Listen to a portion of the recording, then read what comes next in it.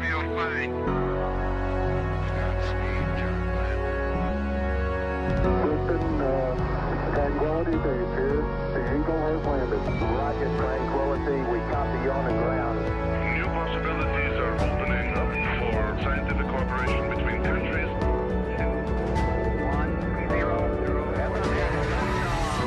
Liftoff. Americans return to space as Discovery clears the tower. Discovery, go and throttle up. Discovery, Roger. Go for deploy. And everybody in the shuttle program, the crew is go for launch. Roger. Nice to be in orbit. We have followed in their footsteps to get us where we are today.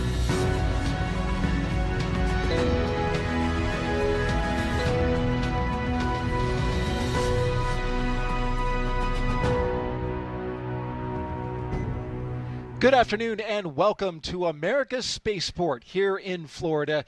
You're looking live at Launch Pad 39A here at the Kennedy Space Center in Florida, where Crew-10 is in the process of suiting up for their mission. Today's T0 updated to the second at 7:48 and 56 seconds p.m. Eastern Time. That is when Dragon, a spacecraft sitting on top of the Falcon 9 rocket, will launch them to the International Space Station. Crew-10 is a continuation of regular crewed flights from the U.S. soil to station as part of NASA's Commercial Crew program. As we look at the historic countdown clock and shift to an orbiting shot from our helicopter team here at the Kennedy Space Center. Hello and good afternoon. I'm NASA's Daryl Nail, and this is the official launch broadcast of Crew-10. With me to help commentate through the next 4.5 hours is Jessica Meir, NASA astronaut who just did it not too long ago, Crew-7. It's so good to have you back. Thank you, Daryl. It is wonderful to be here, as always, with my close friends and colleagues heading off to space. It's so wonderful and meaningful to play a part of that role in sending them off. How about this view of the rocket as we orbit around it? Such a great shot there, seeing the perfect weather that is outside. Absolutely. It feels so nice outside, doesn't it? Coming from Houston and Florida, usually we're fighting the heat and humidity, and everything just seems to be lining up perfectly today.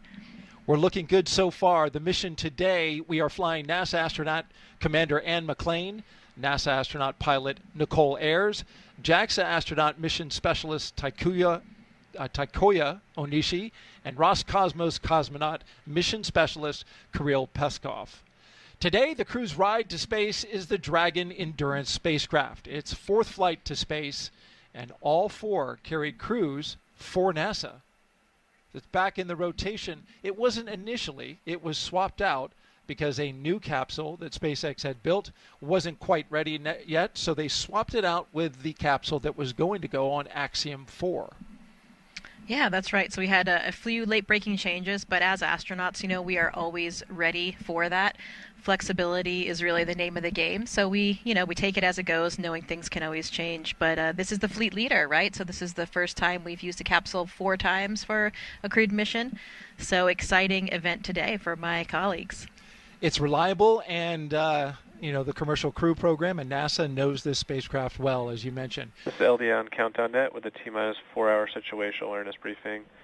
We're currently counting down to a T0 of 19:48:57 UTC and 23:48:57 UTC, 19:48:57 local, with a minimum of 2 launch opportunities for Thursday and Friday for backup attempts. The crew are currently getting suited up at ONC. The advanced team is currently on the way to the pad to open the side hatch and prepare for crew arrival. Vehicle gases are me up, FTS checkouts are complete, and Dragon prop tanks are pressed. Falcon 9 is not working issues at this time. However, hydraulics is undergoing final release bleeds to the system for readiness for flight. Weather is looking favorable at the launch site. The launch ascent weather with meteorological input was used to tune the forecast model, showing a failure possible risk of 14.6% and grow criteria for flight today. Procedure 52.911 is open in the event of crew contingencies from ingress through launch. And as a reminder, the launch escape system will be armed prior to propellant load today.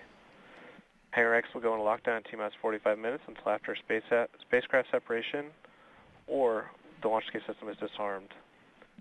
All personnel are requested to stay in their state locations until lockdown is complete.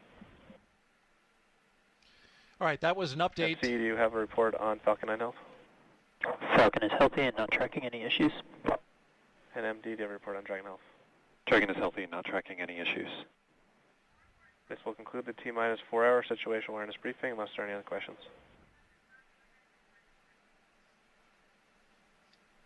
Okay, we were just briefed by the launch director for SpaceX, and it was a good brief as we now find ourselves inside the suit-up room as the 4 members of Crew-10 are getting ready. They've got the main part Core of on their suits countdown. on. Advanced team is open side hatch on schedule. And they are putting on the remaining parts of their suits, the gloves, the boots. We will be hearing from time to time, as you just heard, communications, what we call loops. This is the command loop that will hear the launch director communicate with his crew as well as the core. When they talk to the astronauts, we'll hear the back and forth once they get into their spacecraft. Just want to make you aware that whenever they have an update, we will pause our commentary so we can listen in.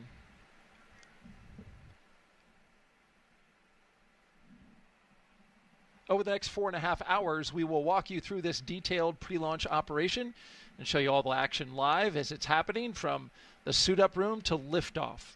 But first, I want to talk a little bit about the background of our co-host today.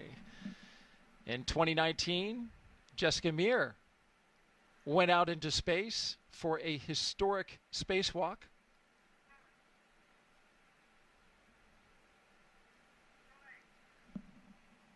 This was back, you launched on a Soyuz, went up to the International Space Station. You and your fellow astronaut, Christina Cook.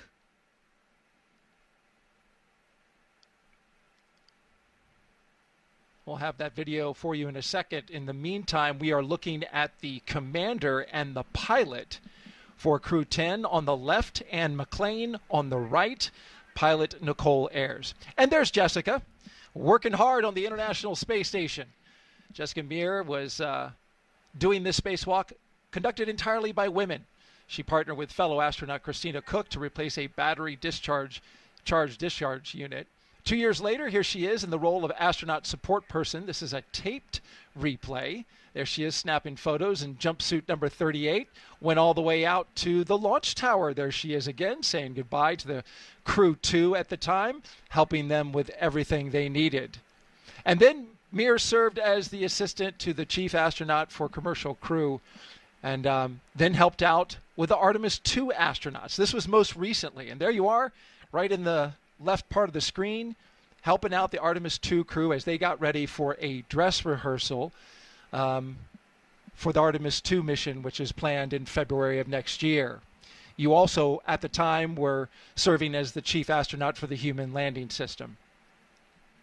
Yeah, I think, this is one of the most exciting things about being an astronaut to me is that we serve many different roles depending on what time it is. So we really gain this incredibly diverse skill set and exposure to all of these different space vehicles, all of these different technologies, and all of the different branches really that we have at the Johnson Space Center.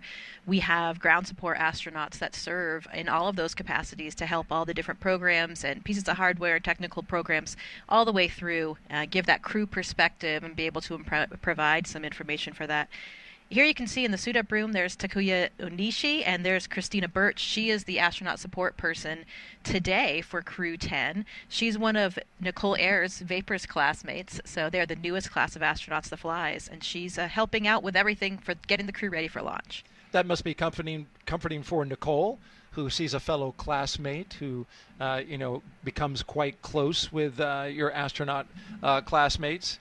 She's also the first to fly from that class, so she's taking some stuff on board, some mementos for some of her classmates, which is a nice touch. But speaking of classmates, you too have a classmate.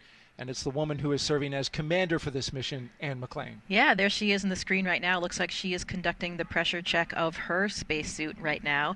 That's why they're positioned there comfortably in the same chairs that they'll have on the launch vehicle with all the same interfaces, going through that last check to make sure that their suits are indeed pressure tight. We do that on all the vehicles we fly on to make sure things are in good shape. But as you said, incredibly special for me since Anne is one of my closest people here on Earth, whether outside or inside NASA. So it's so exciting to be here with her today.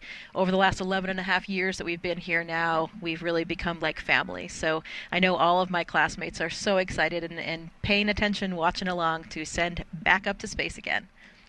I imagine it's going to be quite special when we go outside to watch that rocket lift off. Absolutely. And we know the 8 Balls, that's our class name. We have another classmate up there right now, too. Nick Hague is also one of our classmates. So Anne and Nick will have a wonderful high-five moment as they have their handover of a couple days on the space station.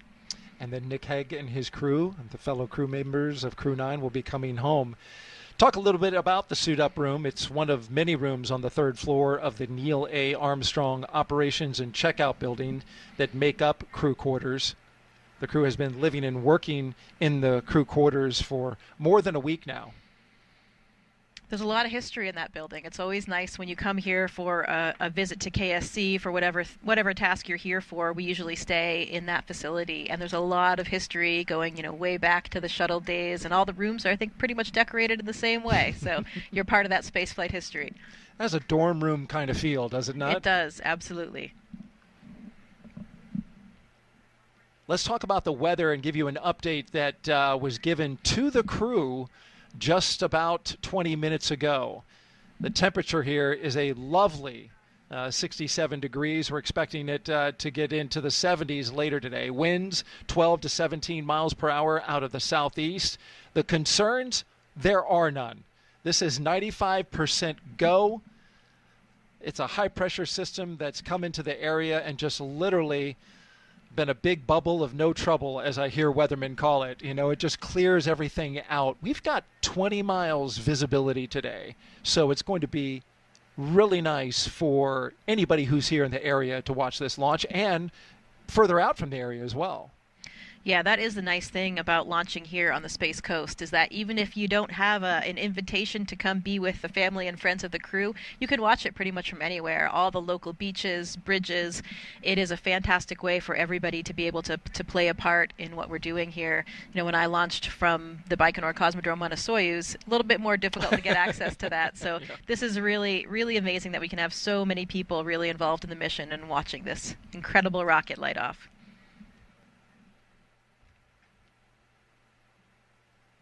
Before the crew came in here, they had their meals. Of course, the crew members get to dial up their ultimate meal and have the chefs here at the Kennedy Space Center cook up their favorite dish before they fly. You know what they had?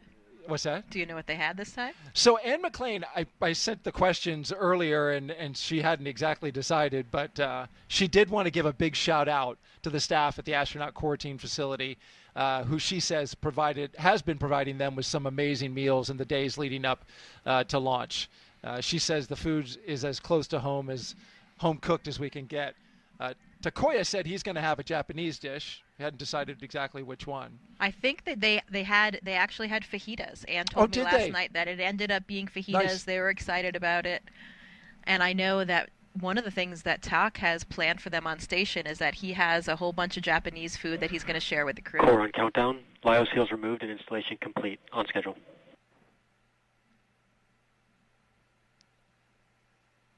He mentioned in a news conference that that was important to him, was to share the food from his country with his fellow crewmates. Yeah, absolutely. I mean, I'm a bit of a foodie, so food's always important to me. But even people who don't care so much about food really do pay attention to it in space. And I think that's just, kind of because of the monotony. When you have a lot of variety, it can really make a lot of difference to your morale and your overall psychological state. So having a little bit of personal touch is really awesome. We trade food items with the Russian crew members, and then if we have any international partners like Tak, they'll have some Japanese food to share. I flew with Italian astronaut Luca Parmitano. He brought up a special Italian meal for us during my expedition. And also Hazza Ali Al-Mansouri, the very first astronaut from the UAE, he launched with me to the space station. And so they had some very special foods from the UAE as well that we all had to share and have a group meal. So those kinds of things are really, really special. Well, you were eating good. We were. As you folks can tell, Jessica Meir has a tremendous wealth of information and experience in space. And so if you want to ask her a question about today's mission or her experience on her time on the International Space Station, just send us the question to #AskNASA. You can see it there on Facebook, X, YouTube, and Twitch. Use that hashtag to get your question in. We'd love to have your question because Jessica is so good at answering them, and it'll help move us along as we go through the rest of the day and counting down this liftoff of Crew-10 at 7:48 p.m. Eastern Time. There's Kirill Preskov. I saw Anne McLean. There she is, the commander on the right, going around, giving each one of her crew members a fist bump. Yeah, absolutely. I mean, that kind of crew morale and camaraderie gets stronger and stronger and stronger as we go. And when you're leading up to this ultimate moment before a launch, I know that their crew has had such an incredible time training together. Every time I see photos of them, they're laughing. I think they all have a great sense of humor, and they're having a lot of fun the whole way through. There's our boss, Joe Acaba, current chief of the astronaut office. Let's talk about each one of these crew members. NASA astronaut Anne McLean. She is your Crew-10 commander, as we mentioned. Born and raised in Spokane, Washington, NASA selected Anne as an astronaut candidate in 2013. Crew-10 will be her second space flight after launching aboard the Soyuz MS-11 in 2018 and serving as flight engineer on the International Space Station for Expedition 58 and 59. In total, she spent 204 days in space and completed 2 spacewalks, totaling 13 hours and 8 minutes, and is a West Point graduate and a colonel in the U.S. Army, a highly decorated Master Army aviator, and has more than 2,000 flight hours in 20 different aircraft. She's also an avid rugby player and former member of the USA Rugby women's national team. And of course, she currently lives in Houston, Texas, with all the astronauts. It's really a great thing to see Anne in this leadership role. I think everyone in our office, and particularly our classmates, know that Anne is just one of those natural-born leaders. So this is exactly where she should be today, and I know that her crew is in such incredible hands. One fun story from Anne. Apparently in high school, she once, with a friend, ordered a pizza that was so big she couldn't fit it in the car. So, because she is the leader and problem solver that she is, she sat in the driver's seat with one hand on the steering wheel and the other hand holding the pizza on top of the car, her left hand out of the window, and then her friend sat in the right with her right hand outside. So they held the pizza and transported it that way. So as you can see, Anne is very well trained, has a lot of experience in transporting things in complex manners. Look at that. That as she puts the mission sticker onto the footrest of the suit-up room there. Oh, she's got to get it exactly straight. Yeah. Detail-oriented. That's exactly what you want from your commander. Absolutely. I once moved a mattress that way, Jessica, but I wouldn't recommend it. I was in college. Didn't do some smart things. Atta girl, Ann. Way to go. All right, let's talk about our pilot now. The pilot for Crew-10 is NASA astronaut Nicole Ayers. Crew-10 mission will be the first spaceflight for Nicole, a major in the U.S. Air Force and the first member of NASA's 2021 astronaut class named to a crew. A graduate of the U.S. Air Force Academy in Colorado Springs, Colorado, Nicole served as an instructor pilot and mission commander in the T-38 and the F-22 Raptor, leading multinational and multi-service missions worldwide. She has more than 1,400 total flight hours, including more than 200 in combat. Nicole has a twin and was born in San Diego, California. We mentioned earlier about classmates, and we saw Nicole Ayers and her classmate Christina Birch and my classmate Anne. And another thing that Anne and I have in common is that we actually were on the selection board for Nicole and Christina's class. How about that? So that makes us, I think, as individuals, really even more invested in them, in their success, and really just feel responsible. And, especially now that Anne is flying with Nicole, as she said so eloquently, we live with our choices. So, we know that we definitely got it right with this class, but just that level of personal investment is so incredibly satisfying for us to be, working with these astronauts now that, we kind of trying to mentor them and help shape them into these fine young astronauts on their first mission. So it's really, I would say, one of the most gratifying parts now after being here for 11 and a half years is having that mentorship role. And I know that's so important to Anne, and it's made for a wonderful relationship with her and Nicole. Wow. Truly invested in this mission, both of you, on multiple different levels.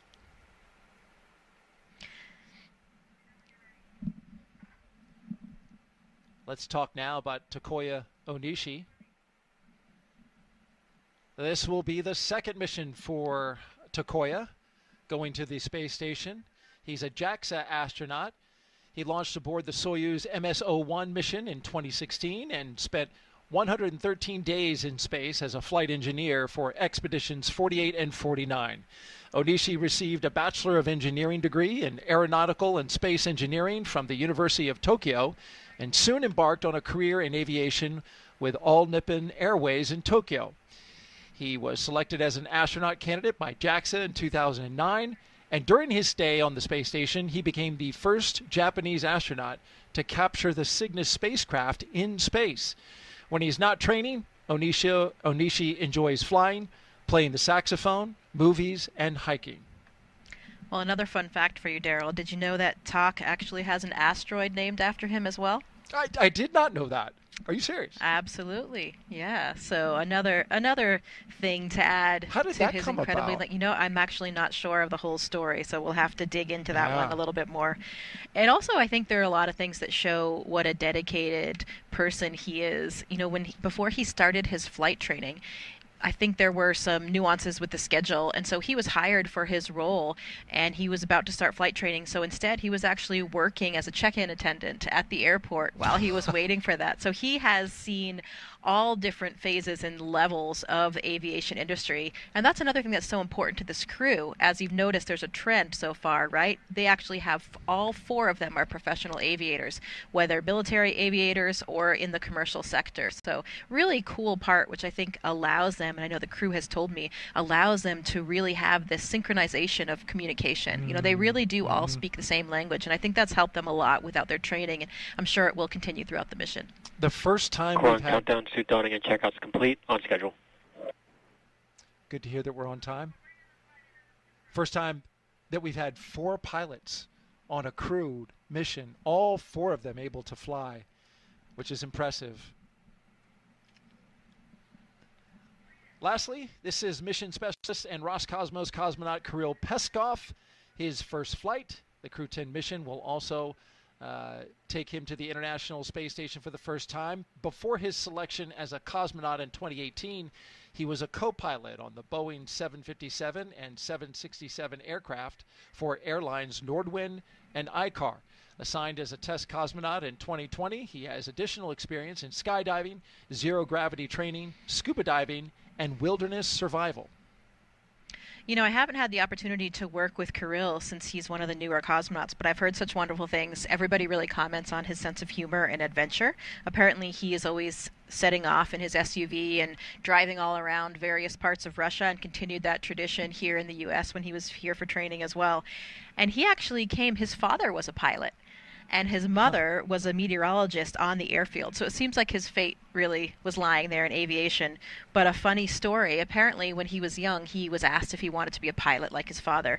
And he said, "No, it's too dangerous. I want to be a train conductor because a train goes onto the tracks and is safe." Boy, something changed in a big way. Absolutely. Clearly, he has become an incredible explorer and adventurer, and I would say he's no longer afraid of flying. No doubt. Well, he's getting the flight of a lifetime today. Everyone you see in the room wearing the black ninja suits, they are SpaceX employees, with the exception of this fine astronaut right here. That is Chris Birch. Her call sign is Vapor. And Stretch. Stretch. I'm sorry, Stretch. Yeah, Vapor is Nicole Ayers. You're right. But she's in the role of astronaut support person today. Yeah, that's right. So she has been in quarantine with them, helping, complete any of the tasks that she can along the way, and really being that main contact point with our office to assist them with whatever they need during this week. It's a really great opportunity, learning opportunity for her as well, since she hasn't been to space just yet, to see it all from this side. And I think, that will make her even more successful on her eventual mission.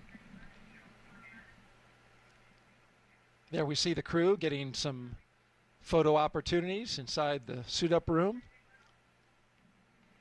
I'm sure it's warm in those suits without the circulating air. Yeah, they're probably getting a bit warm about now. How long do these crews train before a mission like this when we get to this day? We're typically assigned, ideally, about 1.5 to 2 years before the mission. So that is, the way they've worked out the training flow to accomplish all the different things we need to do, ranging from the SpaceX training, which you can see right here, which occurs primarily in Hawthorne in Los Angeles, and also all of the space station training, which happens really all over the world, back home in Houston, and then also in all of our partner countries. And now they are gathering around the table, as you can see there, for a tradition that goes way back, the playing of the card game. Yeah, this dates back at least as early as shuttle times. And the idea here is that the crew plays a card game with the chief astronaut, and you can see here Joe Acaba. And, maybe there's still a little bit of intrigue and mystery involved in the game, because depending on who you ask, you get a slightly different answer. I think the more popular answer is that they play this game. I think it's just going to be a simple high card game here. And they usually play until the commander loses. So that means, they get all of their bad luck out of the way, and then they are ready to go for their mission. There's another version that they play until the commander wins, but I think it's the commander loses. Maybe we'll keep a little bit of that intrigue to ourselves. It looks like they are playing a high card, and she just held back a face card. It's always nice to have a kind of tradition and also a lighthearted moment for the crew to be there with our boss and just to, enjoy one of these traditions along the way. I think it's one of the things that keeps it special.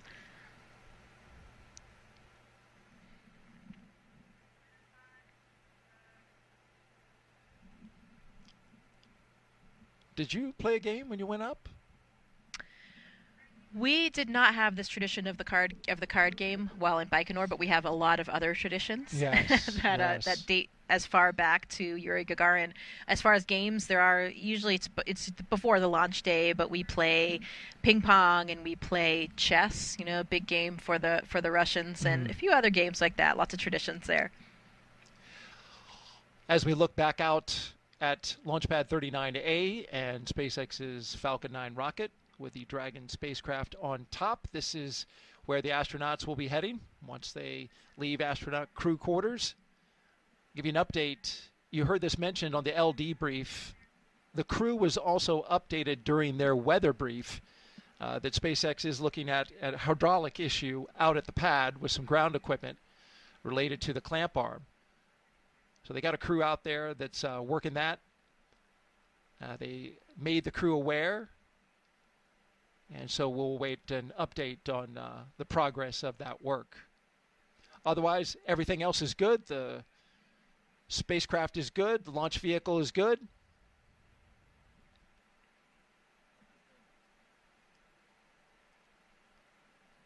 An interesting note now about Crew-10.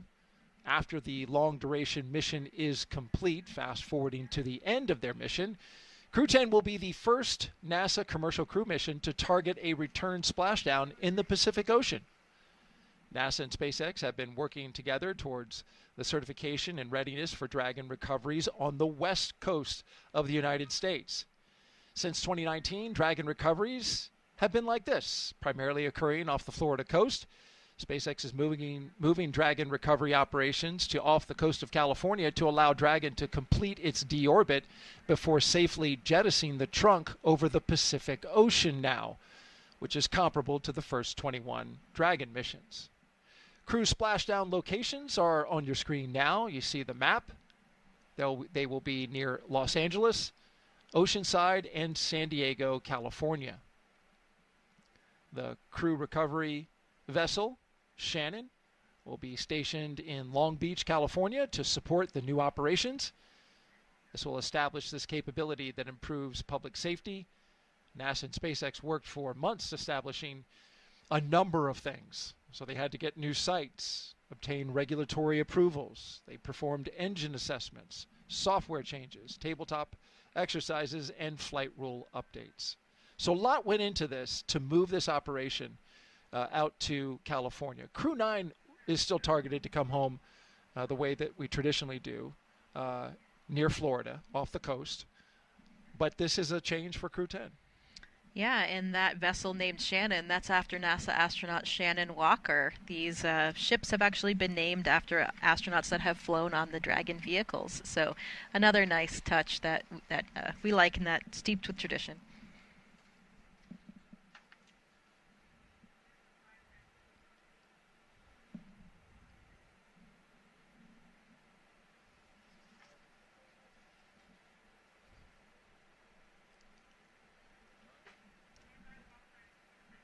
And since we are talking about pre-launch traditions, let's talk about another one. The signing of the patch. Yeah, so here they are. You can see Anne McClain signing just underneath her patch, and there's Vapor doing the same thing. This is signing the mission patch across from the suit room that we were talking about earlier. So one of the traditions that we've started as we're gearing up for our flight. I think they'll also likely, or they actually did already place a sticker at the exit, and may or may not do another one. I think as they're heading out, I think that one is not necessarily done anymore. I like the other tradition of the license plates. We'll probably get a view of that one. Maybe we can save that commentary for when they see them come out. Yes, indeed. Now, were you able to go out there and see the signing of the patch? No, I'm not sure exactly when that signing occurred. This was a different one. Okay.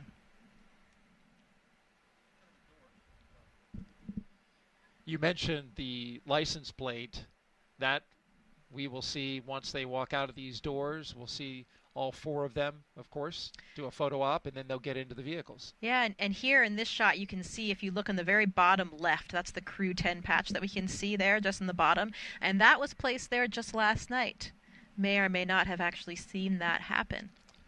I was about to say that is one sharp eye that you have, but you were there, so you know where it was placed. Well, that's nice. Right there on the bottom left of the screen and the row of patches that go down, right? Yeah, it's humbling, you know, standing there when you're getting ready to do that and just thinking about all the history and all the flights before, all the different shuttle astronauts that had also stuck their patch stickers there, and, you know, just thinking about all of the shoulders of giants, really, that have walked through these doors before you. And as we take a wider view of the outside of astronaut crew quarters, where Crew-10, we had just previously shown you, they were on the inside getting ready with their flight suits. This is the outside now, where media have gathered, as well as family and friends of the astronauts. Yeah, and you can see the cars lined up there ready to accept the astronauts. And that's another cool tradition. They actually changed the license plates for each of the different crew launches. And this one today, they all have the same license plate, and it actually says Lift 10 off. So it's LIF, the number 1, number 0, and then OFF. So it's like a lift off with a 10 in the middle for Crew-10. Clever one. I like that. There it is. There it is. As you speak. That's well done. Who came up with that? Do you know? I'm not sure whose idea it was. I remember for Crew-2, there were 3 different ones. There was reduce, reuse, and recycle. Okay. Certainly a nod to the recyclability of the SpaceX booster and spacecraft. And now we take you back inside astronaut crew quarters and the hallway that connects the suit-up room with the elevator that will take them down from the 3rd floor And onto the ground floor, getting a fist pump from the chief of the astronaut office, Joe Acaba, there off in the distance. It'll take them down to the ground floor, and then they'll come out those doors and into the vehicles that you see there. When I was the astronaut support person, they asked for Crew-10. That was a super exciting moment for me too, because you actually get to ride in the vehicles with the crew. And that ride out to the pad, this one was at night, so I feel like it was even a little bit more dramatic. You know, the lights are off, and it's all dark outside, and you just have a few things lit up. And the crew, I'm sure, I don't know what the selections were, but the crew selects their playlist, so they have some, you know, motivating pump-up type music that they'll play as they make that final ride out to the launch pad.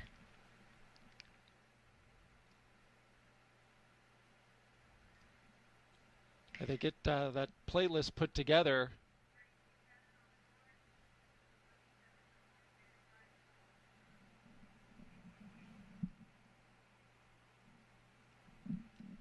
I asked Ann about that, and she said that each person picks 3 songs, and she's guessing that the playlist will be quite diverse. They have, you know, the international crew. She said she's going to contribute some Christian music of some sort, maybe some King and Country, mix it up with some Pink, Brandy Carlisle, or Callum Scott. Sounds like Ann. is that pretty classic Ann McLean right there.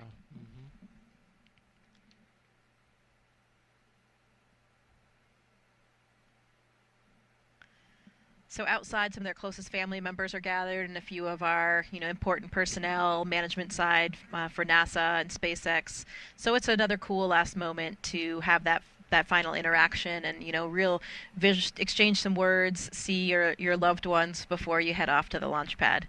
Very special moment. A lot of emotions running strong for sure. I'm certain.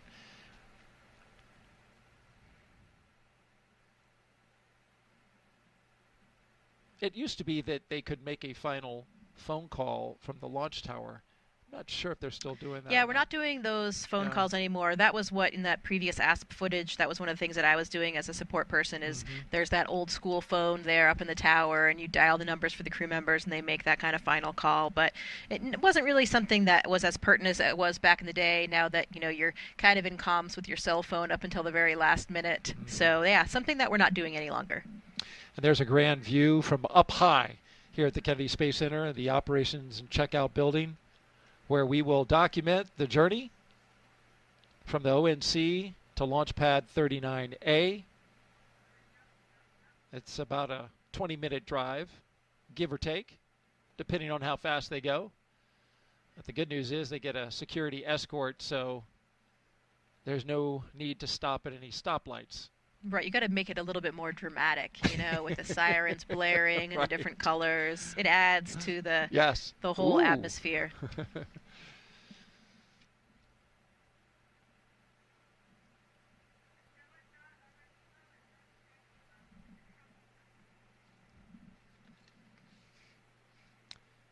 I asked Nicole what she would be playing, and she says, I'm terrible at picking favorites, so she hasn't decided. So she'll probably be listening to whatever Ann McLean is listening to. Takoya and Kirill, they're going to share a ride, and they chose 2 songs together. Takoya said since he likes to watch musicals, he's going to pick Defying Gravity as one of his favorites. It'll also be a traditional Russian song, one that every Soyuz crew listens to before their launch. I imagine you may have heard it. Oh, yes. I know exactly the song. I will be excited to hear that one. That brings back a lot of nostalgic memories for really everybody that's flown on the Soyuz. So that's great. I'm glad that they're including that. It's great to have those shared international traditions.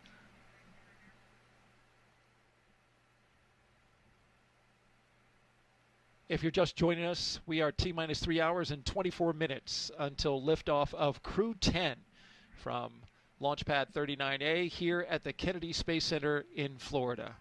There is your crew. Forward countdown, stepping into crew walkout and ONC departure on schedule. Big waves, humble hands, and a round of applause from all the support staff there. I always think it's neat that they walk into an elevator with a giant poster of themselves on the back. How long do we wait before the doors close? You know, there they go. Well, it's about 5 minutes. Yeah. Which I imagine they get down to the first floor quicker than that, but you know how it is. You got to have timelines, and you got to hit those times right on. So that's right.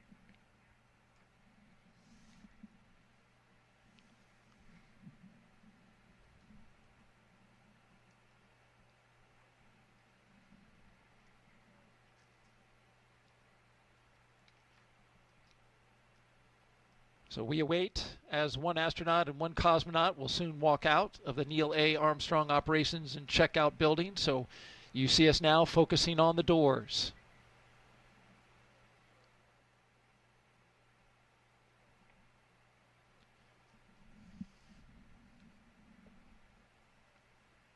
Two astronauts, one cosmonaut, and a JAXA astronaut.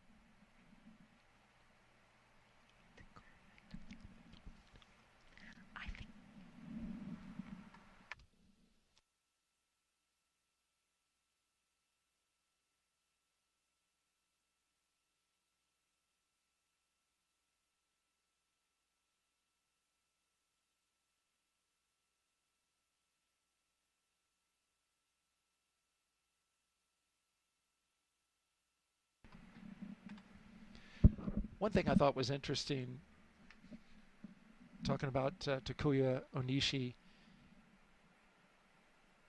I thought it was really interesting, he said this in the press conference, that after his first space flight, he trained to become a flight controller because he wanted to see the entire operation from the other side. So for years, he did ground operations, talking to the crews up at the International Space Station, giving them direction. And now here he is. He's going to go up there and be the person that runs the whole ISS. Yeah, he'll be the station commander, and I'm glad that you brought up that role that he had as the flight director. That's not something that we traditionally do as astronauts, but it was something that he really wanted to do. And it's really interesting, you know, it will make him such a better astronaut in space because he has that ground perspective, which if you haven't worked in the control room, is sometimes difficult to understand, you know, why the ground is deciding certain things, why they're asking you for certain things, and having that perspective really helps us work more closely and work more efficiently together as a team. He was actually working as a flight director up until his very last training trip to Japan. So pretty recently he was still doing that even while he was in training. So really, really cool story there. Imagine his confidence is soaring. And I think just in that last shot, we saw Haley Esparza and Katie O'Neill come out. They are really our prime points of contact for all astronaut operations with SpaceX. And here they come. Crew-10 taking their first steps outside as they prepare for their journey to the International Space Station. Commander Ann McLean doing some dabbing. Pilot Nicole Ayers, JAXA astronaut and mission specialist Takuya Onishi, and Roscosmos cosmonaut and mission specialist Kirill Peskov. Did you like that dab? Absolutely. I'm not sure of the story on that one.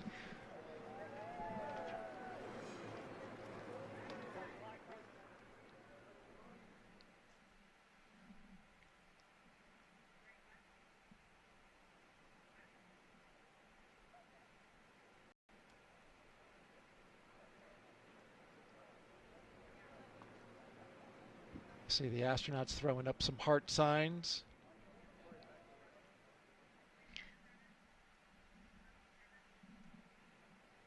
And there we are looking from close to the doors out to the rest of the caravan. Kirill Peskov.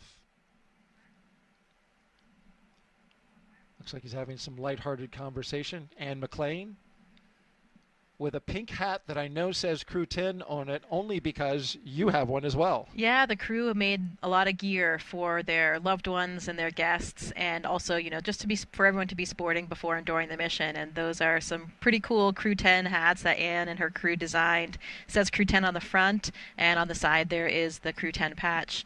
There's JAXA astronaut, Japanese astronaut Aki Hoshide, so he's here as a support person for talk today. very experienced astronaut, of Yes, course, indeed. as well. I see Kjell Lindgren off in behind the Tesla there Yep. as well. Kjell is NASA there astronaut. standing with Joe, and he is currently serving a role as the director of the Flight Operations Directorate. So kind of the boss. He's really the boss above the astronaut office right now. Okay.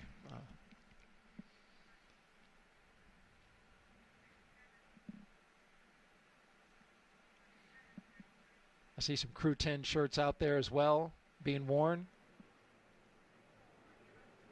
We'll talk more about how they design their mission patch coming up in a bit. But we want to focus on the live action at this moment.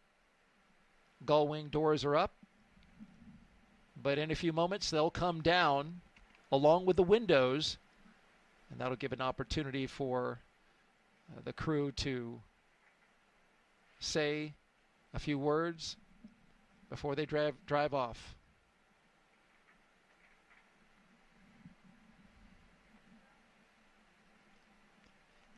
That Go Crew-10 t-shirt that you saw in that shot just previously, the woman with the pink hat, looks similar to, I think, an unofficial team shirt that this crew made, which is kind of funny. Yeah, they also have an unofficial logo, which you can see here sported by my husband, actually. This is a great one, and it's kind of just really shows you the sense of humor of the crew. Anne is certainly not a short woman. She's taller than me. I think she's 5'7" at least, if not 5'8". But her crew is exceptionally tall, if you notice in the suit room and when they were all standing together. So this is kind of their unofficial logo, where they have these 3 giraffes, and then they have Anne, the short little panda. With her call sign, Animal, below. Yeah. That's right. That call sign is something that she had from her rugby days when she played with the Atlanta Harlequins. So we still call her Animal quite frequently in the astronaut office as well, and it's a call sign that really suits her personality. You don't earn a nickname like that unless you can really lay down a hit, I'm guessing, in rugby. You know what I mean? Absolutely.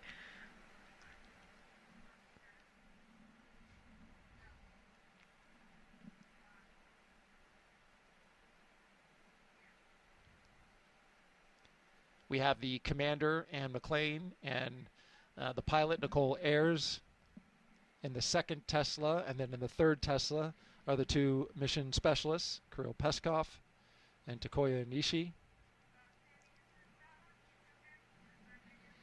You see there NASA security will be leading the way. And what a beautiful day for all involved to be outside watching the crew drive away. I mean, the weather is spectacular. It's perfect. And that last shot there, we saw Anne's mother by the side of the car and, getting her last goodbye there. And that was Kelly Curtis, who's escorting for our office. Kelly has had an incredibly personal and close role with so many astronauts and their families. So it's such an important role that she plays for us. And there are the windows down as Anne says some words out to the folks who have gathered there. They're clearing the way and will be departing momentarily.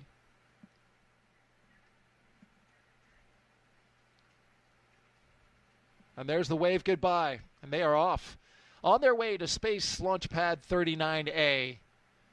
The crew driving away from the Neil A. Armstrong Operations and Checkout Building. This will start the 20-minute drive with a full security escort across NASA's Kennedy Space Center, including right by the Vehicle Assembly Building, which we'll see in a few minutes.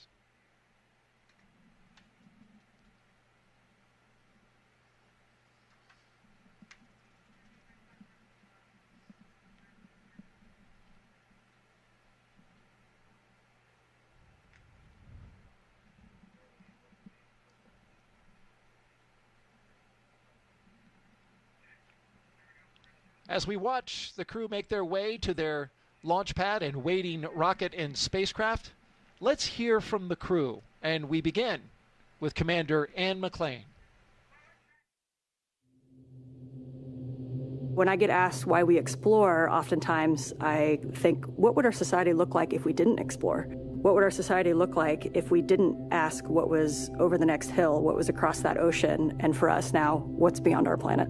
My name is Colonel Anne McLean, and I'm the commander of NASA's SpaceX Crew-10 mission to the International Space Station. I was 3 years old when I first told my family that I wanted to become an astronaut. And I'm fortunate that no one of my family told me that it was impossible to do. They all said, that's going to be a lot of work. And they were right. But they were ready to support me every step of the way. They reminded me of my dreams if I started to get discouraged, because it is a long and challenging road. One thing I knew about becoming an astronaut is that not a lot of people get to do it. It was important to me to choose a career that I was going to love and be fulfilled in, regardless of my selection to becoming an astronaut. So I chose to serve my country as a helicopter pilot and an officer in the United States Army. I still am an active duty officer in the Army. It's something that brings me a lot of meaning to be able to serve the American people in that manner. And it's something that I would be doing still every day if I was not fortunate enough to wear this blue suit. This is my second flight to the International Space Station. I think on your first flight, there's a lot of unknowns, right? You don't know how it's going to feel to go to space. You're very focused on making sure that you know your stuff.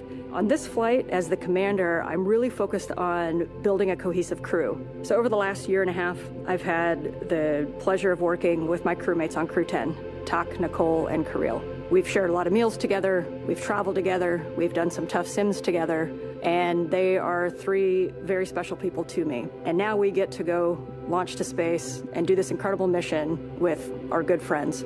The International Space Station is a proving ground for a lot of technologies for deep space exploration, but it is also a national orbiting laboratory where the U.S. can work with universities, research labs, other countries to develop things that benefit us on Earth, everywhere from cancer research, Parkinson's research, materials research, and at the same time, we're looking at the things that we're going to use on Mars and future moon missions.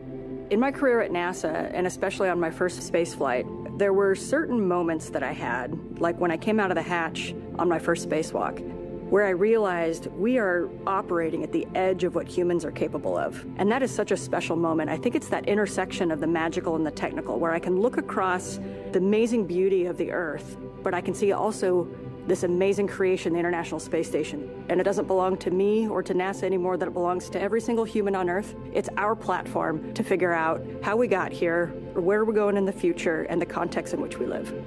Our goal is to be a beacon of hope for all of humankind, so that people can look and say, this is what we can accomplish when we work together.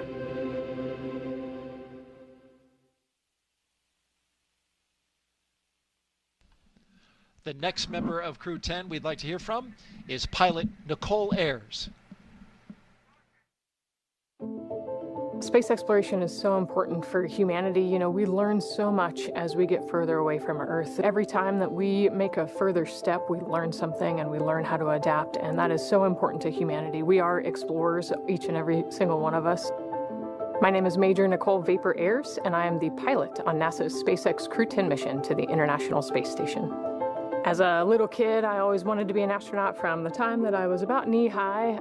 Growing up in Colorado really inspired me to go explore. I loved exploring in the mountains and learning how to camp and hike and live in a weird and exciting environment.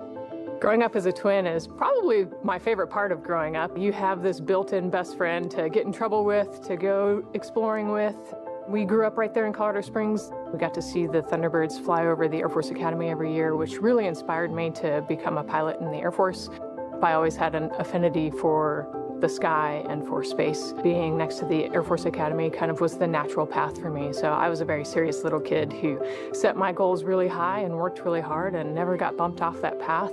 I got my wings in August of 2014, and then I flew F-22s in Alaska, got to do some great flying up there in the mountains.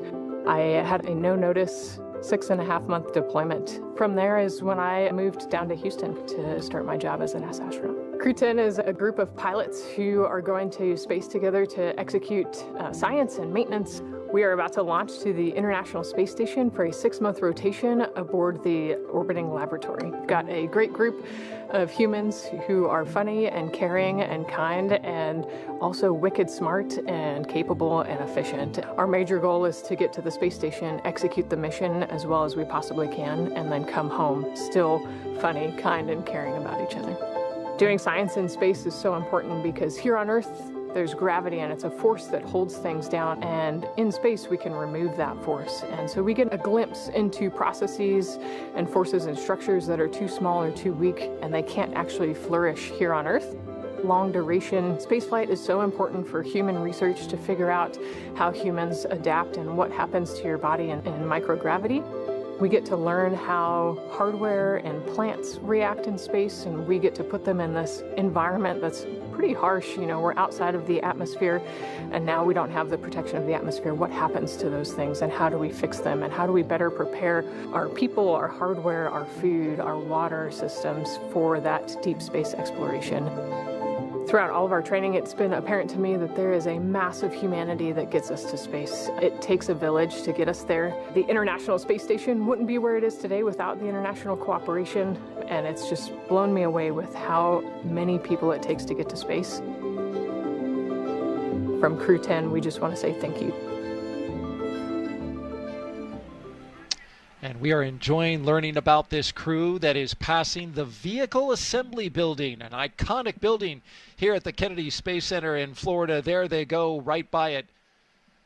This is where NASA is stacking its Space Launch System rocket and Orion spacecraft inside there, as you well know, Jessica.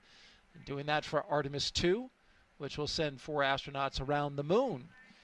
It will be the first crewed mission of NASA's Artemis campaign to establish a long-term presence on the lunar surface for science and the future exploration of Mars.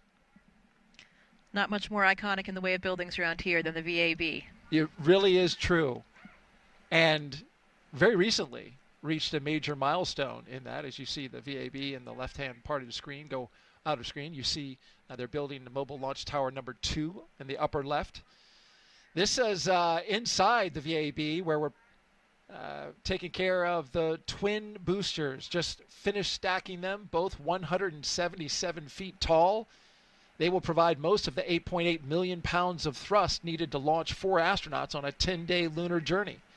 Since November, crews have used a massive crane to lift and assemble, assembled 10 booster segments, each packed with avionics and motors that will safely detach after launch.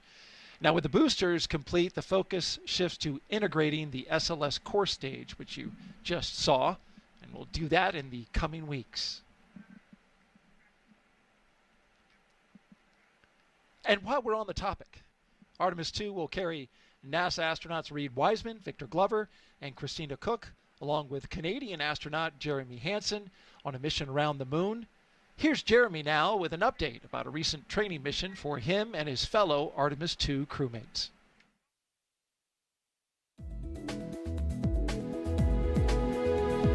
Hey everyone, I'm Canadian Space Agency astronaut Colonel Jeremy Hansen, mission specialist for the Artemis 2 mission. I'm here at the Johnson Space Center here in Houston, Texas, where we normally do most of our training. But every once in a while, we like to change it up a bit. Reed, Victor, Christine, and I recently spent several days in Iceland trading in our spacesuits for hiking gear to study its geology and surroundings. Why Iceland? Well, as you can see, it has a similar landscape and terrain to the moon with various volcanic rocks like basalts and breccias, and has limited to no vegetation. The Nordic island has been a lunar training site for NASA astronauts since the days of the Apollo missions.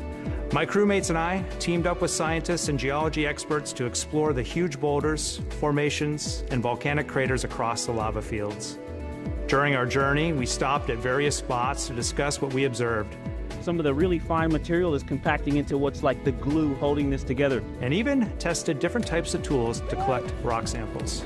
Although we won't be landing on the moon during our mission, this field work and navigation practice will allow us to make informed observations when passing the lunar surface and pave the way for future Artemis crew training. And that's your Artemis Moon Minute.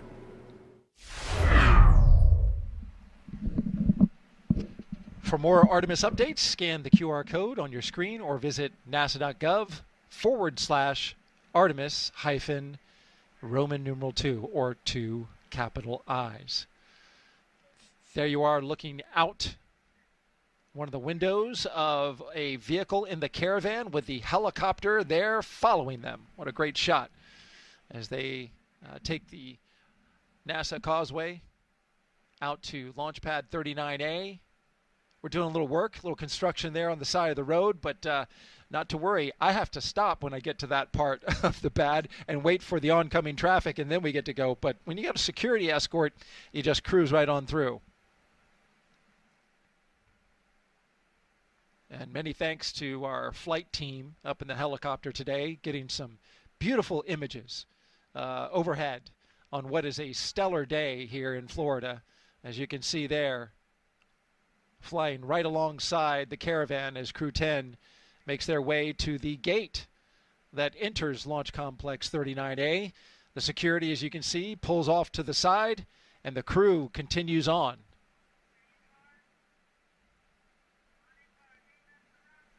I always love this shot where they drive past the hangar and go up the gradual grade to see their rocket in the front of the windshield. That's pretty cool. Yeah, it's always pretty dramatic when you're coming up to the launch pad for anything that's up there or any event that's going on, you know, to think about what's happening there and what has happened there. It's really humbling. Crew-10, your ride awaits. And it's a bit of a process as the vehicles will park on the pad. The crew will get out. They'll go up the elevators in the launch tower to the left, and then they'll have to climb some stairs to get to the final top level where they'll go across the crew access arm and into their spacecraft. We've got two mission specialists to talk about still. Let's hear from JAXA astronaut Takuya Onishi, one of Crew-10's mission specialists. When people are born, they naturally want to explore their environment. That's how we expand our world, and that's how we find something new, advance our technology and civilization. My name is Takuya Onishi, and I am a mission specialist for NASA's SpaceX Crew-10 mission to the International Space Station. I was born in Tokyo, in Japan, and I grew up mostly in the west part of Japan. My family moved our locations so often, so that experience actually helped me to get used to a new environment quickly and comfortably. I have always been interested in space since my childhood, but I never thought I would actually become an astronaut. I chose to become a pilot. I think I was very lucky because the experiences as a pilot of a commercial airplane really helped me to go through astronaut selection process.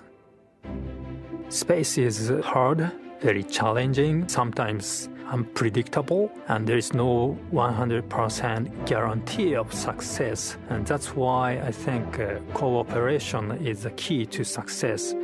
Each country, each crew member, each agency, each company brings its own expertise and its strength in order to be able to cooperate as a team. And I hope our Crew-10 mission becomes one of the best models of that cooperation. We've been training together more than a year. I believe we can be very successful in our goals and build a closer friendship among all of us. And of course, most importantly, have a lot of fun together. While we are on board the ISS, we are going to perform a lot of scientific experiments, including some medical experiments to better understand our bodies and for future space exploration. Our ultimate goal is to go to Mars, but it's not an easy journey, and when we face a new challenge, we must solve it step by step. Continue pushing the boundary of possibility makes us gain new skills and also enhance our experiences. What I like about the International Station program is each country brings its own strengths. It's like a patchwork quilt. Each country is just one patch. Putting all the patches together creates one beautiful quilt that is ISS. The other mission specialist is Roscosmos cosmonaut Kirill Peskov. Let's hear from him now.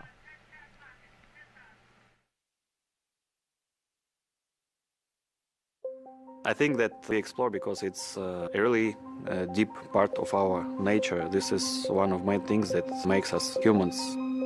My name is Kirill Peskov. I am a mission specialist for NASA's SpaceX Crew-10 mission to the International Space Station. I grew up in a Siberian town called Nazarovo. It's in the middle of Russia, in the middle of Siberia. I decided to be a pilot. Actually, this was my dream during my childhood. And after becoming a pilot, I realized that it's not a limit and we can go higher and further. So I started to work towards becoming a cosmonaut, and now I'm standing here. Our crew is great. I love the fact about our crew that all four of us are pilots. I think that it helps us to understand each other really well, sometimes even without saying a word. Every day we learn something new about each other. The training itself, this is the thing which brings us closer. We do science and space because it's an environment that cannot be created on the ground, and it helps us to develop all kinds of materials, medicines. It helps us to push our knowledge forward. I think doing research is not only on station, but everywhere is somewhere deep inside in human nature. And this hunger for exploration, this is one of the main things which drives us forward and helps us to survive as a species. I think it's hard to overestimate the value of international cooperation in space exploration because it takes much time and effort represented by how much money spent to space exploration. So like more people and more ideas we have, faster the exploration goes and safer and better our life on Earth becomes. I love the space exploration because it's the endless process. When I became a cosmonaut, I was surprised how big this team is. The team who makes these flights possible. It is like thousands and millions of people, and what I would say is to say thank you, not only for aerospace industry agencies, but also for all the people who are involved in creating something and in different kinds of research. You are making the world better.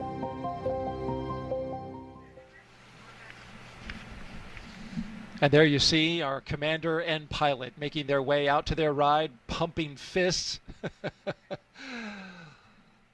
Quite happy. I always love this shot when they lean back and try to get their helmets out of the way to really look up and take in how tall that rocket is. Because once they get into those elevators, they just lose the context and perspective of that view that they have right now. And there they are sharing it together, arm in arm. That's got to be a great moment for them. I imagine Anne is probably taking a moment to pray.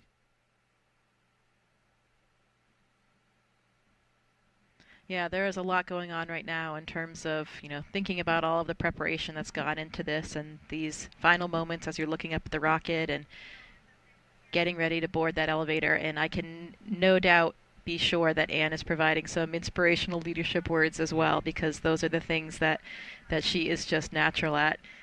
The other thing I love about that elevator is that button that they're going to push to bring them up to the top to get on rocket is actually labeled space.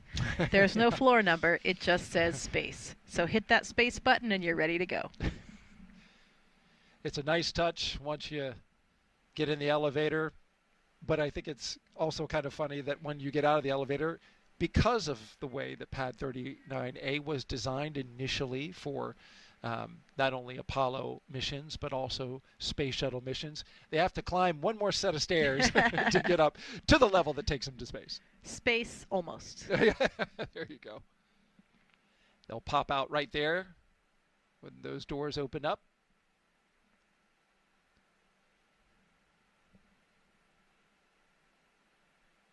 And pulling again on this theme of the four pilots, as we see the two mission specialists, also pilots, do their rocket recline.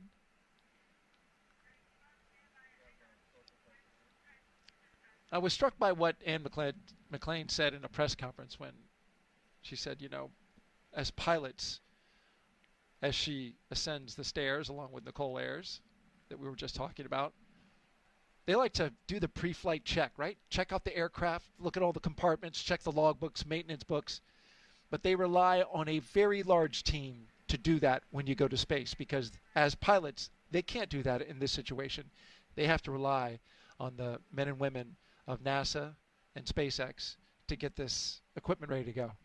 Yeah, and that's one of the things that for us as astronauts is so important, and it makes these roles that we have on the ground even more meaningful. We talked about Talk's experience as a flight director, we talked about all the various different ground positions that we serve as astronauts, and all of those things are so valuable, mostly because you get to know the people that are working on every system and every aspect of your mission. And we develop this camaraderie and this trust in those people. And that is, I think, the number one thing that puts your mind at ease. People always ask us as astronauts, are you afraid? What are you thinking in those moments? And really the answer is we're not afraid because we rely on this incredible training that we have and all of these people on the ground. We know that safety is their number one priority and we trust them implicitly because as you mentioned, we don't have the knowledge. Crew is at the right room. On schedule. We don't really have the time or the know-how to inspect all these things ourselves, and so we do 100% rely on the NASA and the SpaceX teams. And we see some of those team members, the more visible ones, there on your screen as the mission specialists come out of the elevators and make their way up the stairs. We just saw Commander Ann McLean and pilot Nicole Ayers getting into the White Room right on time. And now mission specialists Takuya Onishi and Kirill Peskov will make their way up to the top of the launch tower. And as you were talking, I was reminded that you have an interesting story about a couple of the astronauts regarding being up this high. I do. Maybe we don't need to mention any names, but there are actually astronauts in our office that have quite a strong fear of heights. May or may not be 75% of this crew actually right now. Something, again, that they really share in common and find strength in together. Once you're in the spacecraft and it's articulated into flight position, they won't have to worry about feeling that. Yeah, it's interesting because they are all pilots, so they're certainly well accustomed to it for sure. And I think that's one of the things that our training does for us. It allows us to just be operators and overcome any of those pre-existing fears. Okay, Ann and Nicole are getting ready to ingress to the spacecraft, and there goes Ann. Countdown. Ingress start.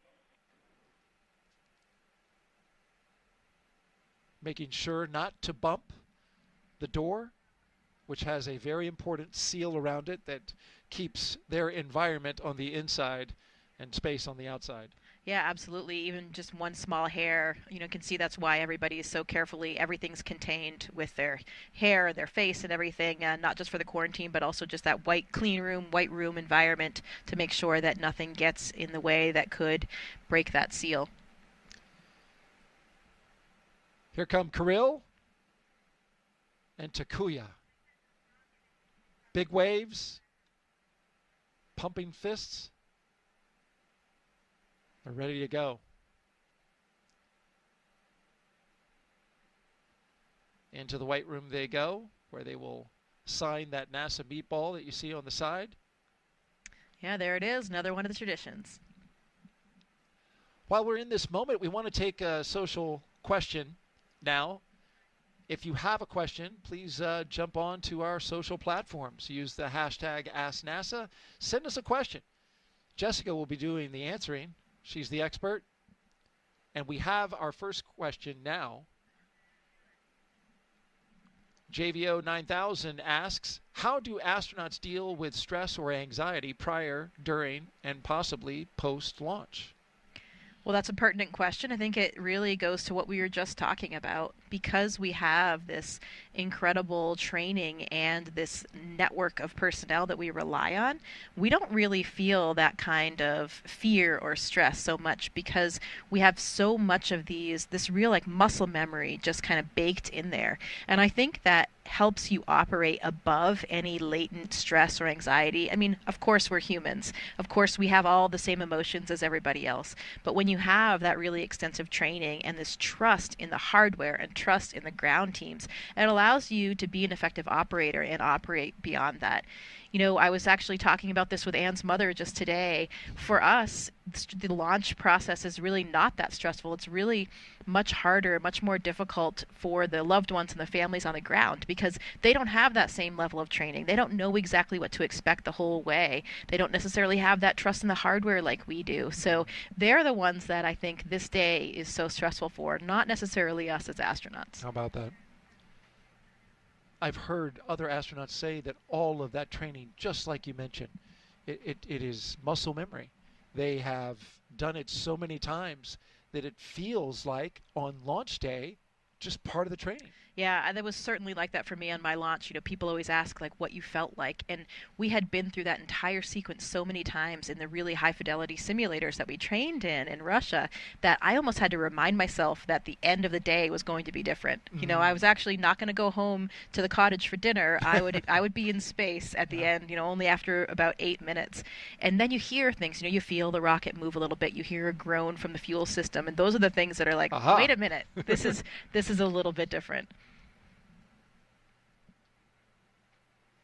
We've got another social question. This one directly to you, Jessica, about your experience. What was your favorite place on Earth to see, presumably when you were up at the International Space Station? Yeah, that's a tough one to pick just one because this vantage point that we have is so unique and special. I think some of the things that I wasn't really aware of were, for example, all of the different colors and textures of the dunes. So if you look in Africa or in the Middle East especially, all these different colors and textures and crazy intricate shapes that I was really not that prepared for. It's if you zoom in with a 400 millimeter lens, it's like a modern art. It's like you're going to a modern art museum and capturing all of these images. It is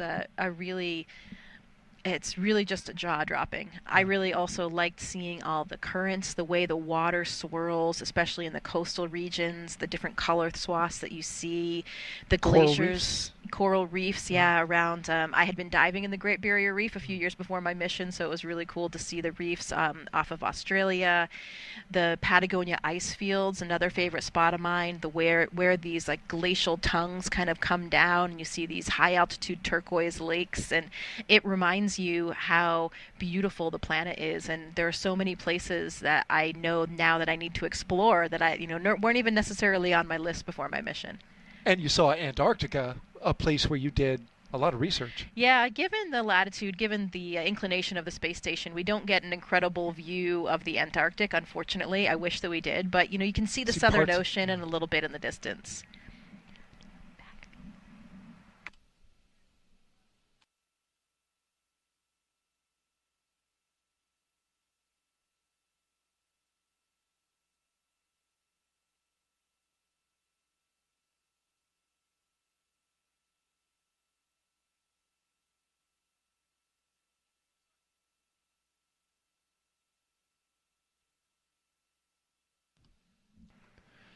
Now we've got the crew all in their seats inside Dragon Endurance.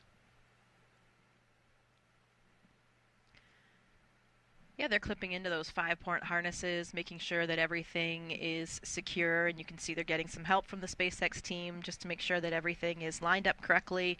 They're going to be comfortable, they're going to be safe in that environment as they're waiting for launch. It's still there. It's softer.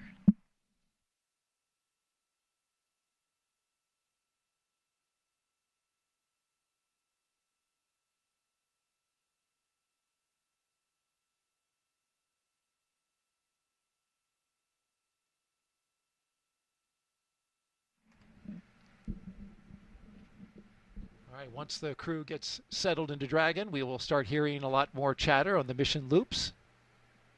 That's because the crew will have to participate in different communication checks.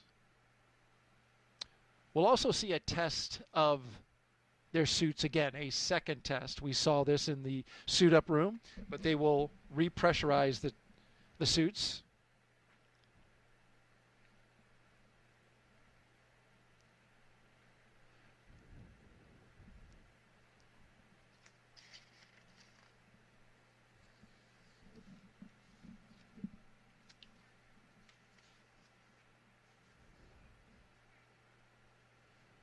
From left to right, we have Kirill Peskov, mission specialist. Nicole Ayers, the pilot. To her right, Commander Ann McLean. And on the far right, Takuya Onishi. Yeah, and you can see that the SpaceX personnel are passing them some cue cards that they can use, for monitoring the different phases after liftoff along the ascent corridor and all the different aspects, all the different stages of the flight profile, so they can really make sure that they're monitoring the correct information. Obviously, they've been through this in many, many simulations before, but always good to have those reminders about what you're looking for when. You can see the control displays are really just above Anne and Nicole's heads there, so we can't actually see the displays themselves, but once they're looking up, they'll be able to monitor all of the displays that they're tracking. All 4 seats will articulate up into launch position, as you mentioned, and then they'll have access to their screens, their heads-up displays.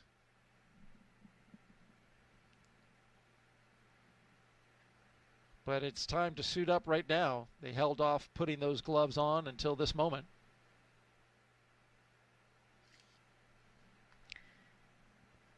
Yeah, making those final preparations. You can see they have a footrest there as well, and so the bottom of the boot actually has a little divot in it, so there's a little mechanism that they can slide their heel onto to help keep their heels in place as well, their feet in place. Kind of like a bike shoe? Yeah, a little bit like that.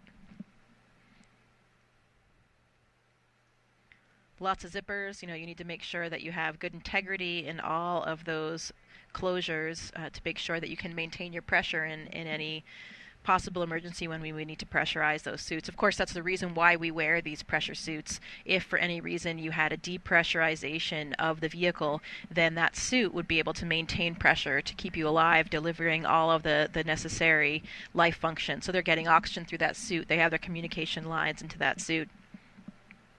And we've seen that suit flight proven in a more recent mission, a private mission where they depressurized the capsule intentionally and allowed one of the private astronauts to go out and do a spacewalk. In fact, he is now NASA administrator. Yeah, that's right. There were 2 of the crew members in the Polaris Dawn mission that did that spacewalk. That was the first private spacewalk, and it was a slightly different version of this suit. It's not exactly the same suit, so they did actually develop a new suit, new version, so that we had a suit that was capable of doing a spacewalk. In space vehicles, we wear these launch and entry suits, and that's mostly a pressurization suit, as we mentioned, for maintaining the pressure if you had a vehicle depressurization. Not necessarily the same thing that you would use to do an entire spacewalk, because you need different levels of protection and different functions for that.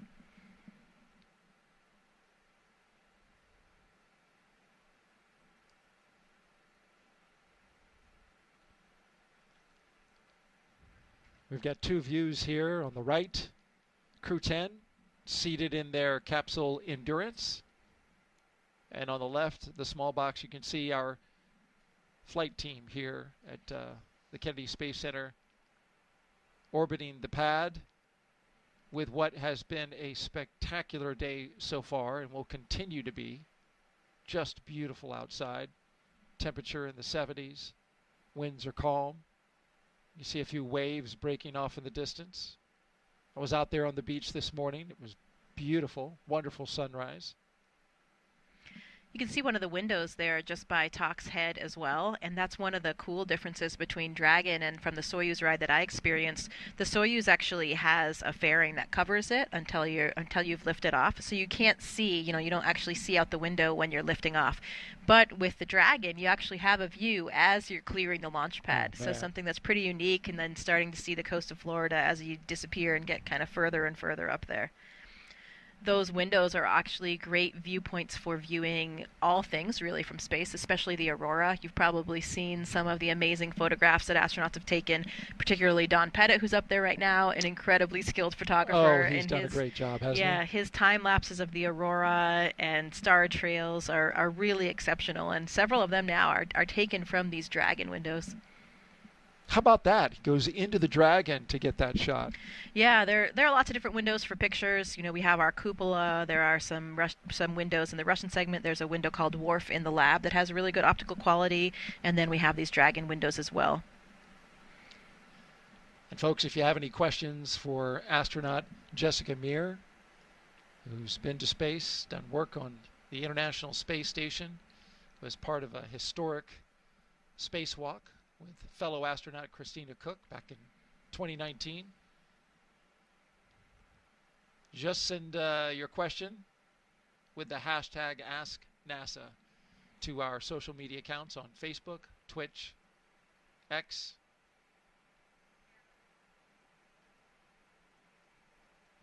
She's taken a few questions already and done a fantastic job with it. You know, I've also heard that because of those windows and the lack of a fairing cover like the Soyuz has, it's actually quite a bit louder in terms of the sounds that you experience as you're lifting off the launch pad. Not as insulated. Yeah. So that'll be a comparison for Anne and for Talk as well, since they've both ridden on the Soyuz. Right. But for our pilot, Nicole Ayers, and our mission specialist, Kirill Peskov, it will be all brand new. Yeah. And I hear the NASA astronauts and the veterans of spaceflight enjoy watching a first-time astronaut, get their first flight. Oh, yeah, absolutely. I mean, it's like doing anything in life, right? No matter what it is, over time, you might get a little bit jaded by it or kind of forget how special it is. I think about that a lot when I give tours to people at NASA. You know, you walk into these buildings, which you're in pretty much every day, and then you bring someone in who sees it for the first time of their eyes, and then you remember how special and cool it is what you're actually doing. And I think that's really important, right? Sometimes you need to really take that step back and have that perspective. Now, certainly there's nothing mundane about going to space, whether it's the first, second, third, or fourth time. But Anne and I talked a little bit about that before this launch, about how differently it'll feel. And I think for me and from other people that I've talked to, my first memories of the first few days in space are really pretty hazy. And I think that's because your brain is just simply overwhelmed. You're navigating now in this three-dimensional volume, which is entirely different. You're physically having these new neural networks in your brain that are forming. And you see the experienced flyers, they come in and they're a little bit more graceful from the beginning, and I think that's just biology. Those neural networks in their brain are already formed, and even if it's been 5, 10, 15 years since they've been in space, they're suddenly reactivated and they're just able to deal with it from the beginning. So I was wondering, I asked Anne to pay attention to that. Your memory of those early moments will probably be more clear than it was the first time, just because it's not as new and not perhaps quite as overwhelming. That's fascinating. And she mentioned, she was asked by the press what she would do different on station. And her response was to really enjoy the in-between moments more, really savor it. Because, as you just mentioned, when you first go up, and the biology behind it, it all races by. So she said she wants to be intentional about taking these moments to really savor being up in space. Never know if you're going to be able to go up again. Yeah, that's incredible advice, and something I think about a lot as well. I remember having that conversation with my commander, Luca Parmitano, and it was his second flight. And I remember him telling me that there were so many things from his first flight that he didn't really remember because, again, your brain is so overwhelmed. You're so, you're thinking, please don't mess up, please don't make a mistake, and you're thinking about the next thing or the intensity of what it is that you're about to do, and so you're kind of forgetting to just enjoy that moment and appreciate that moment. And in doing so, he thought that really affected the way that he remembered the mission, because if your brain is just spending so much time thinking about those other things, you're not really fully comprehending and appreciating the moment that you're in, and so the memory is not really seared in there in the way that you might want to remember that. So that's definitely some advice that I'll be taking when I go back to space, because you just need to really, as they say, stop and smell the roses, make those moments, because those are the things you want to remember. And the space flight, when you're up there, I was up there for almost 7 months. It seemed like a long time, but relative to the amount of time I've been here on Earth, it was very, very short. And now, I've been back for 5 years, and it feels almost like it was a dream. It's hard to believe that it actually happened, because it's just so different and extraordinary compared to everything else you've done your whole life.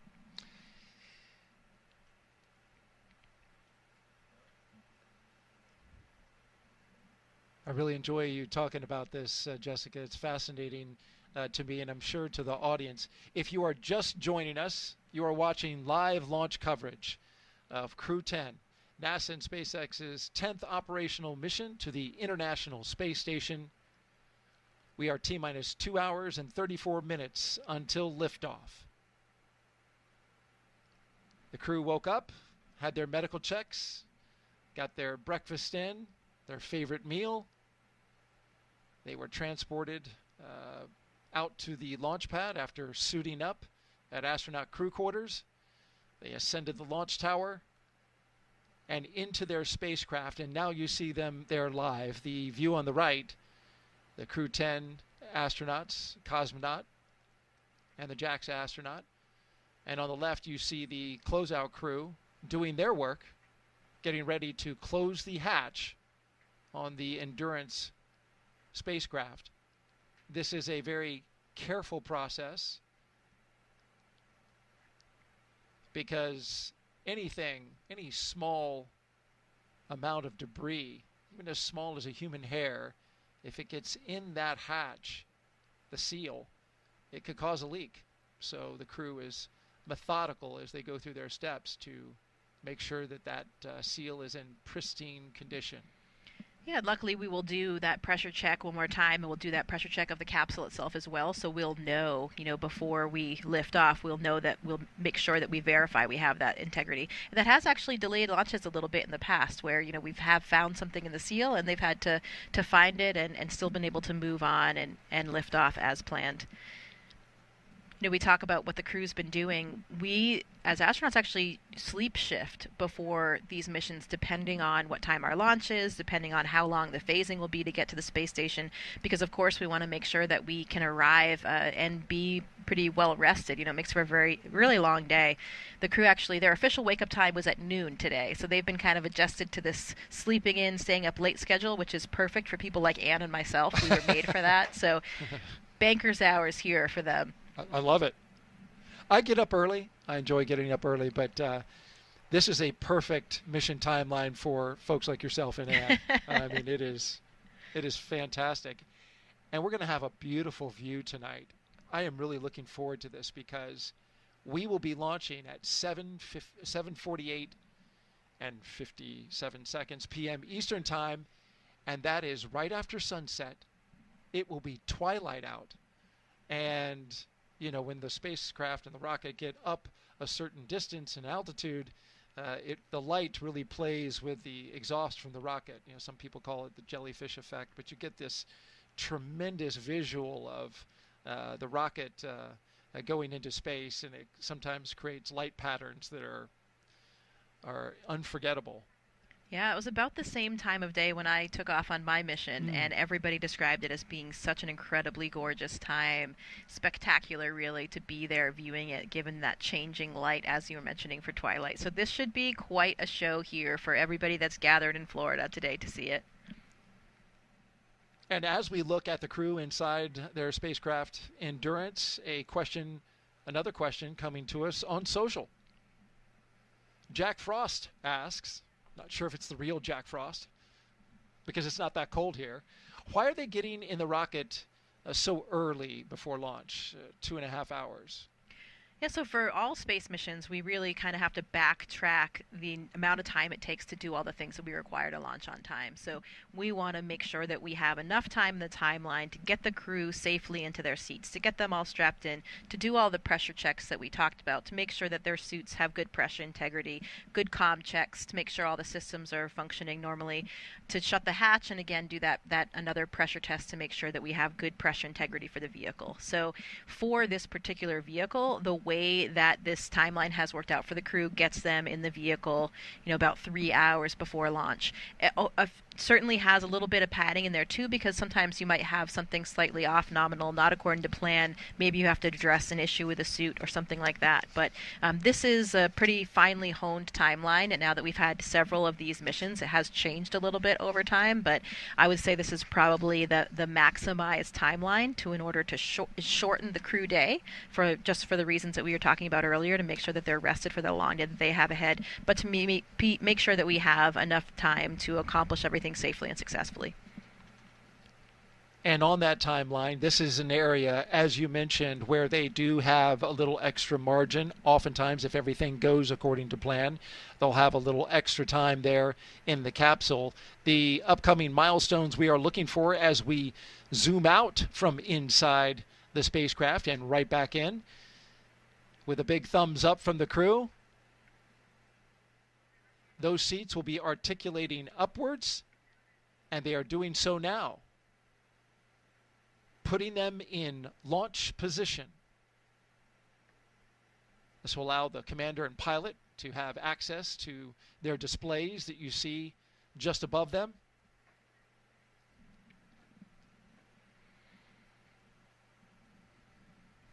This is also helpful to the astronauts who can't spend forever on your back. It's a comfortable position, I'm sure, but there are seats are in the launch position.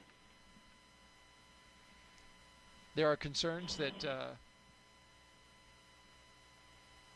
and I know this from the Artemis missions, that you can only spend so much time on your back. So with SpaceX and the late load, it's very convenient. It's a very short amount of time that they spend on their back before going up into space. And now we're getting some of those comm checks.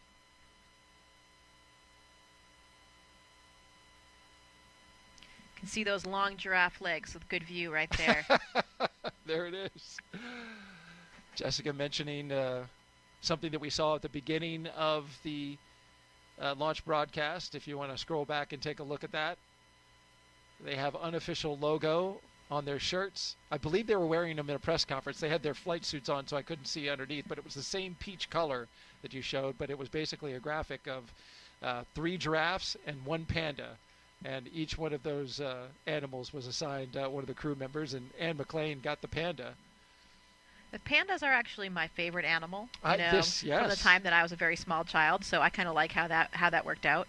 And certainly not short. I think she's 5'7", but there it is. There's the logo. The rest of her crew is exceptionally tall in the astronaut corps, so, when Anne stands with them, she comes off a little bit more panda-like, I would say.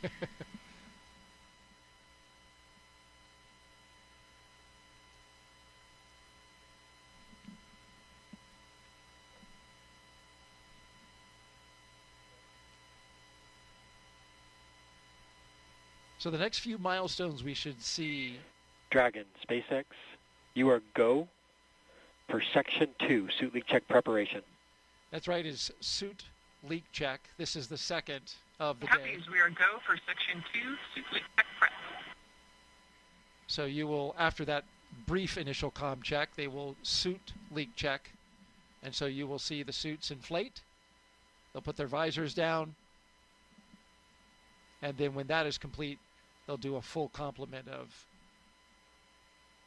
communication checks with each one of the crew members. But right now it's suit leak check. So they are about to inflate.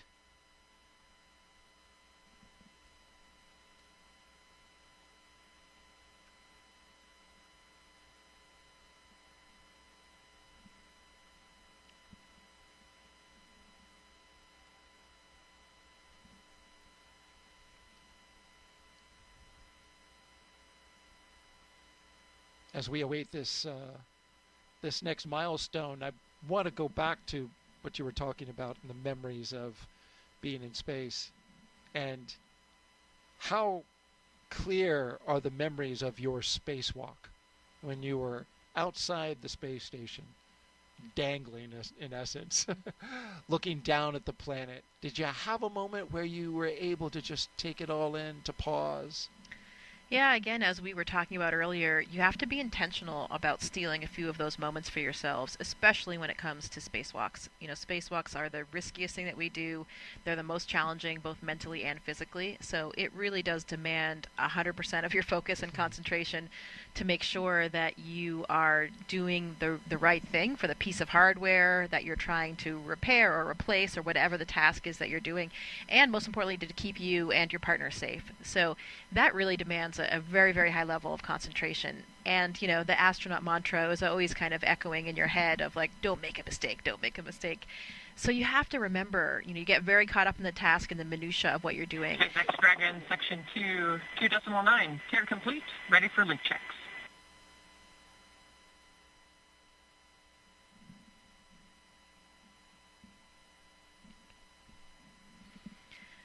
So there were a few moments that I did. I thought, okay, I need to look down. I need to appreciate SpaceX this. copies. You are go for Section 3, suit leak check. Please go for Section 3, suit leak check.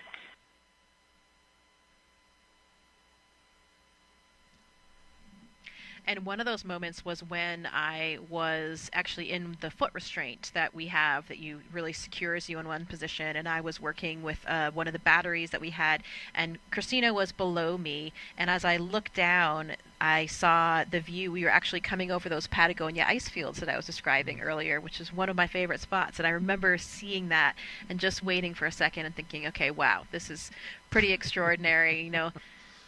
That first moment you come out of the hatch as well, when you see your boots below you and then nothing else until Earth. And that's certainly different than the way that we train in the pool, where you see the bottom of the pool always. Right. And that, it's really, of course, you're moving around the Earth, but the sense of movement and motion that you have is that the Earth is spinning very quickly below you. And it's really an extraordinary feeling. I remember as well, Christina and I were under the airlock. We had a moment, so had a pause, and we flew right over San Diego, where I went to graduate school.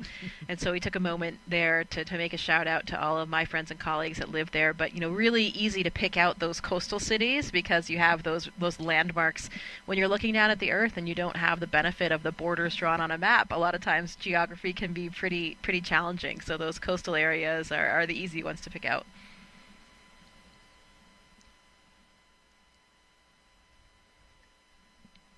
Depending on what you're doing on a spacewalk, though, there can actually be pretty long opportunities that you have to appreciate the moment. And I was really jealous. I remember when I was inside flying the robotic arm, Luca Parmitano and Drew Morgan were doing a spacewalk to fix the AMS, the alpha magnetic spectrometer.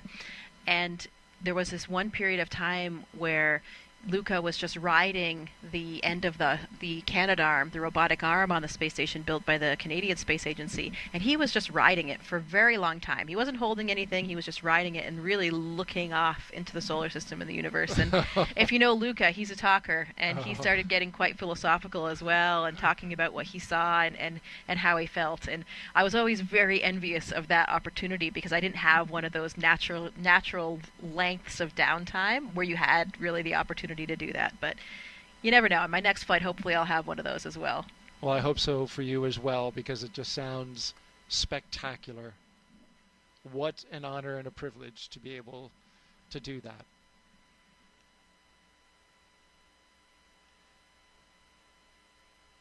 Well, it looks like we're getting some inflation, right? Whenever the helmet starts to ride up the face, means we got some pressure in there. Yep.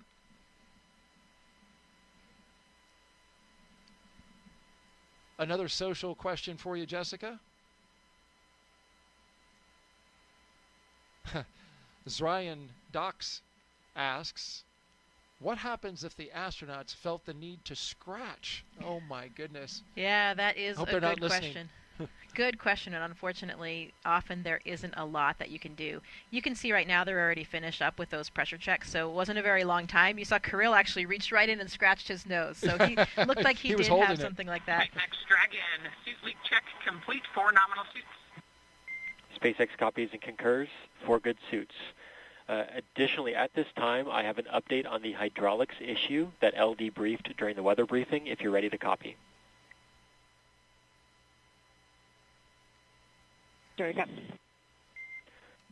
All right. The hardware is healthy, but we are currently still evaluating system performance. We want to provide an update no later than T-minus 1 hour. If additional time is needed, the final call just needs to be made prior to LES arm, but still expect an update from us no later than T-minus 1 hour. How copy?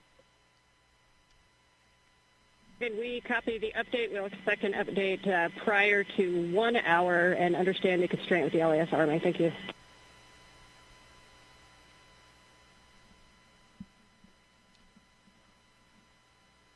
So we've mentioned this at the top of the launch broadcast and another time not long after that, that the Crew SpaceX team on the ground is evaluating an issue with Dragon hydraulics. SpaceX at this time. Closeout team will perform final closeout steps and exit the capsule. You're go to proceed to Section 4, side hatch close, and report when ready to close the hatch. Dragon copies. Section 4 and work. So that applies to the team on the left, to the call out that you just heard, as they ready to close the side hatch for Dragon. But back to the brief that was just given to the Crew-10 crew regarding the hydraulics on the ground, and they are currently looking at an issue that is related to hydraulic lines or a hydraulic issue with the clamp arm that holds the Falcon 9 rocket to the transporter erector. Again, there's an issue with the hydraulics related to the clamp arms, and there you see them, and that holds the rocket to the transporter erector.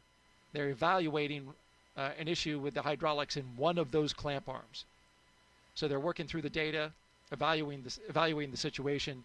They're going to take some more time to look at this, and told the crew that they will give them an update in about an hour, but they have to make a call on which way this will go, whether they build flight rationale to go ahead and fly, or if it's something that would require us to stand down for the day. That will be something that they are discussing right now, but they can make that final call just before the arming of the launch escape system.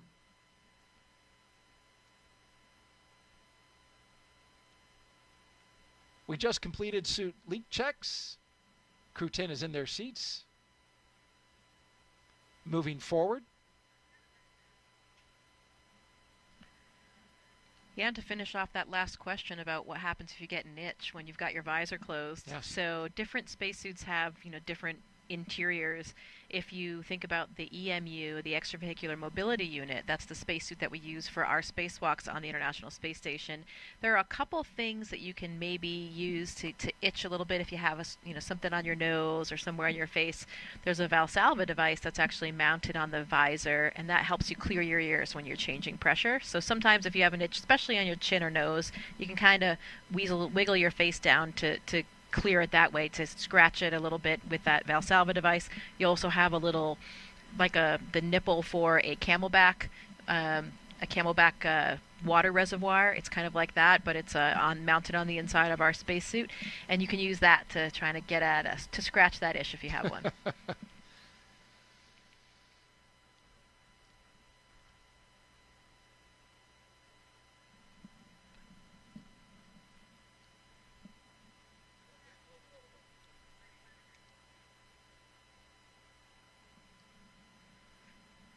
One of the factors that they're looking at on launch day, of course, is the weather, and it couldn't be much better than this. 95% go, winds 12 to 17 miles per hour out of the southeast, temperature 67 degrees expected at launch time. We're in the 70s as we speak, and it has just been delightful outside.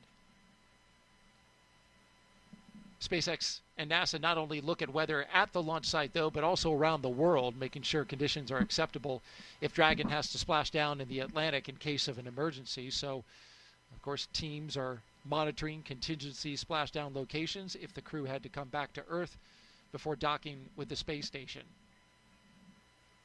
If this were to happen, SpaceX and NASA would coordinate with the Department of Defense and the Coast Guard to ensure crew safety upon splashdown, including ships and air assets to patrol the 10 nautical mile keep-out zone. This is, of course, to mitigate safety concerns for any boaters approaching the area.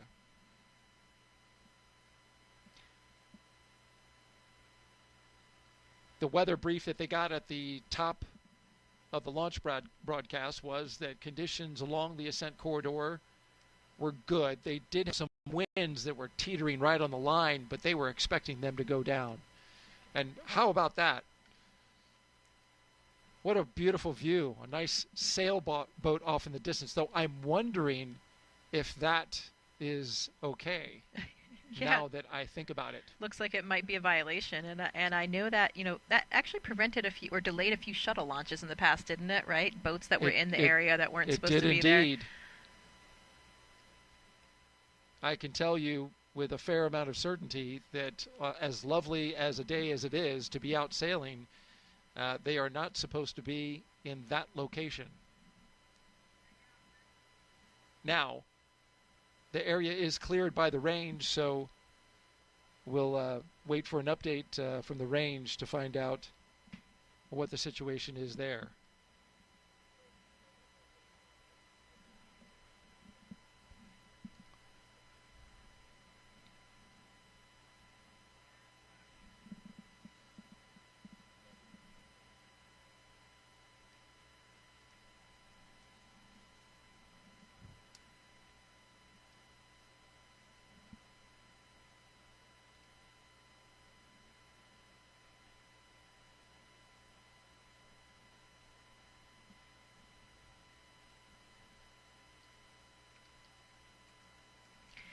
See, there's not a cloud in the sky, so that's another nice feature for the viewing today. Sometimes if there are a few clouds interspersed, you lose your view for a minute or two once it gets above that cloud later, but that should not be a concern for today. Yeah. The high pressure system that's in the area literally swept out all the moisture and storms that we had earlier in the week. We had a cold front pass through on Tuesday, or Monday rather. Dragon SpaceX for hydraulic checks.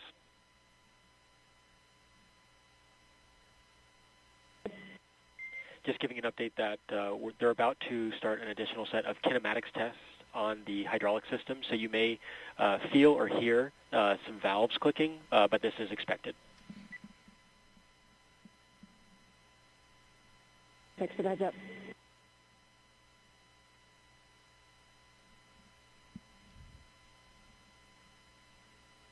So SpaceX informing the crew that they will be hearing some noise as SpaceX cycles hydraulic valves. This is a situation that they are evaluating in this moment. Dragon SpaceX closeout team is taking final steps in prep for side hatch closure. Stand by for transition to pad hatch closed. Ensure all items remain secure from now through launch. Copy.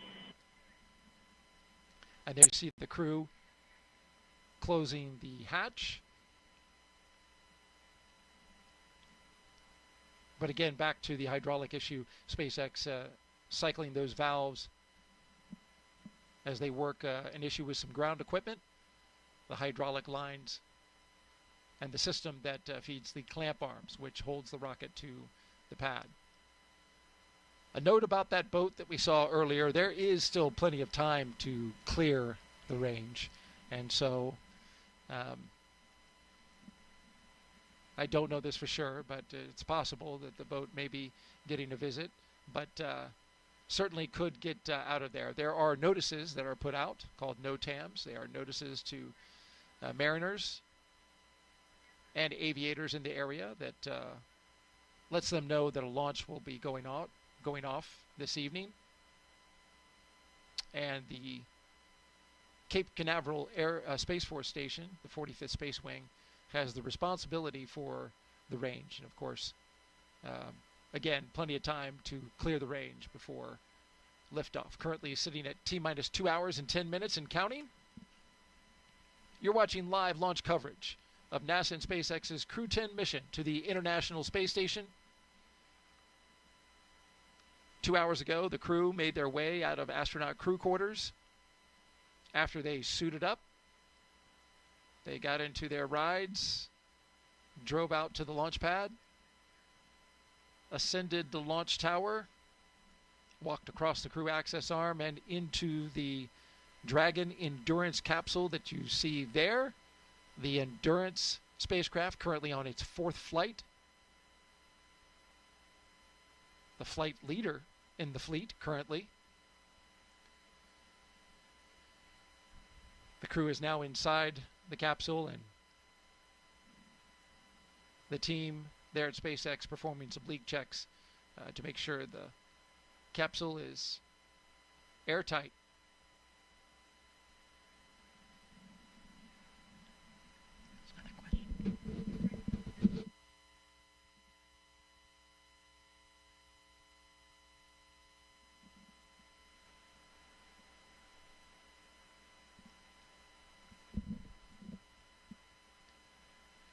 We've been taking your social media questions throughout our live launch coverage. Keep them coming. Hashtag AskNASA on Facebook, X, YouTube, and Twitch. Our next question comes from Spooky Sniper asking, Jessica, what's one challenge of spaceflight that most people don't really think about? Well, one thing that comes to mind is the challenge that we face when we come back home, because you've been operating in this really intense, novel, exciting environment for 6 months, 7 months in my case, even longer for some of the recent missions. And every day you're intertwined with all of the systems of the space station, all the experiments, everything that's going on. And it's, your participation, all the work that you're doing is critical and crucial to the success of those experiments, to keeping the space station alive and healthy. And there's a lot of meaning in your work. You have these very busy days that are all laid out and planned by the ground teams. And then you leave the space station and the transition is quite sudden. You come back, you have to contend with gravity again, which doesn't feel great for your body. And you think about it, you're thinking, well, wait a minute, I left and somehow the space station's up there still doing just fine with another crew that's taking care of it, but you're personally no longer connected to it and responsible for those everyday operations. And it's quite a difference from when you come back. And I think especially for astronauts on their first missions, I've talked to quite a few astronauts about it. SpaceX, are you ready for comm checks with MD, LD, and DC? SpaceX Dragon, ready for comm check. Copy. I'll initiate the teacher's comm check. Dragon, SpaceX, comm check. SpaceX Dragon, loud and clear. Core, loud and clear. Teacher's comm check complete. Stand by for comm checks with DC, MD, and LD in the launch configuration. Dragon, DC on countdown 1, comm check. DC Dragon, loud and clear. DC, loud and clear. Stand by for comm checks with MD. Dragon, MD on countdown 1, comm check. MD Dragon, loud and clear. MD loud and clear, stand by for comm check over Dragon to ground. Dragon, MD on Dragon to ground, comm check. MD Dragon, loud and clear. MD loud and clear, stand by for comm checks with LD. Dragon, LD on countdown 1, comm check. LD Dragon, loud and clear. LD loud and clear, stand by for comm check over Dragon to ground. Dragon, LD on Dragon to ground, comm check. LD Dragon, also loud and clear. LD loud and clear. Dragon, SpaceX, launch configuration comm checks complete. Dragon, SpaceX Dragon, copy.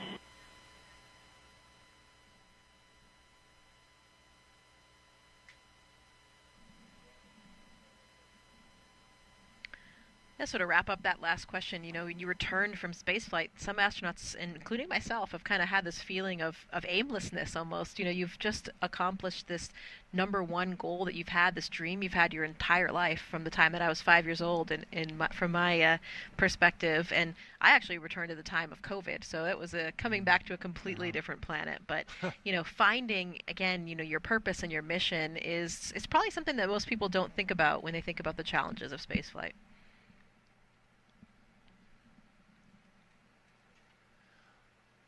All right, we are T-minus 2 hours and 5 minutes and counting until liftoff of NASA and SpaceX's Crew-10 mission to the International Space Station, an incredible orbiting lab, and of course, their final destination for Crew-10, Let's take a closer look now at how we're getting help here on Earth from all of that revolutionary science and research being done up in low Earth orbit. The International Space Station isn't just a symbol. It's a powerhouse of cutting-edge science, constantly revealing secrets that defy Earth's limitations and drive us farther into the cosmos. Our mission is research and science. We have experiments mounted on the outside of the station that are looking at Earth. We study our own bodies and how they react to space, to weightlessness, to radiation, and that helps not only us go on further in future missions, but also helps for medical research back home. And then we study lots of different things as well, like materials, combustion, all sorts of things that help us understand life back on Earth. Yeah! Microgravity doesn't play by the rules. It flips them upside down, transforming how liquids flow, how flames burn, and unraveling biological mysteries before our eyes. I saw some heart tissues beating in space, and it was incredible. Photon, we see that top one beating. Looks like happy heart cells. But we're not just along for the ride. We're explorers, diving headfirst into the challenge and harnessing the power of this unparalleled platform, just as we have been for decades. We're on a relentless quest for answers, seeking to understand the intricate workings of the human body in space and ensuring future crews stay safe on their daring journeys beyond Earth's orbit. The human aspect of human space exploration is always going to be very important for decades to come. And when it comes to technology, we're not waiting around. We're discovering new ways to grow crops in harsh environments and engineering innovations to tackle Earth's greatest challenges. We have amazing technology that allows us to recycle water and create water for us to drink. It's delicious. Microgravity isn't just a curiosity. It's a game changer in the fight against diseases back on Earth, paving the way for breakthroughs that benefit us all and enabling new economic opportunities in space. Welcome, Axiom 3, on board the International Space Station. From our vantage point more than 200 miles above Earth, we are not just spectators. We're gaining unprecedented insights into the world we call home, and we're sharing our findings openly. We're not just achieving results today. We're sparking inspiration in future generations of explorers and embracing the power of global collaboration as we reach for the stars. What was your favorite experiment on the International Space Station? Toby, great question. My favorite experiment was the one that I got to eat. It was us growing hatch chili peppers in our plant habitat. Station Huntsville on 2, we have video in Node 1. Look at those chili peppers. And as we soar through space at 17,500 miles per hour, each moment is a step closer to unlocking the mysteries of our Earth, our universe, and propelling our pioneering spirit even farther into space. So come along for the ride aboard the International Space Station.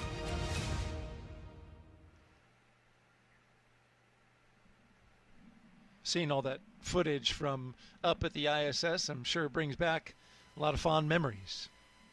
Absolutely, especially as a scientist for me. You know, I get very excited about our role as astronauts in conducting these scientific experiments. It's so rewarding to know that you're really helping science progress, and you're the person up there as the operator and or subject to help gather all this valuable data for the teams. I know that for this mission we have a lot of different scientific experiments, just a few that we could mention.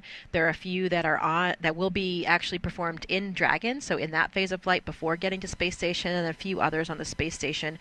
Starting off with those in Dragon, there's an experiment called Space Health. It's a Canadian Space Agency experiment where the astronauts are wearing these biomonitors. So it's a wearable technology garment that's looking namely at cardiovascular variables, so what's going on with our heart, and a lot of important factors to see what happens in microgravity. You know, we have such a big difference in our physiological systems if we don't necessarily have gravity, which is pulling our blood and body fluids down to our feet.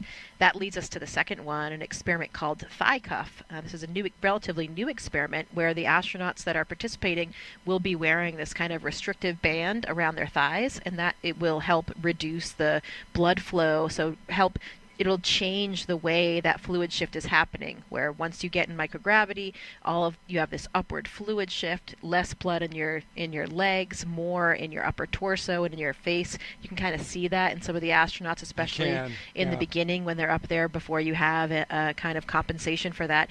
And these fluid shifts may be part of the reason why we're having problems with our eyes. Many astronauts are coming back with some deficits to their vision and even some anatomical changes to the back of the eye. It's a syndrome called SANS, Spaceflight Associated Neuroocular Syndrome. So this thigh cuff experiment will provide a lot of data to see if this could be used as a countermeasure to help counteract some of those effects.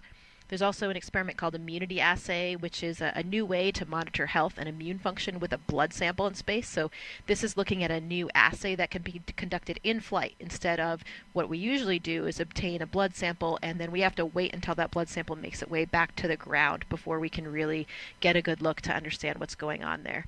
Once they're on ISS, some of the astronauts will be participating in the CIPHER study, and this is a very comprehensive physiological suite. It's a multidisciplinary study looking at physiological and psychological factors, and it's 14 different studies all wrapped into one big blanket. And it's really looking at comparing and contrasting long-duration missions in the future, missions of different durations, and getting a really comprehensive understanding of all of those different physiological systems, again, with some of the applications to SANS like we were talking about. Another experiment called Drain Brain 2.0. This one's looking at blood flow between the heart and the brain, uses a special neck collar to understand what's going on with those dynamics with blood flow between the heart and the brain in microgravity. There are some more combustion experiments. We saw that in the video, something that we do on almost every ISS mission these days because, of course, even flames burn differently in space. We don't have convection, air is moving differently, and that has led us to a lot of breakthroughs in understanding more about how fire burns, what makes up these different constituents of flames.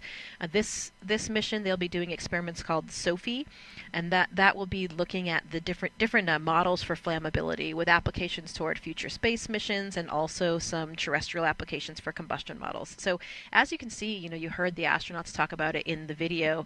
We do all kinds of science from all different aspects. When you remove this elephant in the room that is gravity, this variable that's present in all experimental models forever from the beginning of time on Earth. If you remove that, who knows what results can happen. So it's a really, really exciting place to do science.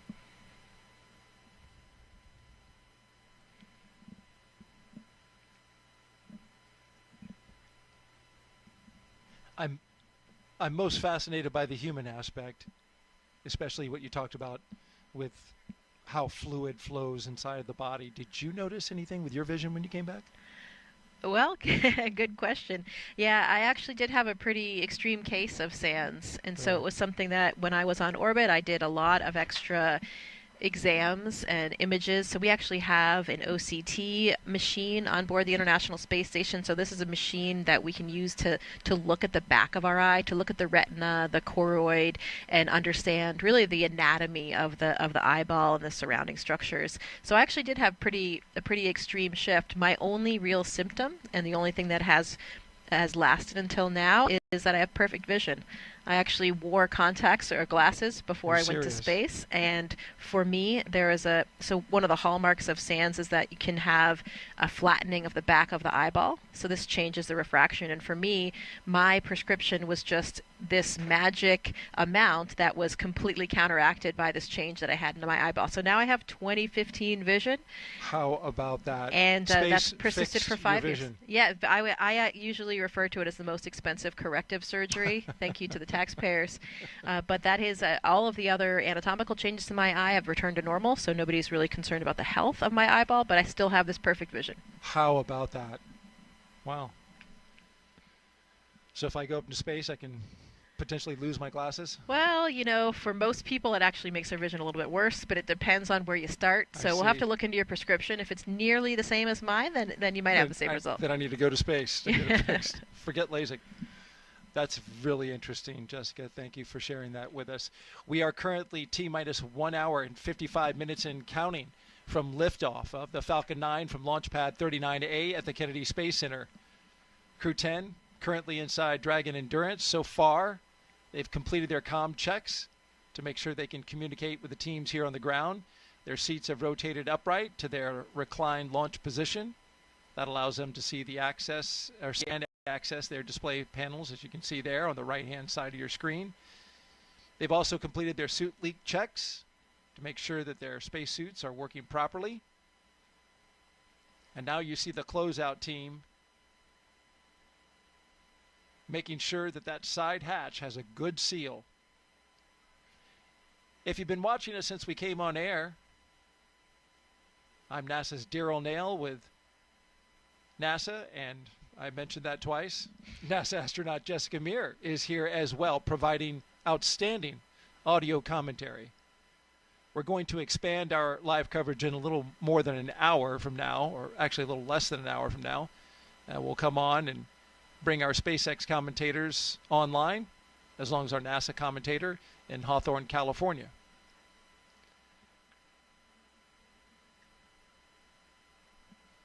Here's another look at the crew going into space today. The Crew-10 commander is NASA astronaut Anne McClain.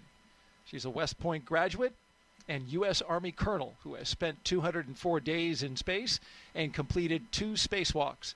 She's a highly decorated Master Army aviator with over 2,000 flight hours, and she even played for the USA Rugby Women's National Team. Yeah, that's right, my classmate Anne. She's a natural leader, and she is exactly where she should be, leading this crew to space today. Your Crew-10 pilot is NASA astronaut Nicole Ayers, a U.S. Air Force major and graduate of the Air Force Academy. Over 1,400 flight hours, including 200 in combat. This will be her first spaceflight, making history as the first astronaut from NASA's 2021 class to fly. You know, to add another dimension, Nicole also minored in Russian while she was at the Air Force Academy. So lots of, we talked about shared language earlier, and in a literal sense as well here for these crew. Very helpful on this mission and this flight, and better communicating with her mission specialist, cosmonaut Kirill Peskov. Our mission specialist, JAXA astronaut Takuya Onishi. He's returning to space for his second mission, a former commercial pilot. He spent 113 days aboard the space station in 2016 and became the first Japanese astronaut to capture the Cygnus spacecraft. When he's not training, he enjoys flying, hiking, movies, and playing the sax. When they reach the space station, Anne will hand over her commander duties to Tak. Tak will actually become the commander of the space station, and he'll be the third JAXA astronaut to serve in that role after Koichi Wakata and Aki Hoshide. Taking advantage of his experience as a flight controller on the ground that he did right after his first space flight. The second mission specialist is Roscosmos cosmonaut Kirill Peskov, a former airline co-pilot. This will be his first trip to the International Space Station. Trained in skydiving, zero gravity, scuba diving, and wilderness survival, he's ready for the challenges of space. Kirill is always finding adventure on this planet. He has that sort of adventurous spirit, so he's always exploring every environment he's in, and I'm sure that this will be even more special for him, having that natural sense of exploration and adventure in him when he sees the Earth for the first time from above.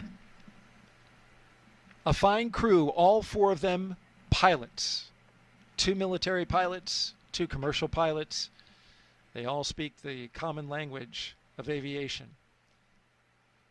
We are T-minus 1 hour and 50 minutes until liftoff of NASA's SpaceX Crew-10 mission.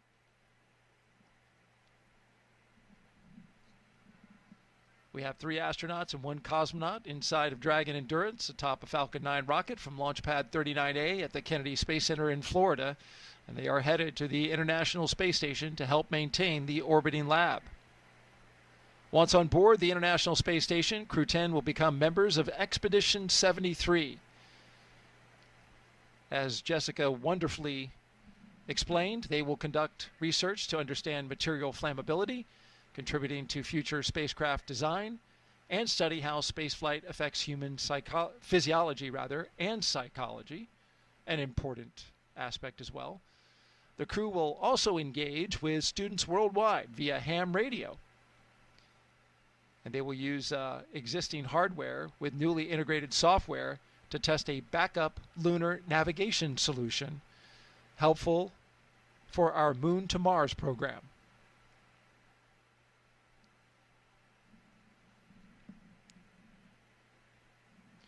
Yeah, just want to clarify, they will become part of Expedition 73. 72 is currently on the station, and there you see some of our crew members from Crew-9. Yeah, that's right. The expeditions actually change over with the Soyuz launches. So the next Soyuz launch will actually, Johnny Kim's launch on April 8th with Sergei Ryzhikov and Alexei Zubritsky, that will mark the beginning of Expedition 73. Right.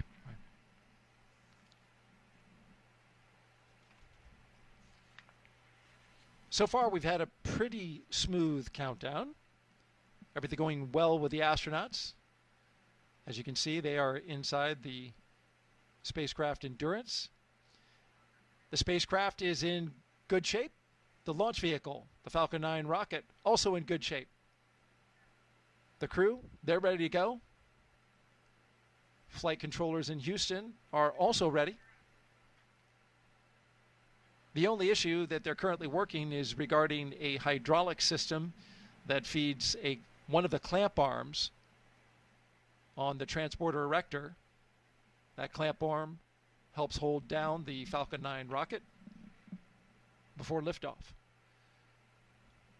The crew was updated about this, and SpaceX is currently working it with teams from NASA. They expect an update in about a half hour, and they can make a final call on which way they're going to go prior to the launch escape system being armed. That happens around T-minus 45 minutes. Let's take you now inside Mission Control in Houston, where flight controllers are constantly monitoring the International Space Station and the people living on board. I believe we have Leah Cheshire with us live at the Johnson Space Center in Texas. Good afternoon. That's right, and thank you, Daryl. This is Mission Control Houston in the International Space Station's flight control room here at NASA's Johnson Space Center, where the team continues to prepare for launch, and they are led by Flight Director Ron Spencer. Today, we will be launching the 10th rotational crew mission to the International Space Station under the agency's Commercial Crew Program. Now, following Crew-10's arrival, the space station will have a total of 11 crew members aboard for just a few days. Part of those 11 crew members include the Crew-9 cadre, and that's including NASA astronauts Nick Hague, Butch Wilmore, and Sunny Williams, alongside Roscosmos cosmonaut Alexander Gorbanov. Now, during the next few days, Crew-10 will go over handover procedures with the off-going Crew-9. That includes a safety briefing and an orientation, and then the new crew will jump right in to help advance scientific knowledge and demonstrate new technologies. After a few days of handover activities, the members of Crew-9 will prepare for their undocking and return to Earth. Those direct handovers between the crews allow for continuity of the activities and help to ensure a continuous U.S. presence on the International Space Station, which, if you can believe it, we're now at 24 years and counting. Ahead of Crew-9's return, NASA astronaut Sunny Williams already turned over command of the space station to Roscosmos cosmonaut Alexei Ovchinin. In just a few weeks, NASA astronaut Johnny Kim and Roscosmos cosmonauts Sergei Ryzhikov and Alexei Zubritsky will join the on-orbit crew. Shortly after the departure of the Soyuz MS-26 with NASA astronaut Don Pettit, he'll be coming home, and that'll mark the commencement of Expedition 73, led by the new commander, JAXA astronaut Takuya Onishi, who is launching today. We are now at an hour and 45 minutes until liftoff, so I'm going to send it back to you at Kennedy, Daryl and Jessica.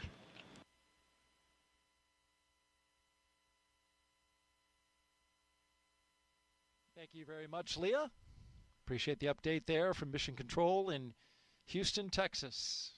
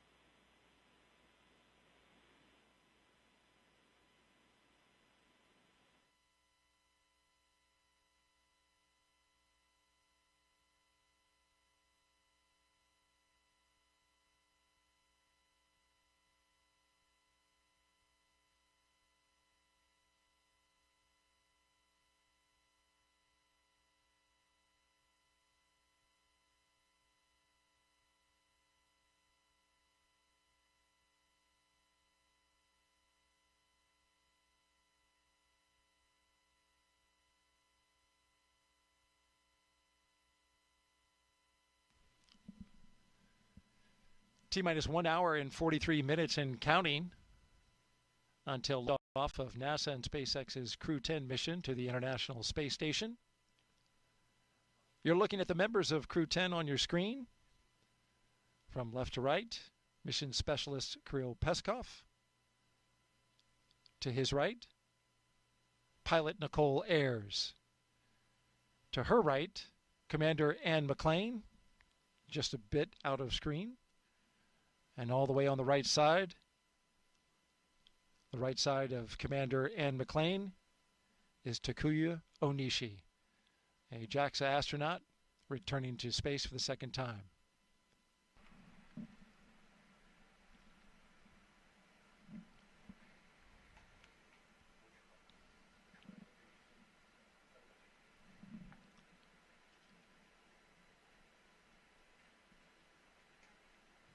As Crew-10 prepares to launch, they are allowed to have a few personal items with them for their roughly 4-month stay in space. A few of the things they're taking up. We asked Anne McClain. She said that her and her crew were able to pack some personal gear to meet them on the ISS. It's going to go up on SpaceX 32 in April. She packed some sports team shirts and schools she attended, along with some holiday gifts for the crew. Commander McClain said, most importantly, she was able to pack a memento for multiple people who worked on this flight to support either her personally or the mission as a whole. And of course, she's going to bring those items back and return them to their owners after flight. And they include things like pins, necklaces, and rings. For Takuya, he's taken a lot of pictures of his family, friends, and colleagues up with him. Also some school banners, which is pretty common with the astronaut corps to take up various school and university paraphernalia. I think I remember your brown university sweatshirt. Departed the crew arm. SpaceX Dragon, copies.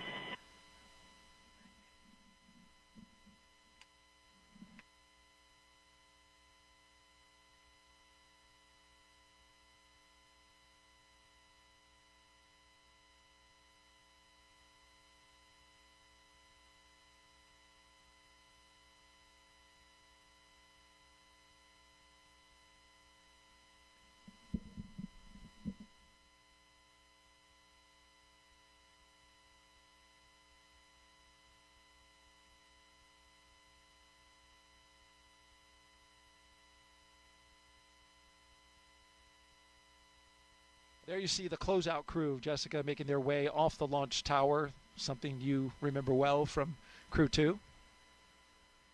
Yeah, absolutely. Now they're going to probably proceed to one of the other towers where SpaceX has a small control center, and they'll be able to watch from there. How's the view out there? It's pretty phenomenal. Yeah, I mean, I don't think there's really any bad view, especially when you're watching a rocket take off around here. I think that is one of the closer viewing areas, though, so maybe a little bit closer than some of the other viewing sites. The closeout crew, if you missed it earlier, of course, is mostly SpaceX members, but it does include one member of the astronaut corps. In this case, it's Chris Birch, a NASA astronaut who is helping out.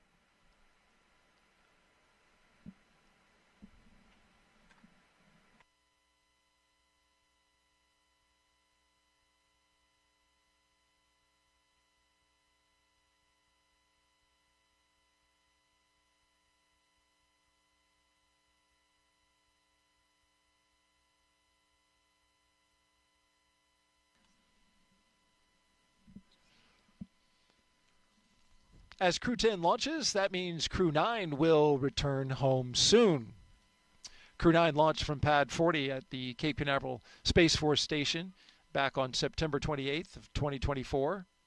That was a unique flight because it was only 2 crew members in order to make room for Butch Wilmore and Sonny Williams, who flew up on a Boeing Starliner test flight, but are going to be coming down in those 2 open seats with Crew-9. They've been part of Expedition 72, along with Crew-9.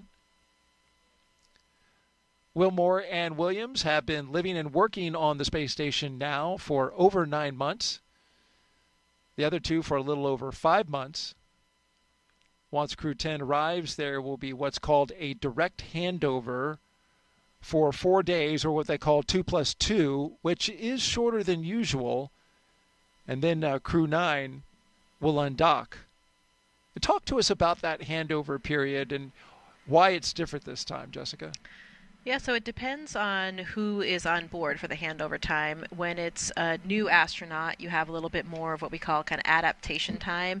It really is dependent on what's happening on the space station as well, though. In particularly busy times, if there are a lot of repairs or a lot of experiments that have to happen in that specific timeline, the amount of hours that we have for the handover available will vary. But we try to have certain periods of allotted time where you have time to just have some really handover with the existing crew up there so they can show you the ropes. You know, we have such incredible training, really extensive on all the pieces of hardware and some of the experimental pieces of hardware as well, but nothing really prepares you for the nuances of what the actual situation is on board. So it's really important to get those tips and tricks from the experienced astronauts, and even for the second-time flyers like Anne and Tak, the space station is a different place than it is when they were on it previously. There's probably some different pieces of hardware and some different systems. Things may be done a little bit differently than when they were there before. So they'll get a lot of insight into operations up there and just really kind of get used to doing things.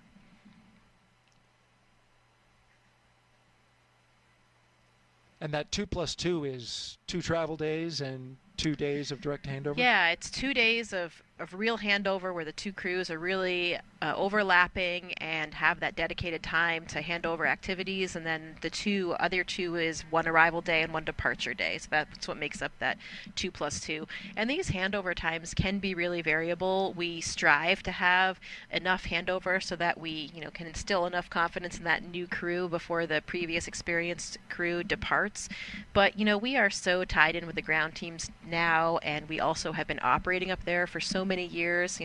This November will actually mark the 25th year of continuous human presence on the International Space Station. Isn't that amazing? So it is truly an incredible feat, but because of that, we've done things a lot of times now. We have pretty well potted procedures. So sometimes that handover, it can be replaced by our interactions with the ground team as well. We strive to maintain as much of it as we can, but sometimes coming and goings of different activities and different spacecraft dictate differences in that plan. And also, we are aiming for this 4-day handover period, but we don't know exactly what it will end up as, because of course we have to have good weather conditions back on the ground before we will undock Crew-9's vehicle. So in the end, we could have a slightly different than this 2+2 handover that we're expecting, but we have to plan for something. It really can vary, as you mentioned, because splashdown weather is a critical component, as you mentioned, before the crew can come down, and that's pretty unpredictable for where they will be coming down. Though I was talking to one of our meteorologists here at the Kennedy Space Center, and I asked, well, we have such wonderful weather this time of year. Is it more beneficial this time of year, to be launching and doing the missions? And says, well, not necessarily. Winds really get kicked up this time of year. We have fronts coming through. We had one come through. Winds today, you can see the flags blowing out there by our press site at Launch Complex 39. They're pretty tame today, just in the teens. But earlier, when that front first went through, we even had a tornado pop up in the central Florida area. So winds are a watch item, and they will certainly be something that they will be looking at in the Gulf and the Atlantic, where we have opportunities for the splashdown sites. But to the point of weather, they added a location in Tortuga, which is not far from Key West, just to give them more options for getting ideal weather in ideal sea states. One thing you don't want is the astronauts bouncing around after they've just gotten back from space in seas that are like 10 feet That would be terrible. Right, exactly. Certainly would not be appreciated by the astronauts, but more importantly, those limits exist because of the structural components of the vehicle itself. So we want to make sure that we still can make everybody and the people inside in the vehicle safe when they're landing, and that's why we have those wind requirements, which relate also to the height of the waves. We are currently at T-minus 1 hour and 32 minutes and counting until the Crew-10 flies to the International Space Station. We're getting ready to do a health check in just a few minutes of the launch escape system.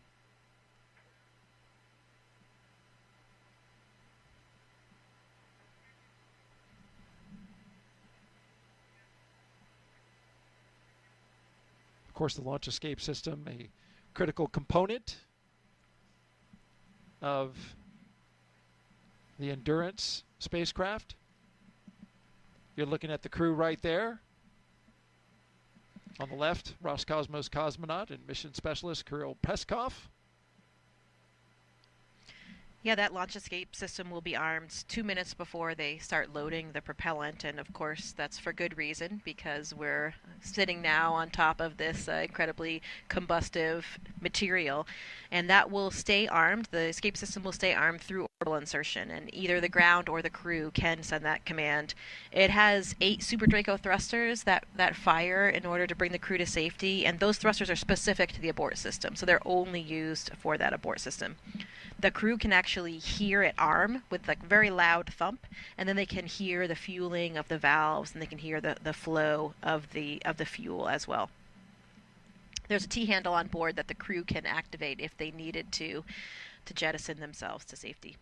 And we'll hear those calls once we have liftoff and we're getting into those different phases of abort. We'll actually hear Anne McLean make those calls, and we will know exactly where they are in terms of those flight phases for which aspects, which areas of the flight profile they're on.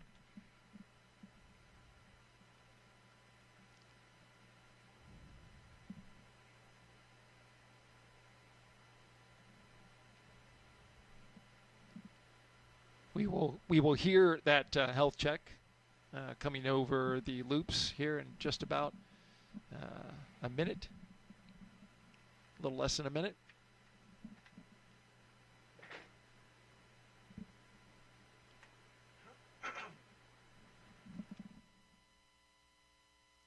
You know, we think about these abort systems, and certainly it's something that we never want to have to use, but when we do have the few occasions when we do use them, it's actually an incredible test and gives us a lot of faith in these systems. Yeah, that escape system I was reading can move Dragon half a mile in only 7.5 seconds, equivalent to a peak velocity of 436 miles per hour. I imagine in training, you've got to be ready for those kind of Gs. Yeah, absolutely. We have some centrifuge training.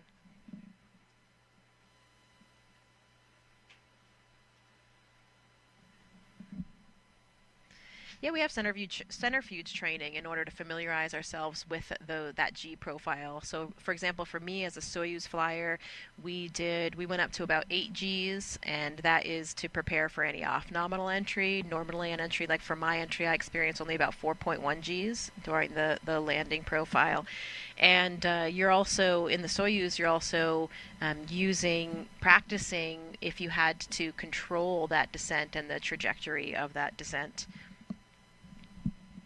You know, we talk about these abort systems, and it really reminds me of Nick Hague's and Alexei Ovchinin's abort in 2018, and that was on the Soyuz, of course. And again, it was, of course, a pretty scary moment for all of us, but in the end, a wonderful testament to these systems.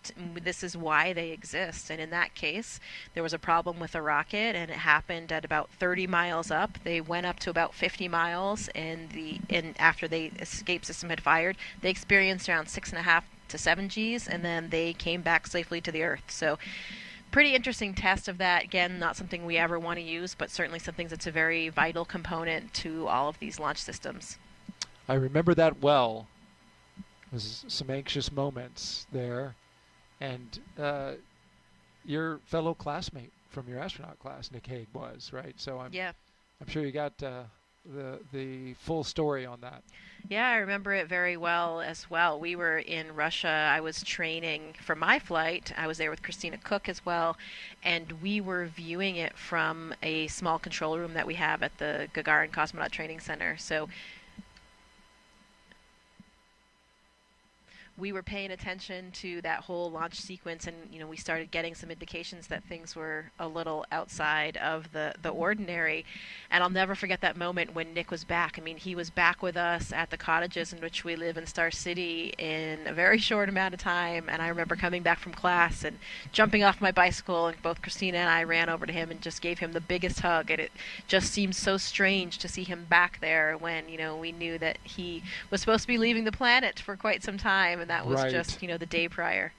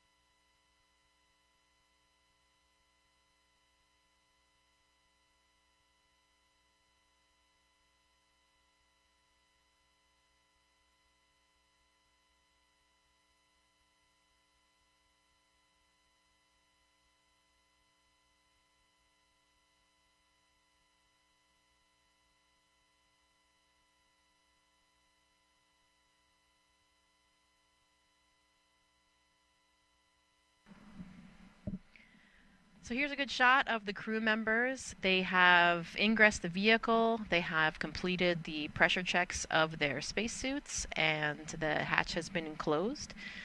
So we are standing by, getting ready for the propellant load pull, which would be the next big milestone for the crew today.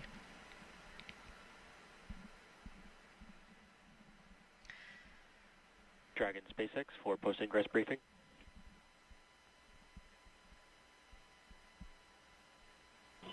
SpaceX Dragon, go ahead. Just wanted to give you a quick update. We are still discussing the hydraulic system performance. They did finish those kinematics tests and they look nominal, but we are still in discussions and evaluating the system for flight readiness. But otherwise, F9 and Dragon are tracking no other issues for flight. SpaceX Dragon, crew copies all. Thank you.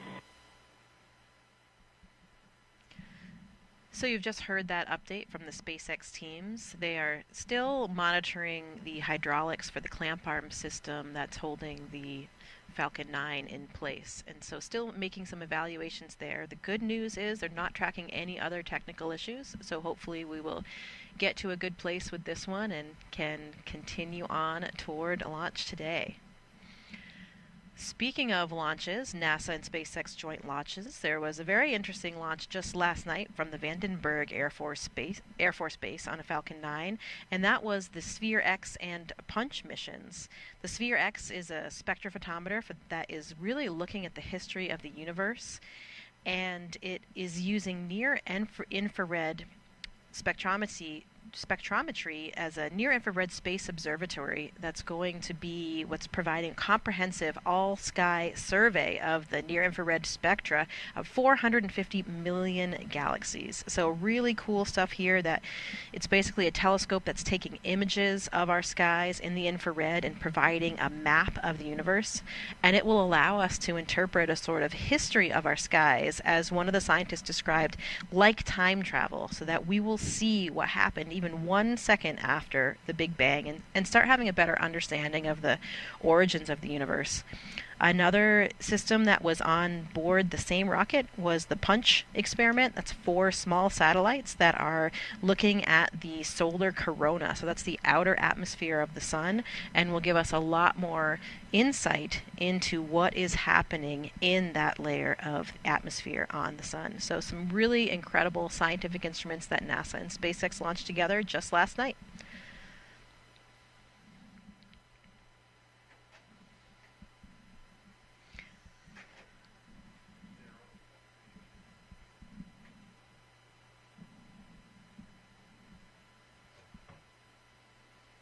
Another view of the crew here waiting patiently for their next update.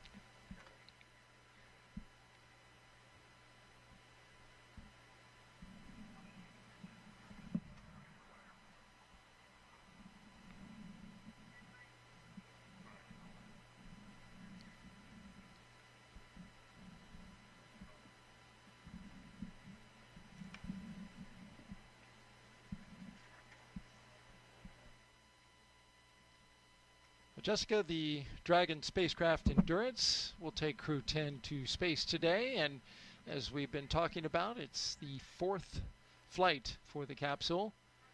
Since its first flight in 2021 for Crew-3, SpaceX's Endurance Dragon has been a workhorse for NASA's Commercial Crew program, flying mission after mission. It has safely carried astronauts to the International Space Station. With Crew-7, Endurance proved its reliability yet again, marking its 3rd journey to orbit. In all, Endurance has flown 10 astronauts and 2 cosmonauts to and from the International Space Station, and it's supported crews from NASA, ESA, JAXA, and Roscosmos.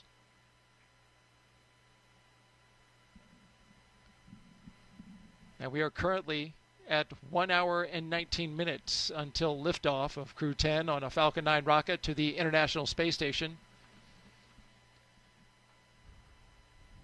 1 astronaut and 1 cosmonaut will be the latest crew to fly as part of the NASA Commercial Crew program.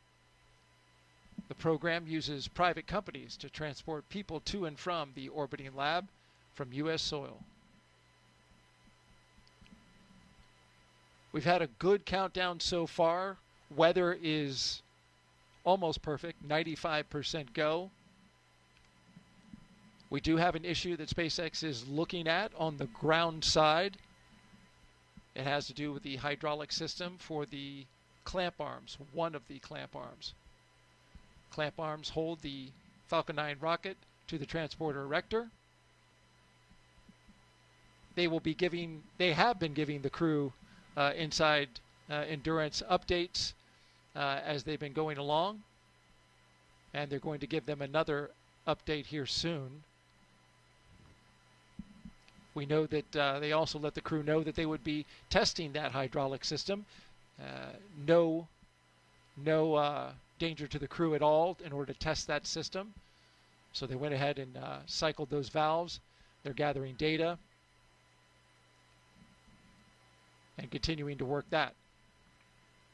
They have up until the launch escape system arm, which is T-minus 45 minutes, to make a call.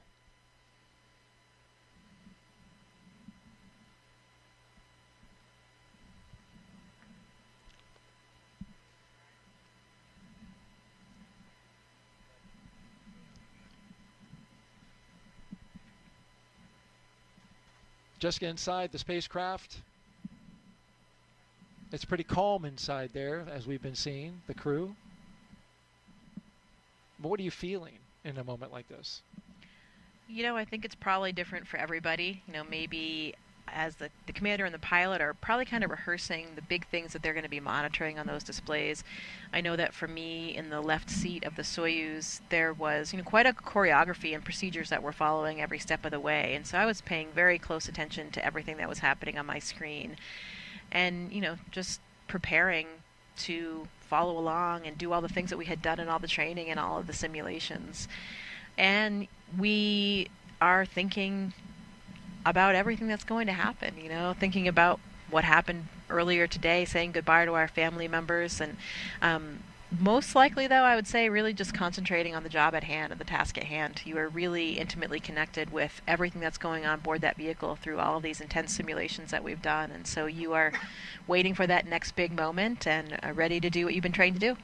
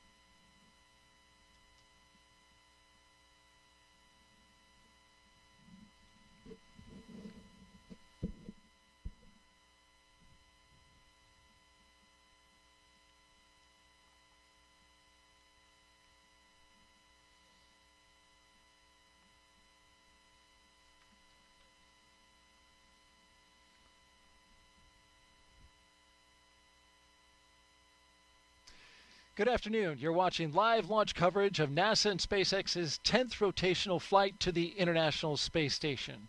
I'm NASA's Daryl Nail, and with us is NASA astronaut Jessica Meir. It's so good to have you. You've been with us for the past 3 hours doing commentary. You're back since doing Crew-10, and it's so wonderful to have you here again. Thank you, Daryl. It is so wonderful to be back here, with a classmate of mine on board, my friends and colleagues from various space agencies. It just feels incredible to be playing a role in some way in sending them off on their mission. Let's talk a little bit about your missions from the past. In 2019, Jessica Meir and Christina Cook made history with the first all-women spacewalk, the 221st for Space Station Assembly. 2 years later, Jessica served as the astronaut support person for Crew-2, helping the team all the way to the launch tower. There she is, number 38. More recently, she was over at Launch Pad 39B, where she rehearsed with the Artemis II crew, once again in the role of astronaut support person. But this time, that crew was practicing for their mission around the moon. Looks like you were having a good time, though. Absolutely. It's one of the best things about our job is serving in all these different capacities with our buddies along the way and knowing that we're playing a role in helping them prepare for their missions and also just broadening our own skill sets for whatever we might do in the future.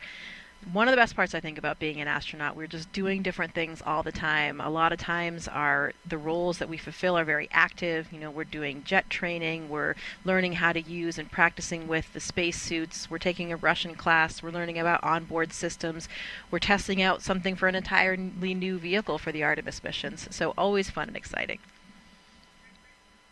And we've got some beautiful views that we've been looking at of the launch pad 39A out there for where our rocket's going to be taking off just after sunset at 7:48 p.m. Eastern Time.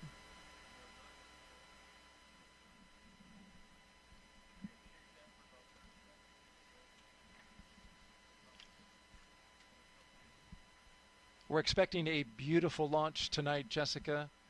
It'll be in twilight, which, as we know around here, for people who watch rocket launches, once that thing gets off the pad, it'll be a little dark on the ground, but very light up high, where the rocket will be doing its separation from the first stage, and see all kinds of rocket exhaust being illuminated by the sun.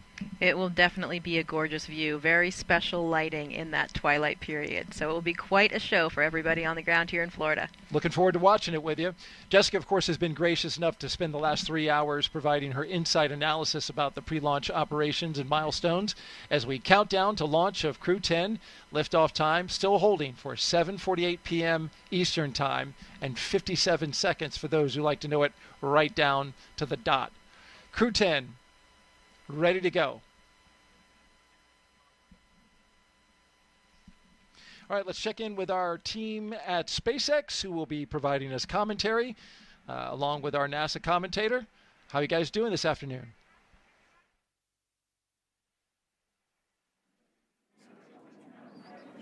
Hey, Daryl.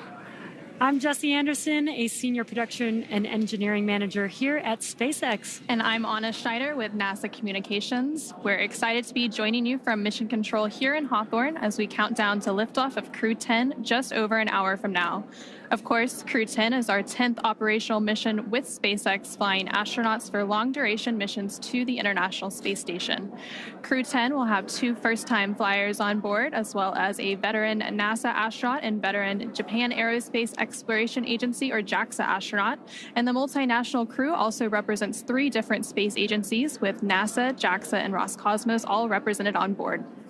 Today's crew will fly aboard the Dragon spacecraft named Endurance, which previously flew the Crew-3, Crew-5, and Crew-7 missions. Overall, this will be Dragon's 46th visit to the space station and its 14th human spaceflight to the orbiting lab, which includes NASA's Commercial Crew Program missions and private astronaut missions with Axiom Space. And over the last 3+ hours, Crew-10 has been going through the detailed process of getting ready for their mission to the International Space Station. So let's go ahead and take a moment to introduce you to the crew flying today. In the commander seat is NASA astronaut Anne McClain. She's making her second trip to low Earth orbit. The Spokane, Washington native and U.S. Army colonel was selected by NASA as an astronaut in 2013 and has spent a total of 204 days in space, completing 2 spacewalks totaling 13 hours and 8 minutes outside of the orbiting laboratory. Next to McClain in the pilot seat is Nicole Ayers, who was selected as a NASA astronaut in 2021. The Colorado native graduated from the Air Force Academy and is in Colorado Springs and is a major in the U.S. Air Force. This is the first spaceflight for Ayers.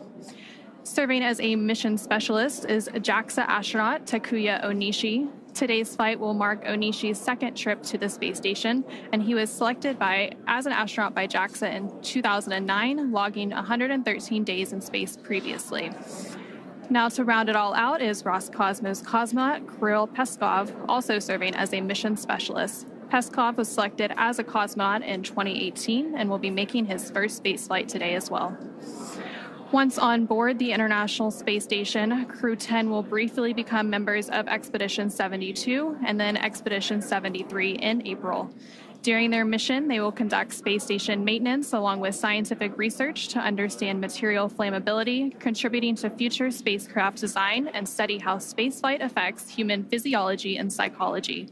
The crew will also engage with students worldwide via ham radio and use its existing hardware with newly integrated software to test a backup lunar navigation solution. Now, to date, SpaceX has flown 56 crew members to space since the Demo 2 mission in May of 2020, almost 5 years ago. Now, coming up here at T-minus 45 minutes, we'll be listening for the team to report their readiness for propellant load with a final go, no-go poll. It continues to be a smooth countdown so far, and we're looking good for an on-time liftoff at 7:48 p.m. Eastern Time from Launch Complex 39A in Florida. Now, here on the ground, the teams will be staffed around the clock in mission control just behind us to monitor Dragon and the mission, not just today, but throughout the entire mission. That's from liftoff to Crew-10's arrival at the space station, all the way through splashdown when the astronauts return back home. And on console or headset in mission control, which you can see there on your screen, there are 6 key positions. The mission director is in charge in the room and tasked with making real-time decisions to ensure mission success. Now, the person that you may hear talking to the astronauts is the Crew Operations and Resources Engineer, which you'll hear us refer to as the core throughout the broadcast. And the 4 additional team members are focused on vehicle systems, including avionics, navigation and control, software, propulsion, life support, and communication with ground support teams. Now, apart from mission control, our Falcon 9 team is currently located in the Launch and Landing Control Center at Hangar X. And with with just over an hour until launch, they are settling in for final checkouts, propellant loading, and launch. And NASA has its very own team members as well at NASA's Mission Control Center in Houston, Texas, who have been preparing the International Space Station for Dragon's arrival. After launch today, Dragon is scheduled to dock to the International Space Station early tomorrow morning on March 13th.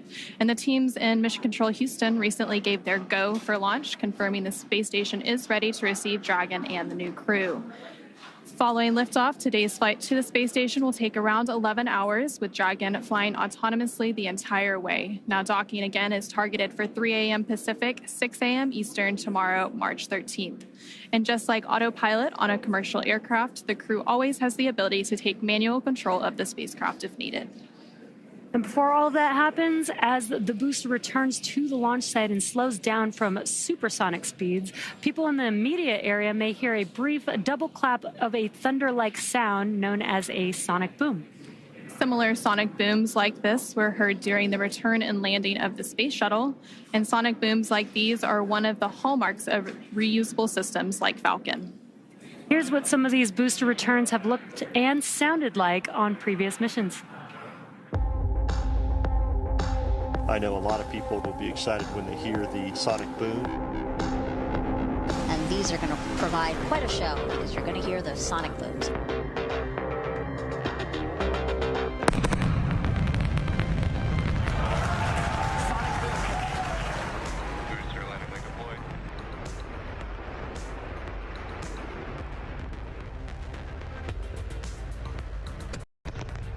That sonic boom is great for us. That thunderclap broke the sound barrier.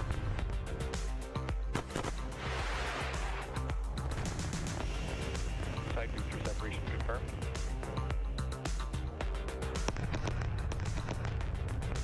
Just heard the 2 sonic booms here in the room. Booster landing confirmed.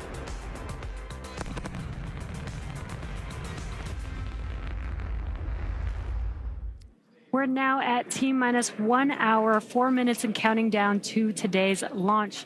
While we wait, let's check in with NASA's Leah Cheshire at Johnson Space Center to see how things are shaping up at Mission Control in Houston. Leah? Thanks, Jesse and Anna. I would really love to hear one of those sonic booms in Florida, but today we are here at the Mission Control Center at Johnson Space Center in Houston, Texas. This is really NASA's hub of human spaceflight, and the team here is ready for launch.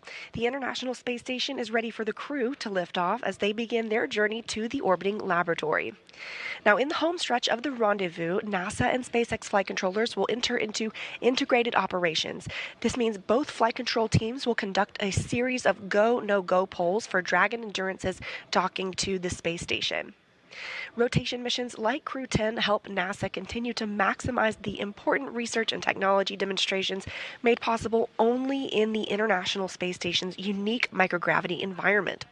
The space station is critical for NASA to prepare for future commercial low Earth orbit destinations and to understand and overcome the challenges of long-duration spaceflight necessary for a long-term presence on the Moon and crewed missions deeper into the solar system. Yes, I am talking about Mars.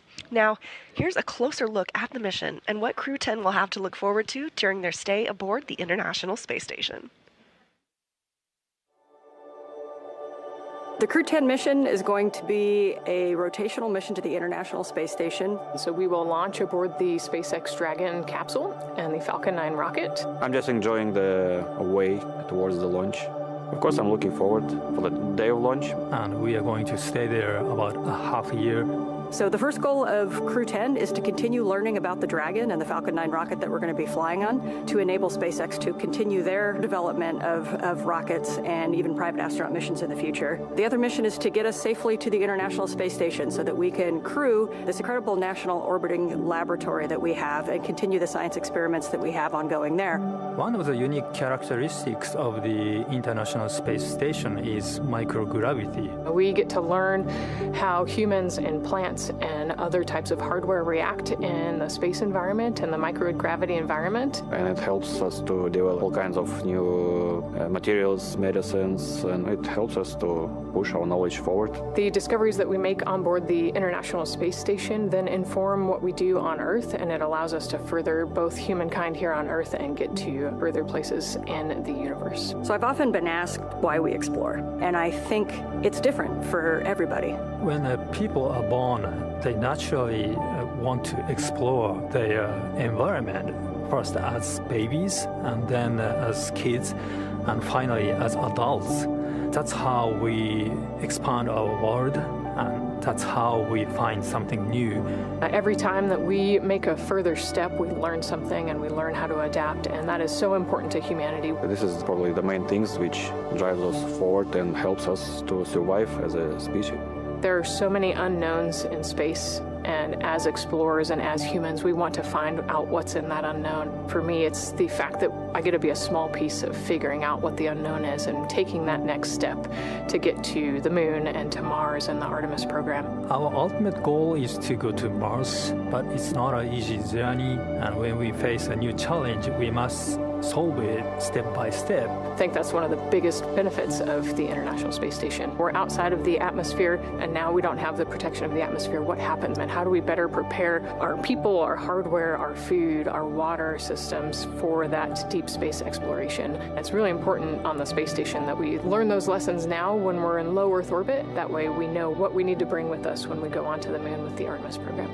One of the things that we do on the International Space Station is work with our international partners all across the world. I think it's hard to overestimate the value of international cooperation in space exploration because we all know that it takes much time and effort. Space is hard, it's very challenging, it's sometimes unpredictable, and that's why I think cooperation is the key to success.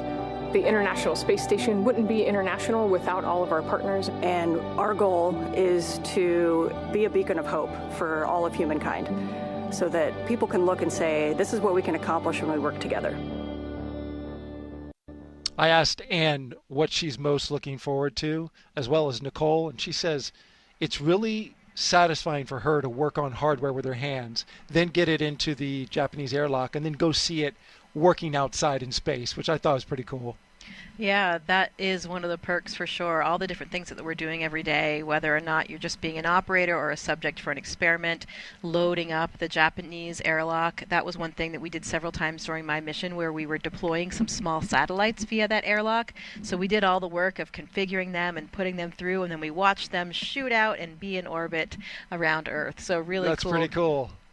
That's neat. And Nicole said that she's looking forward to anything that has to do with fluid dynamics because that's what she got her master's in. So looking forward to that. We got some social questions for you. You've been doing a great job for the past 4 hours answering them. Let's take a listen at this question, or rather I will read it and you can listen as we get your expertise while looking at a beautiful shot outside at Launch Complex 39A. The question from Oxidized 93 is, how do you brush your teeth in space? Well, the short answer is just like you do on Earth, but a few nuances. You know, water behaves so differently when it's not falling down, so the surface tension is much more important. It keeps those water droplets together, so you can just get a small water droplet on your toothbrush either before or after your toothpaste. Brush your teeth just like you do on Earth, and then no sink, unfortunately. So you got to figure out what to do with anything else that's in there. Some people might swallow it. I usually would spit mine out into a small wipe or a towel, and we have go through a few towels per week. I favor the latter, like you. We have another question. Let's pop it up real quick. Peter Stefronik asks, do astronauts get any music played in the capsule before launch? Hold music. Yeah, in the Soyuz we did for sure. While we had a long wait period, we had actually curated our own lists. We each contributed a few songs. So 4.100. SpaceX Dragon, go ahead. We are continuing to track the hydraulics issue and will provide an update as we get closer to LES arm. However, at this time, you are go for Section 5. When ready, report go for launch. SpaceX Dragon, copy 4.100, Section 5 in work. All right, you heard SpaceX update the crew there that they are still working on the hydraulic issue for the clamp arm, building their flight rationale. They'll have an update for them. We'll find out how they're going to proceed forward. But in the meantime, they're moving with the next milestone, getting ready to arm the launch escape system. Let's get out now to Megan Cruz, who is with a special guest at a nearby launch viewing location. Megan? Hey, Daryl and Jessica. Yeah, you might be able to hear the crowd, but I promise you there is a big crowd here just off the camera over here. And they're here on the 5th floor of a nearby building that really gives an incredible view of the launch pad just to the left of me. But yeah, let's introduce you to somebody that we have with us today. You know, there are people across Florida as well as Texas, California, all working the launch. And one of those folks is Mike Ravenscroft. He's with NASA's Commercial Crew program. And he just stepped off console a few minutes ago to be able to chat with us. It's really great to have you here, Mike. Hello, Megan. I'm glad to be here. Thanks. Appreciate everything. Crew is go for launch. All right, Mike, I know. Copy. Crew is go. Mike, it says crew is go for launch. You know, why don't you talk to us about the issue with the clamp arms that we've been tracking? I think we just heard the decision about that issue with the clamp arms. Yeah, so the team's been really hard at it. The SpaceX and NASA team's working hard on a ground hydraulics issue on the vehicle release system. So they've been actively working this. I think we just heard them talk to the crew and give them a heads up of the issue, and they're still actively working that. This is a concern basically of just how the vehicle is held in place and during release when the vehicle is at liftoff. So teams are actively working that, and hopefully we get resolution soon and can continue on with countdown. And Mike, you know, we just said that you stepped off console. What does that mean to be on console? And yeah, what is your team listening for, particularly with this issue that is currently being worked? Yeah, so the team's looking for any issues with respect of how the performance is. They compare it to previous history. Was there anything abnormal from when we had static fire to today? And so they're off actively looking at that data, and between SpaceX and NASA teams discussing if we have a path forward and if we can continue and get resolution. Okay. Well, Mike, why don't we let you get back on console? We know that, again, we are actively working an issue with your teammates there, so we really appreciate you being here. Thank you so much. Thanks, Megan. All right, guys, let us get another update with our SpaceX counterparts and our NASA counterparts over at Hawthorne.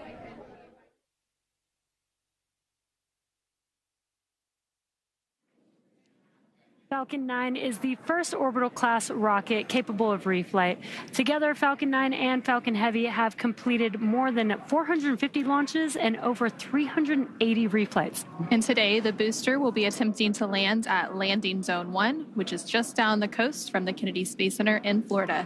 This will be the second flight of the first stage booster supporting the Crew-10 mission. Rapid reusability drastically reduces launch costs, helps increase launch frequency, and enables a wide array of new government, commercial, and scientific opportunities in space. Lowering the cost of access to space is helping take humanity's steps into the solar system, whether in low Earth orbit, interplanetary, or even deep space. When costs are lower, government and commercial customers can launch more missions, which helps accelerate development. This also helps commercial satellite and private research customers afford to launch more projects to space, which helps stimulate innovation here on Earth. All of this to say, reusability is the key innovation that is making space more accessible for the industry as a whole. And just like the first stage of Falcon 9, Dragon is also reusable. The reusable Dragon spacecraft has flown people to the International Space Station 13 times. And as we mentioned earlier, today's crew will fly aboard the same Dragon that previously flew the Crew-3, Crew-5, and Crew-7 missions. For more than a decade, Falcon 9 has supported 45 missions to the International Space Station with our Dragon spacecraft, starting with our first cargo resupply mission, then returning human spaceflight capabilities to the U.S., and even helping launch 2 additional cargo missions with Northrop Grumman's Cygnus. All of these missions have enabled science and research to be conducted in low Earth orbit at the International Space Station. The space station also plays a key role in enabling a robust economy in low Earth orbit. In addition to supporting private astronaut missions, the station is open for commercial and marketing activities proposed by industry and is supporting commercial companies conducting research as well as in-space manufacturing initiatives and aiding the development of technologies for commercial space stations. As part of these initiatives, SpaceX has supported the next generation of commercial space exploration with the launch of 3 private astronaut missions to the station in partnership with Axiom Space, with the 4th mission slated for this spring. But SpaceX's drive to unlock space does not end there. In 2021, SpaceX launched Inspiration 4 on a 3-day journey around Earth, and there you could see some of the footage from that mission on your screen.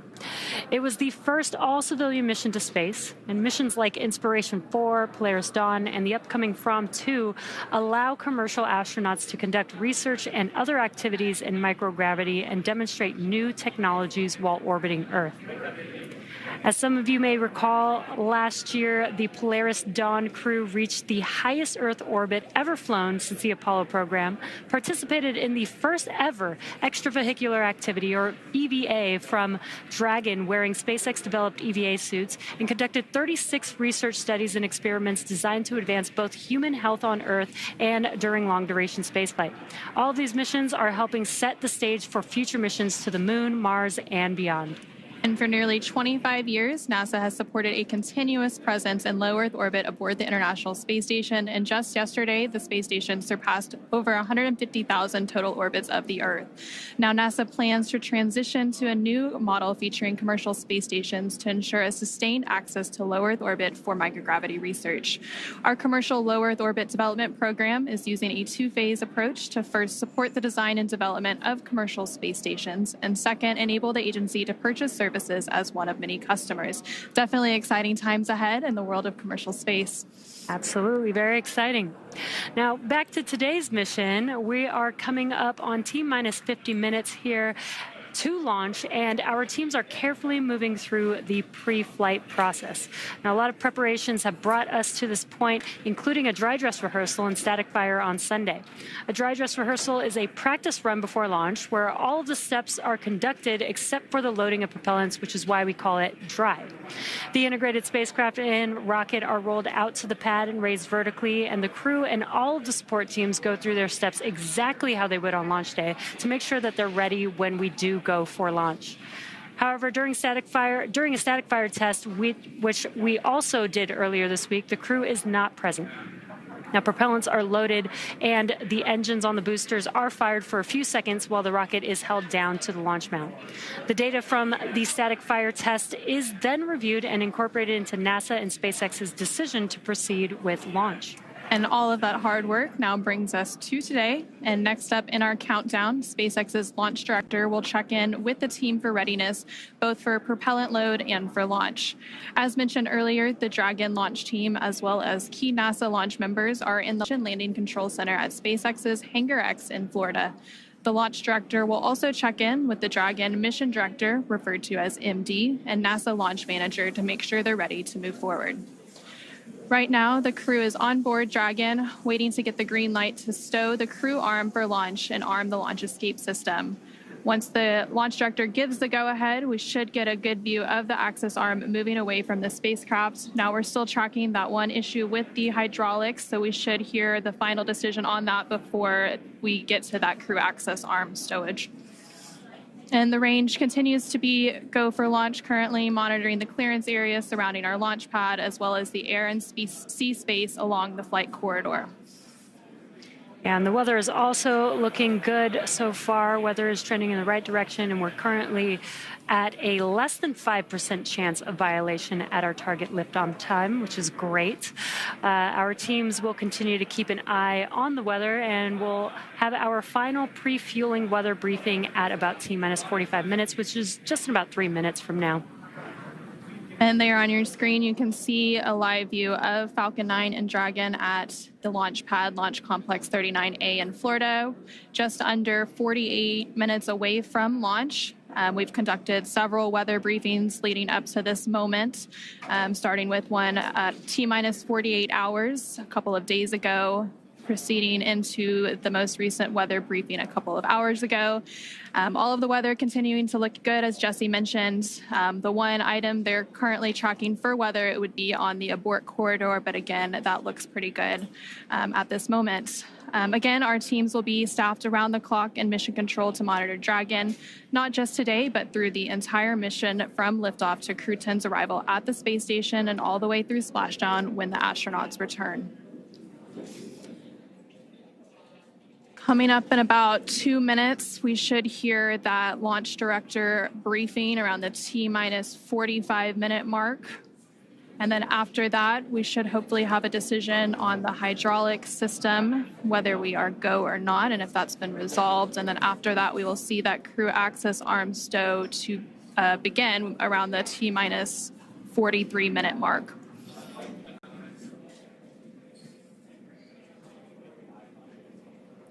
And as you mentioned, Anna, all the rest of the systems are looking really good for T0. We are just working this one issue as a ground side issue, but the vehicle is healthy, the crew is healthy.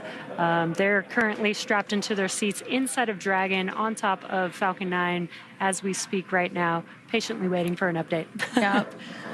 And once Crew-10 does get to the International Space Station, they will, of course, have a brief handover period with Crew-9. And then after that handover, once weather looks good for a splashdown, Crew-9 will return home shortly, bringing the end to their mission. So it's a busy time as we complete these crew rotation transitions at the International Space Station. Now at just under T-minus 46 minutes, so we should be coming up on that launch director briefing here shortly. Continuing to see a live look at the launch pad 39A at Kennedy Space Center in Florida. You can see the clear skies all around. Dragon, LD on countdown 1.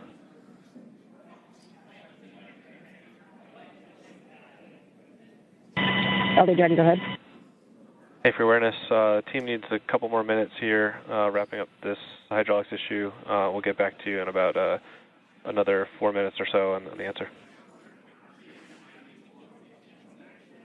Sudden copy, thanks.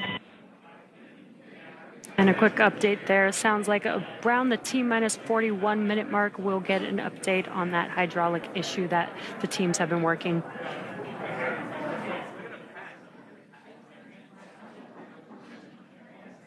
These views are great. Like Daryl said, we might have a nice twilight launch over there in Florida. So if anybody is in Florida and able to go outside during T0 for liftoff, you might get a really cool view of the launch tonight.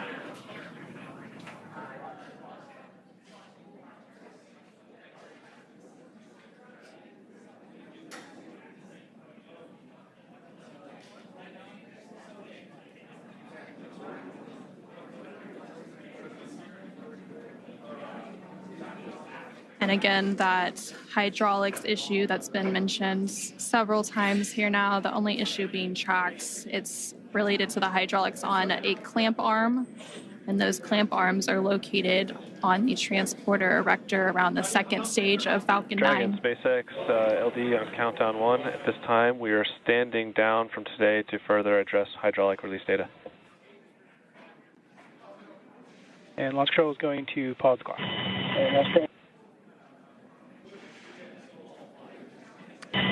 SpaceX Dragon, we copy all. Space flight is tough. Humans are tougher. We'll be ready when the equipment is.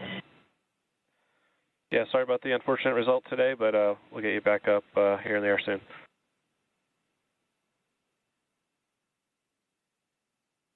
Dragon copies all.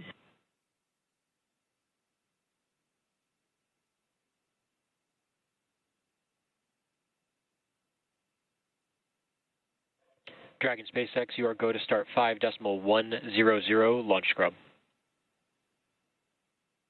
SpaceX Dragon 5.100 launch scrub and work.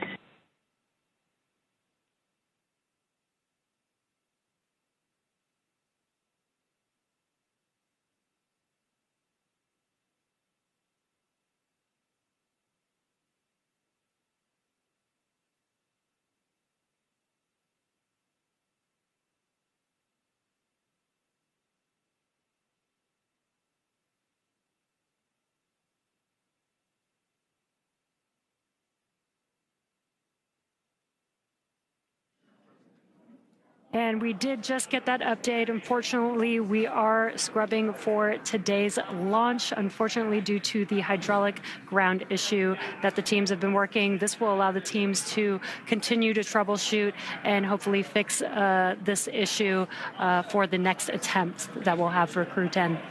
Yeah, and there's several other attempts this week. We'll see where we end up, but there's another opportunity about 24 hours from now that they could potentially take if that issue is addressed. So from here, the crew and the team will have to begin egress steps to get the crew out of Dragon and off the launch pad and back to their quarantine facility in Florida, where they'll just get a little bit more time with their families. Yeah, and the good part is we have not started loading propellants, so we don't need to offload any propellants. The vehicle is Dragon safe. SpaceX will be in section 3 of 5.100. We'll be there. I expect that you should be standing by in step 3.2. And SpaceX Dragon, copy. We are complete through 3.2, and we can give you 3.3 that we are ready for seat rotation. SpaceX copies. Crew report ready for seat rotation, and 3.3 we'll report when we step into those ops.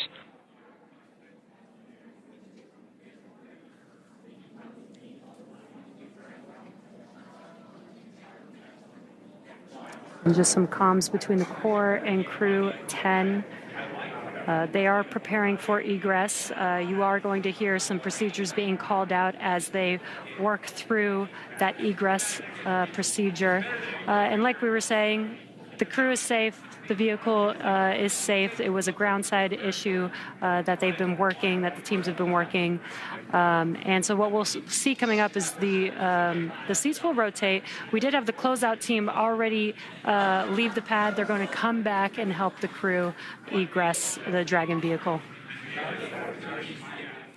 And there on your screen, you can see a live look at the crew in Dragon Endurance, working through those steps. Leading up to the scrub today, they did go through lots of activities, obviously making it all the way through crew ingress, which happened around 4:58 p.m. Eastern earlier today. They then completed all of the suit leak checks, closed the... And for crew awareness, proceeding into scrub site safing, expect some venting from the vehicle ACS system. Dragon copies.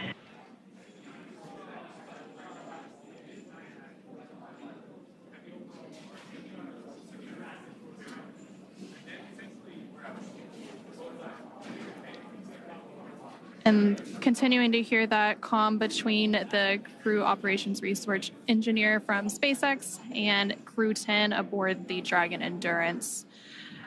With that, we'll go ahead and turn it back over to Daryl at NASA's Kennedy Space Center for some additional information.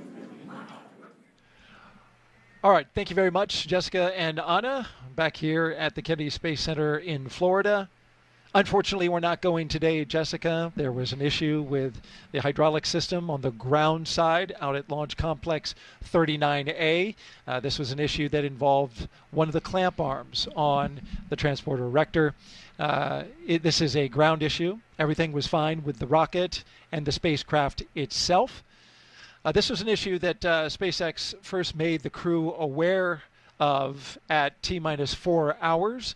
They were working it, gathering data, but continuing with the countdown in hopes that they were able to have enough data to resolve the issue or get comfortable with some flight rationale.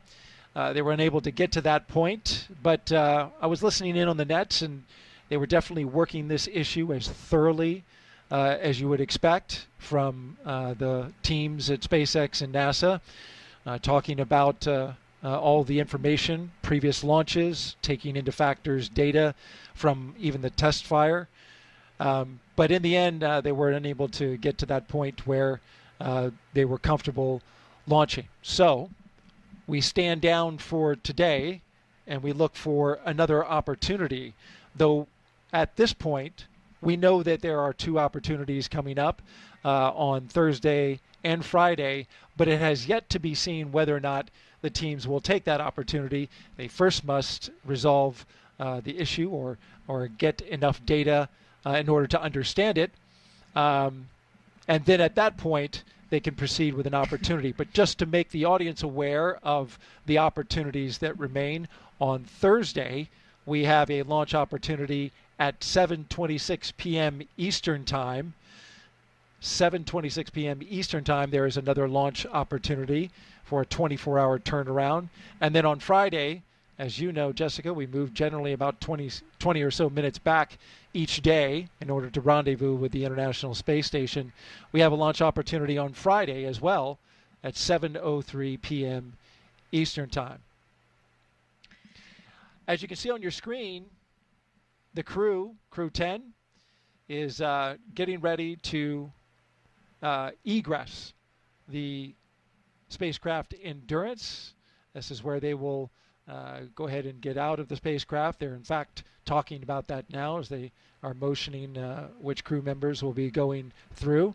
From here, as you heard mentioned by the commentators in Hawthorne, they will make their way down the launch tower into their vehicles, which are waiting them, along with the closeout crew, which will help them go back to astronaut crew quarters. For astronauts, though, Jessica, this is certainly something that is really part of the business. Yeah, absolutely. We talked about it earlier, and flexibility is really the key to everything that we do as astronauts. We know that the plan is always changing, and launch scrubs are definitely a reality that we have seen happen over and over again here on the Space Coast. Way back in the shuttle era, of course, happened frequently too, given maybe a technical issue, maybe a violation of the range, as we talked about with a random boat being in the area. Maybe it was a weather violation, or even any of the contingency sites along the corridor as well. So lots of different reasons to abort. It does, we're ready for this. This is what we trained for. We know that at the end of the day, you may be lifting off, you may not be. Definitely a bummer for everyone involved, but we will just, again, do as we're trained and get ready for that next opportunity. It reminds me a little bit of an interview that Anne gave fairly recently about the mission, and she was talking about the extensive experience that her crew has in regard to aviation. We talked about that several times in this broadcast. They have 4 professional pilots, 2 military pilots, 2 commercial pilots. And one of the things that Anne often talks about is how important it is as an operator, as a test pilot, to be humble. because your equipment will always fail in ways that you don't predict. And I think that's something that we saw here today. You know, there were other issues, technical issues that were being worked and tracked before this mission, as there are all before every mission. We're always wondering what's going to happen with the weather here, which can be pretty interesting and unpredictable here on the Florida coast. But this was something I don't think that anyone was tracking at all. And Ann and I even spoke last night. It just seems like everything's going too smoothly. I think we mentioned that this morning as well. Yeah. And maybe we shouldn't have said that out loud, because sure enough, there's always something that you don't expect. So I'm sure Ann's reminding her crew right now, hey, be humble. We know that today we weren't ready to launch. And the answer is that we will launch when we know we're ready and safe. And that's, of course, the only solution when you're launching humans into space. And a hint that the crew is taking it well, as you said, that we just saw moments ago. Kirill Preskov appeared to use his tablet to take a selfie with the crew. So you feel like they're doing okay and certainly understand what is happening right now. They were aware throughout the countdown that this could be a possibility, but they get yet another practice run in at getting out to the launch pad and getting into their seats and preparing to go. That's right. Another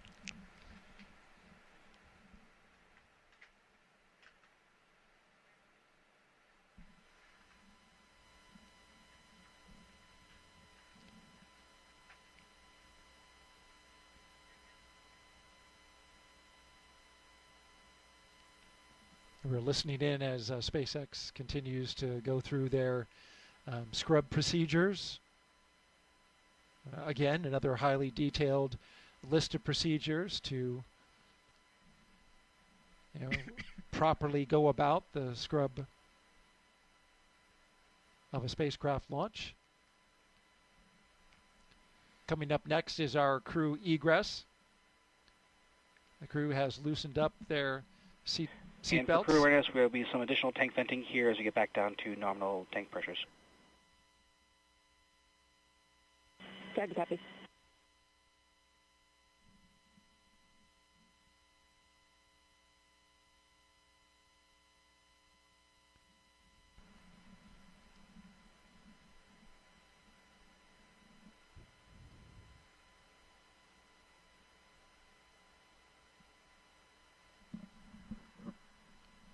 From your time in the astronaut corps, what are some stories that you've heard from astronauts that have, spent time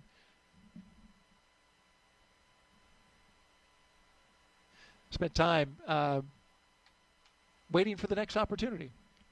Well, there's certainly a lot of stories. I mean, there were some shuttle missions that scrubbed numerous times. I mean, over and over again.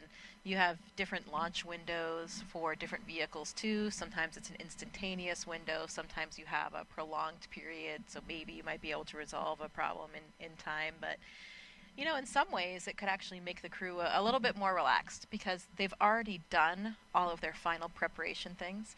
All of those, all that last-minute work, the last-minute email, the last-minute message that you wanted to send a friend, they have all of that out of the way, and hopefully that will give them a chance tomorrow to really just be able to relax and appreciate it, and maybe just think a little bit more, philosophize a little bit more, be ready for that next attempt without all of those little annoying must-do task list type things. So we'll try to put a positive light on it and think about how maybe for their psychological state and getting ready for the next opportunity, it would actually make things a little bit more relaxing and a little bit more routine. Like you said, they've gone through it all. Of course, they had gone through most of those, pretty much all of those steps except for the propellant loading in the dry dress previously, so they'd been through it at least once. But when you're not training for the real deal, it always feels a little bit different. So I think they'll be even more psychologically, mentally prepared for the next opportunity that they'll have, whether that's tomorrow or a subsequent day.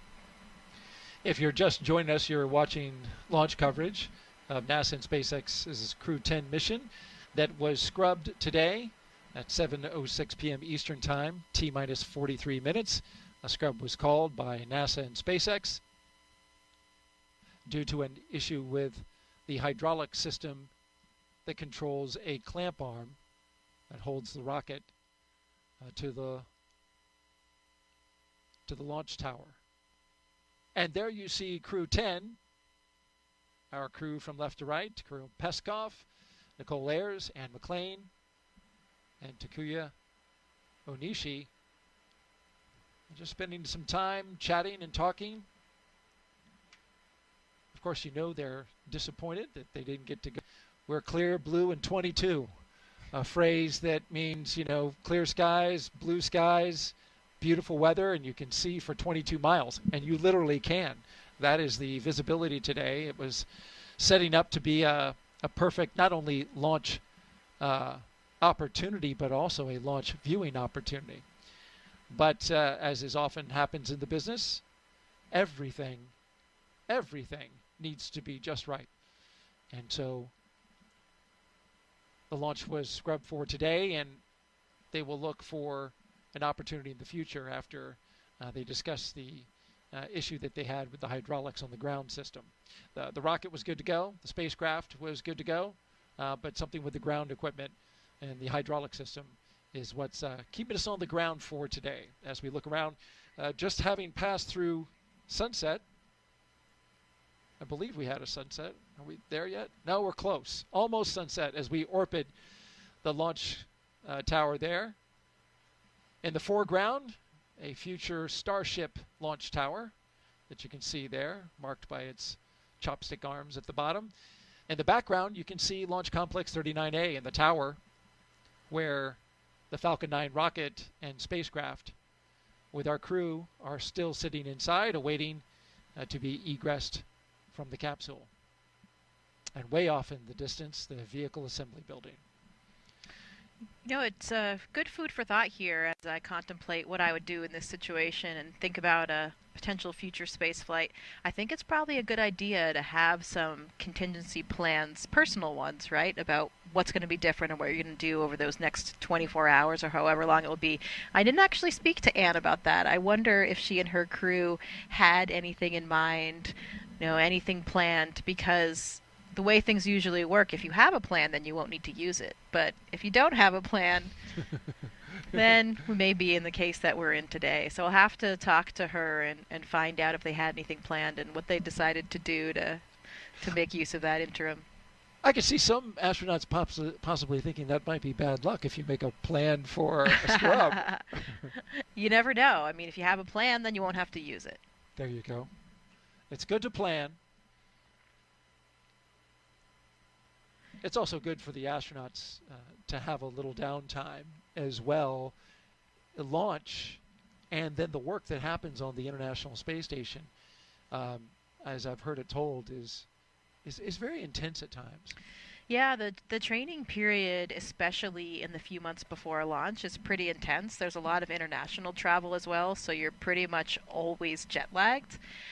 And it's pretty intense. You know, I think for a lot of the training that we do as astronauts, we talked about for these space station missions, we're typically training 1.5 to 2 years in advance. In the beginning, it's usually not as engaging, not as time consuming, not as much travel, but really things get progressively busier, unfortunately, even though you'd personally want it the other way around. You know, if you think about it, everybody wants to have their training and their exposure as close to the flight as possible. So those final months do get quite busy.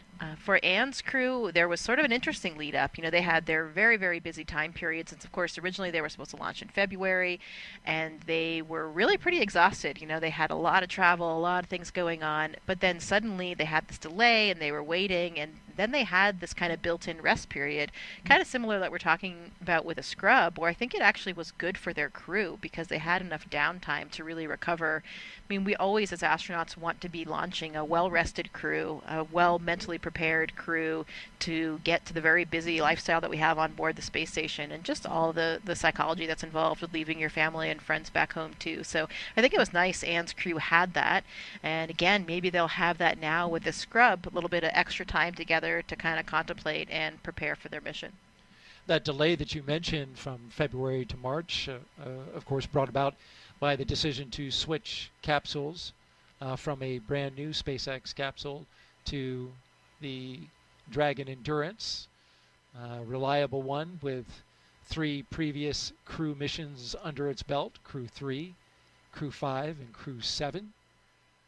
When they made that switch, though, they needed to do some more data analysis on that spacecraft in short order, and it takes time because of the amount of data that the commercial crew program has to go over in order to make sure that everything is right with the spacecraft before loading up the astronauts on it.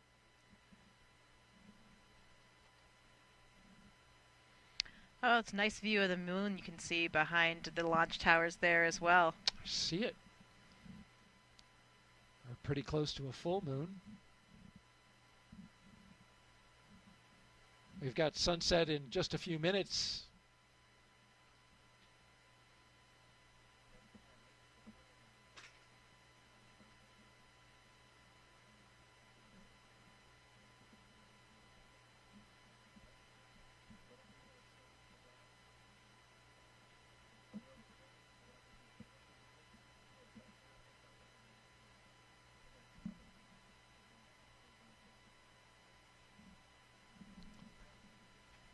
Dragon SpaceX, just an update. The closeout team is waiting. They have arrived at the pad, but is waiting for a go to enter the pad to come get you out of the vehicle. But I'll give you updates as they're proceeding to the base of the tower. SpaceX, Dragon, copy. Thank you. You heard that update there from SpaceX to the crew inside the Endurance spacecraft. For crew right now, there's going to be some loud venting from the base of the rocket.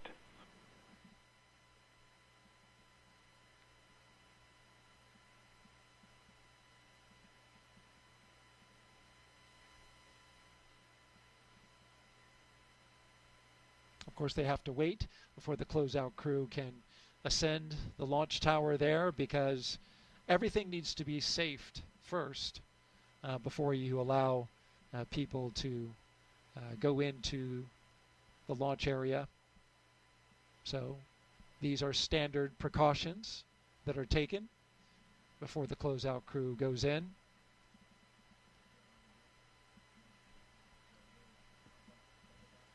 Props to our Kennedy Space Center Flight Operations team, though, for these beautiful images that they have been bringing us throughout today.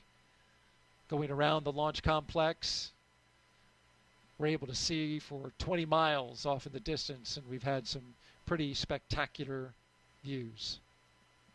All right, we're going to send it out now to Hawthorne, California, and our commentators there, and with an update on the scrub.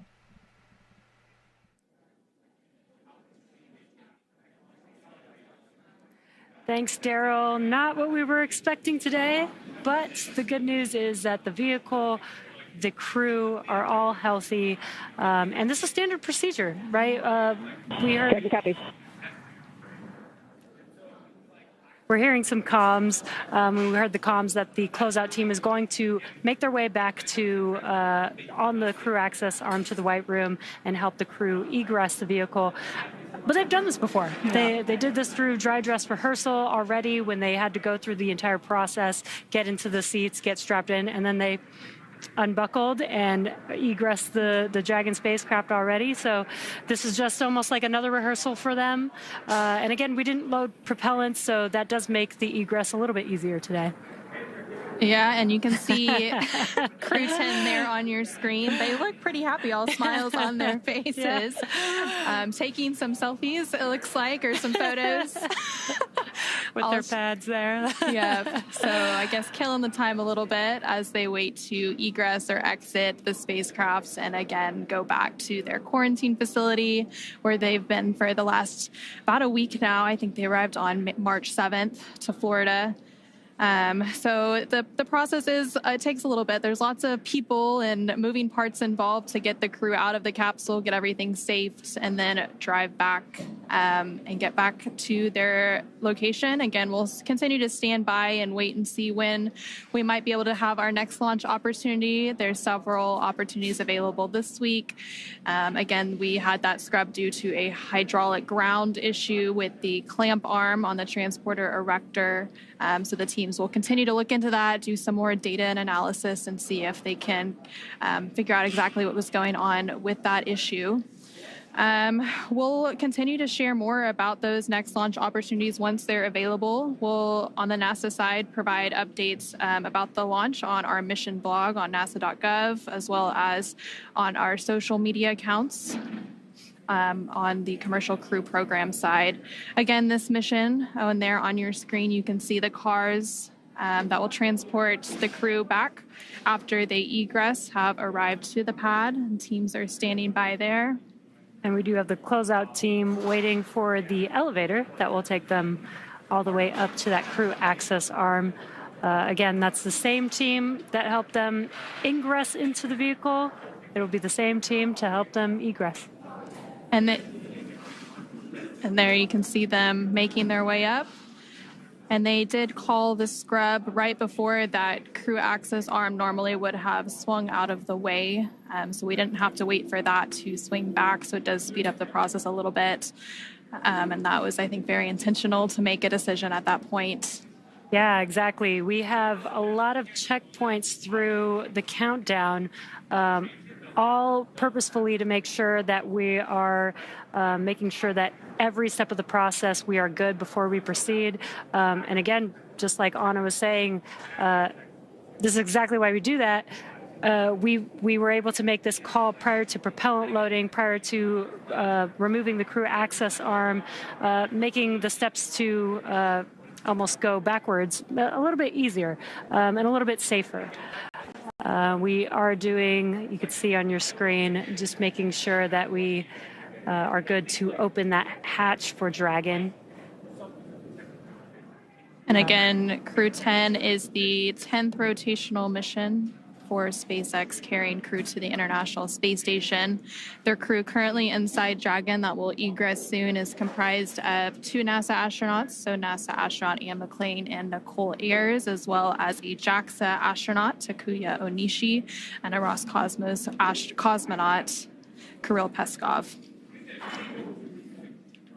And then once we do have a new launch date and a launch time and we get the crew off the pad and into orbit, they will have a long duration mission at the International Space Station conducting science and research activities.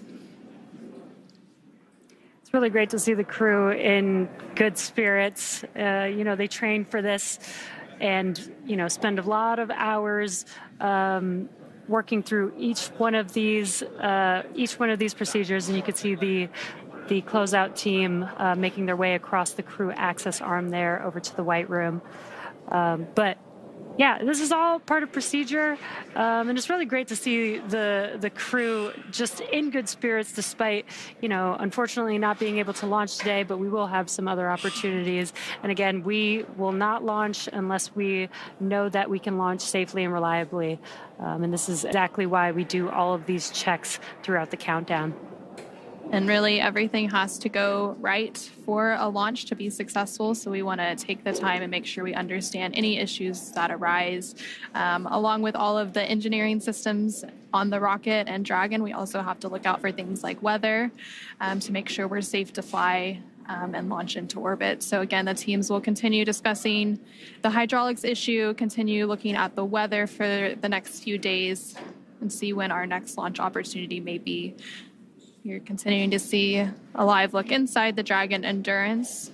And again, this was going to be the 4th flight of that spacecraft. It previously flew on Crew-3, Crew-5, and Crew-7. Live look there at the launch pad, Launch Complex 39A at the Kennedy Space Center in Florida, as the sun looks like it's pretty much fully set at this point.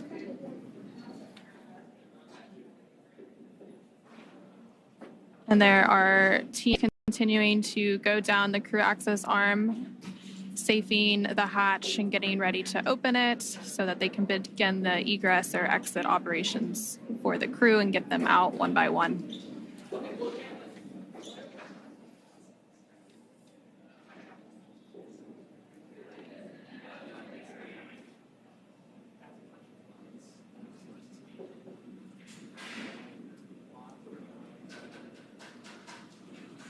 Crew-10, again, there on your screen, patiently waiting for that hatch to open. Once that hatch opens, they'll egress one crew member at a time. And again, they still need to follow, ensuring that we are not bringing any FOD in or into the Dragon spacecraft and the crew arm itself. And so you saw the closeouts team in those closeout suits there. Dragon SpaceX, the closeout team is in the White Room. They're doing final preparations for hatch opening, expected in just a few minutes from now. SpaceX, Dragon copies. That was the core speaking with the crew, just providing an update. They are inside of Dragon, so they can't see outside from the seats that they're in. So the core is just letting them know that the closeout team is inside of the crew access arm, inside of the White Room, and preparing to open that hatch shortly. And confirming those calls on the crew side is the commander for Crew-10, Anne McClain. She's in the center right of your screen. So from left to right on your screen, you have Roscosmos cosmonaut Kirill Peskov, NASA astronaut Nicole Ayers, NASA astronaut Anne McClain, and then JAXA astronaut Takuya Onishi.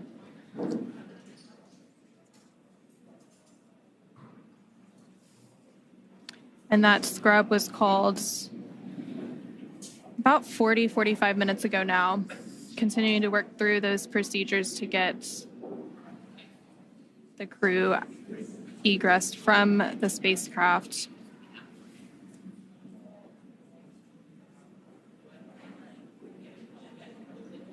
The launch for today was planned for 7:48 p.m. Eastern, 4:48 p.m. Pacific, and they called that scrub about 45 minutes ahead of that instantaneous launch window.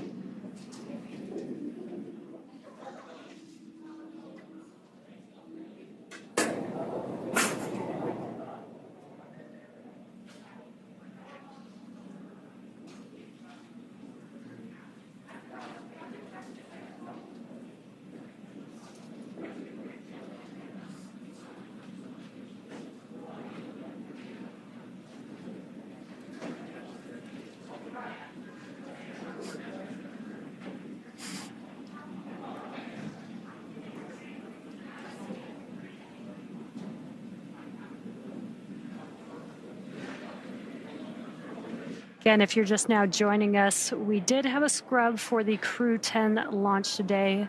Once again, the vehicle and the crew are safe and healthy.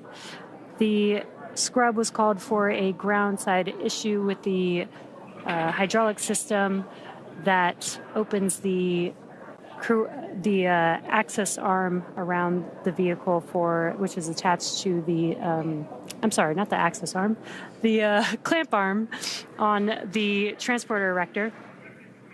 And the countdown is exactly what we use. This is the framework that the launch team uses to make sure that all final checks are made in the right order to make sure that we have a safe flight and a safe launch. And what's happening during these countdowns is the rocket computers, the ground computers, the launch teams are all monitoring the checks along the way, making sure that every step of the way, all the way to T0, as well as all the way through launch, that everything is healthy and operating nominally. And so we were going through those procedures today. And as we were working through each one of those checks, we did notice that there was an issue with the hydraulic system on the clamp arm. And teams began to work through that, trying to see if we could resolve it in time for the expected T0 today. Unfortunately, around, I believe, T minus 45 minutes is when they made the official call. Again, that was about 8 minutes before, or 10 minutes before we load propellants onto the vehicle.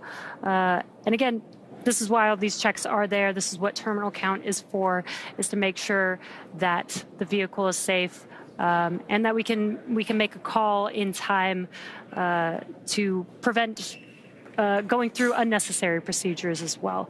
So again, we didn't load propellants on the vehicle. That does make this egress a little bit easier, a little bit faster for the crew. And that clamp arm that we keep referencing, so those clamp arms are on the transporter erector that the Falcon 9 is on top of, and they are located around the second stage of Falcon 9. There you can see them on your screen right above the lower thirds. And they stay around the second stage of the Falcon 9 until we have the strong back retract, which takes place in the final minutes of the countdown around the T-minus 4.5 minute mark. Exactly, and the purpose of the transporter erector, the strong back, is we have the propellant lines, avionics, umbilicals attached to the vehicle. It also provides support and brings the vehicle vertical for launch. And just about 4.5-5 minutes before T0 is when we open up those clamp arms, move the TE just a couple degrees away from the vehicle to prepare for liftoff, and then at T0, the TE moves even further away to clear the way for the vehicle as it lifts off. And so, unfortunately, we had an issue with the clamp arm. It wouldn't have been potentially able to open up fully.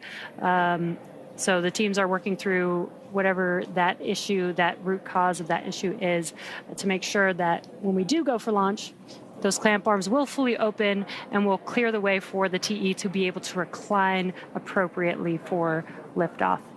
And there you're getting a great 360 view of the launch pad. You can see some of the other launch complexes in the background as well. Again, it's a very active launch area down in Florida. Launches are constantly happening. This one was scheduled to take place from Launch Complex 39A there on your screen. And you can see Falcon 9 standing tall with Dragon atop, with Crew-10 currently inside as they work through those egress procedures with the SpaceX team. Again, there is a lot of coordination that went into today's preparations leading up to the final minutes before we scrubbed. Communication between the NASA teams, the SpaceX teams, everyone is working to make sure we're all on the same page, we're all comfortable and ready to launch. And of course, we'll launch once everything is in tip-top shape and we're ready to go fly the crew to the International Space Station.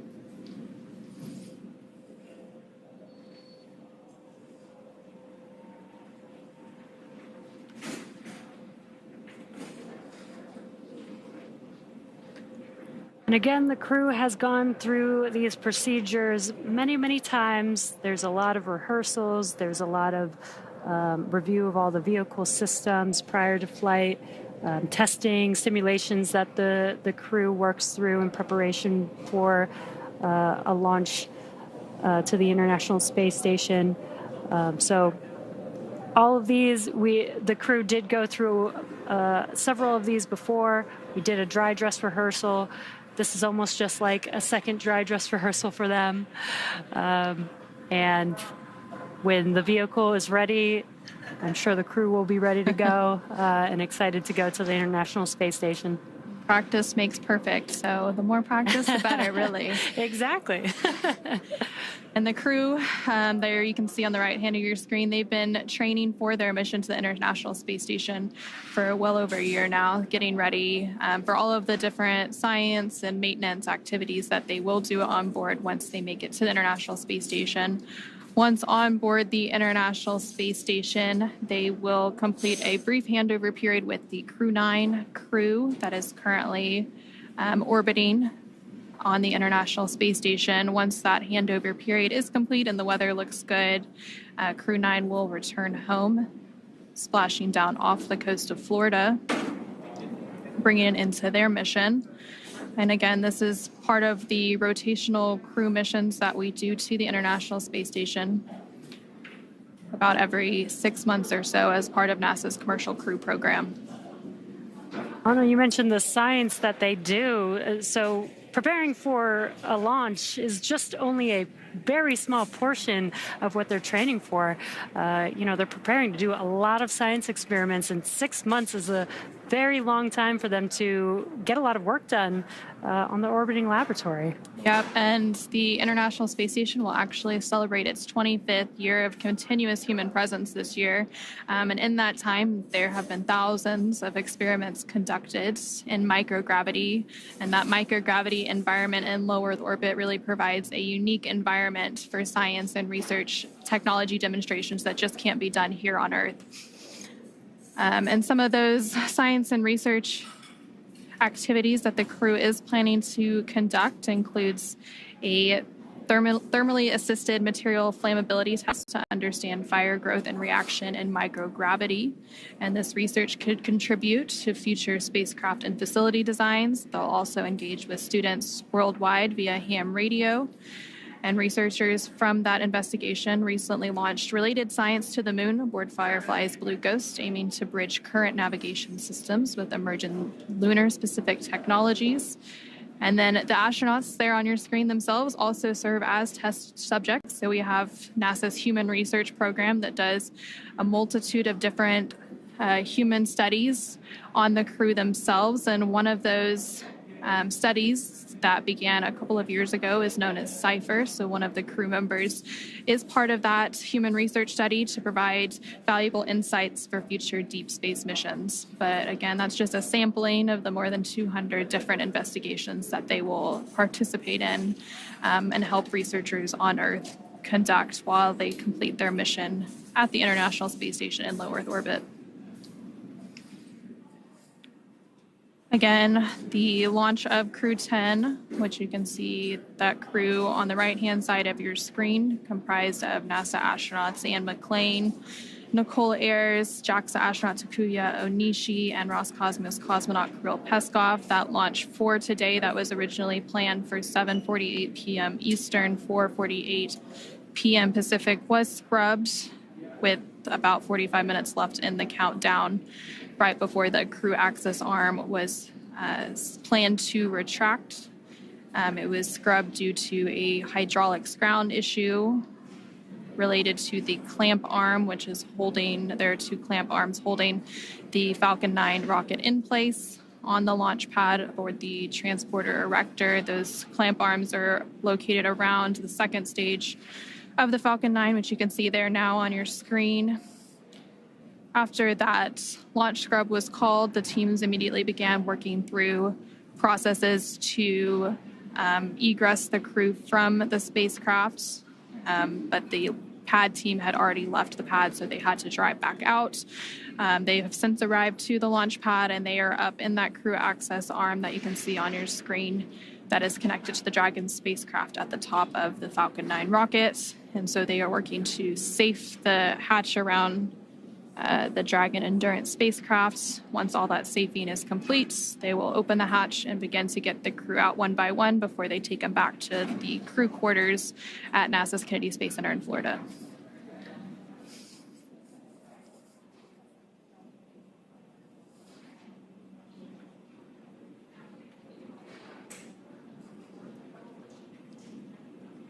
So leading up to today's launch attempts, the crew actually ingressed or entered the spacecraft around 4:58 p.m. Eastern, so several hours ago now.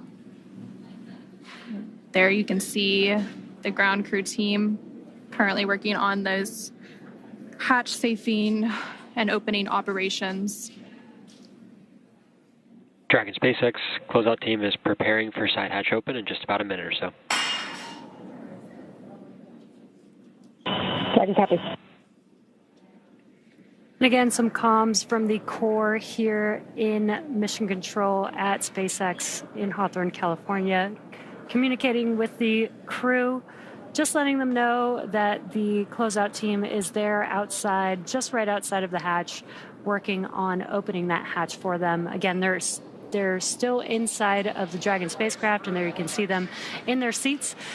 So they can't see what's going on outside of the vehicle, which is why the core is there to help communicate. They might be hearing some noises from the closeout team working on opening that hatch.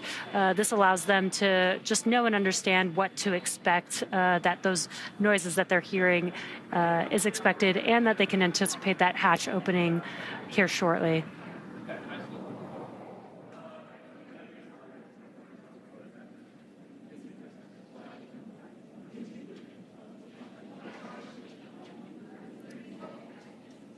And the crew there using their pads that they would use during their flight. Those tablets hold their procedures, so they can, if they're wondering where, what they need to work through, what's coming up next in the procedure, they can look there on those tablets very easily. They were also taking some selfies earlier. Maybe some good memories of what's leading up to their future launch to the International Space Station. You got to make the most of it, that's for sure. Absolutely. And the two of the crew members there on your screen are veteran astronauts that they've flown previously. So Anne McClain as well as Takuya Onishi have both been to the International Space Station before, so I'm sure they're familiar with launch scrubs and all the procedures and processes that go into that. Again, this is exactly why, we go through a countdown. We have automated checks. We have manual checks. We have a whole team in mission control here in Hawthorne that monitor the vehicle and all of its systems to make sure that everything is good, that we have a team monitoring all the ground systems to ensure everything is good. Again, if we are not 100% sure that we are safe, that we can launch safely and reliably, we will call a hold on a launch just like we did today, and we will wait until we are ready with another backup opportunity, hopefully in the next day or two. And again, there are several other opportunities this week. The earliest is tomorrow, about 24 hours from now. But again, waiting for confirmation from the NASA and SpaceX teams on when they will schedule that next opportunity, whether it's tomorrow or sometime later this week or even next. And there on your screen, you can see the closeout team. It looks like they're beginning to work to open the hatch. And then once the hatch is open, the crew will begin exiting one by one with some assistance from those ground teams. And just by the number of people you can see on your screen there, you can see just how big of an operation it is to launch people. Dragon SpaceX, stand by for side hatch open. SpaceX Dragon, copy.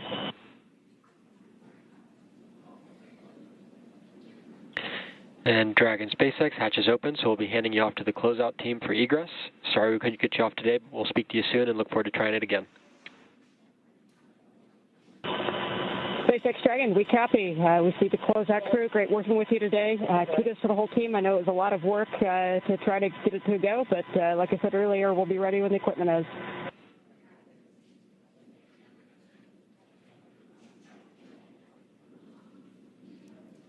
And there you heard some nice words from NASA astronaut, the commander of Crew-10, Anne McClain, talking about the scrub, but also talking about how grateful they are for all of the teams and the work that they've put into today's opportunity, even though it didn't go as they planned. But again, there are additional opportunities that will be available once the teams work through those ground issues on the hydraulic system for the clamp arms. And again, we also heard and saw on our screen a moment ago that the hatch for the Dragon spacecraft Endurance has now been opened. So those closeout team members will begin removing the crew members from their seat one by one. And then from there, the crew will go down and get into their vehicles and be taken back to crew quarters.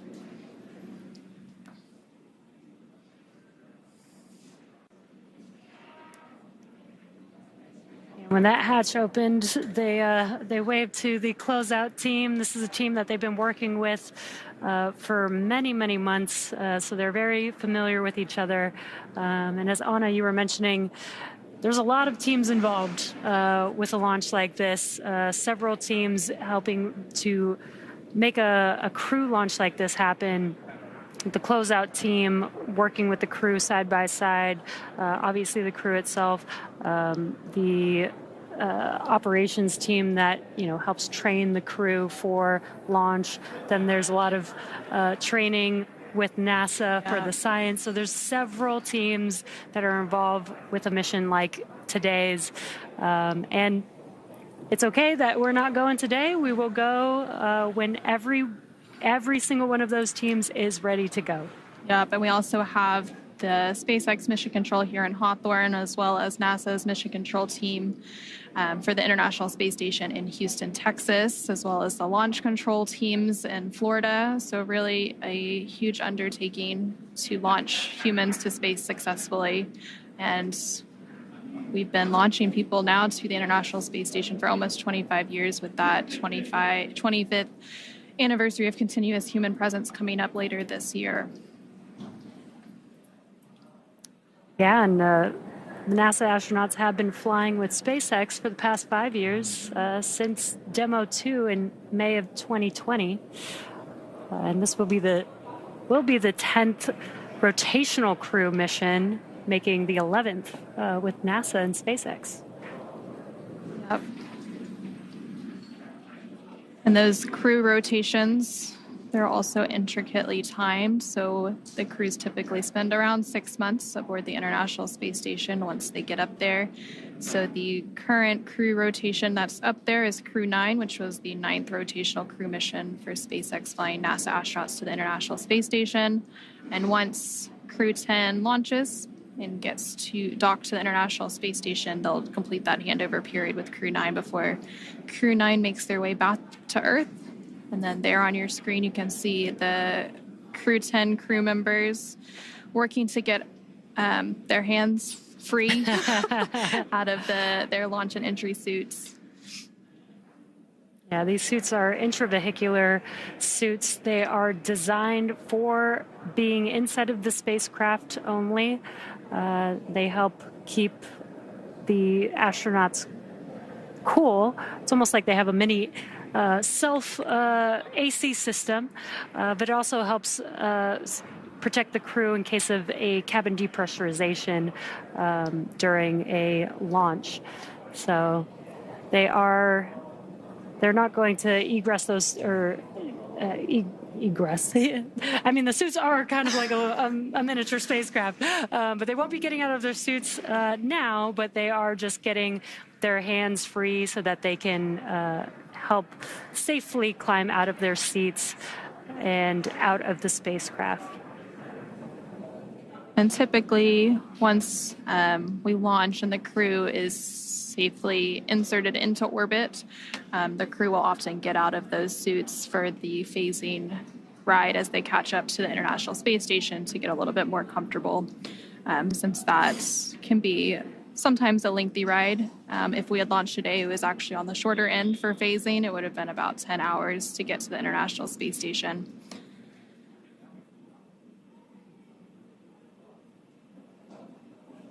And there we see a live look of Launch Complex 39A in Florida. It looks like the sun has fully set.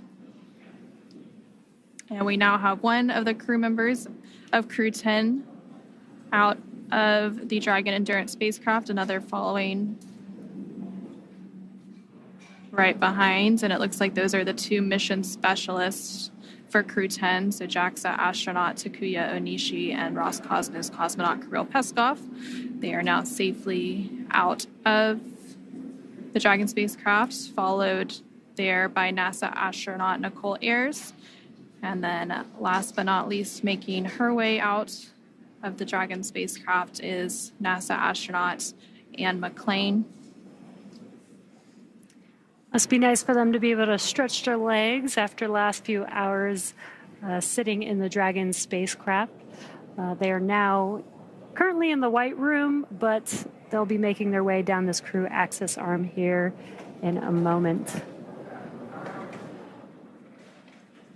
And again, the closeout team is there to help assist the crew, make sure they, as they were egressing the spacecraft, that they didn't damage their suits, helmets, and making sure that the crew is safe while they're in their spacesuits. These are some pretty hefty spacesuits, so might not be as easy to walk around in like normal clothes. So that's what the crew is there to help with. They're also going to make sure that the vehicle is safe before they exit the crew arm as well. It looks like they're now making their way down the crew access arm, well away from the spacecraft that they just egressed or exited following that launch scrub. Again, the scrub was called with about 45 minutes left in the launch count when we were targeting a 7:48 p.m. Eastern liftoff. That scrub was due to a ground hydraulics issue with the clamp arm on the transporter erector that the Falcon 9 sits atop. And those clamp arms hold the Falcon 9 in place and typically retract in terminal count.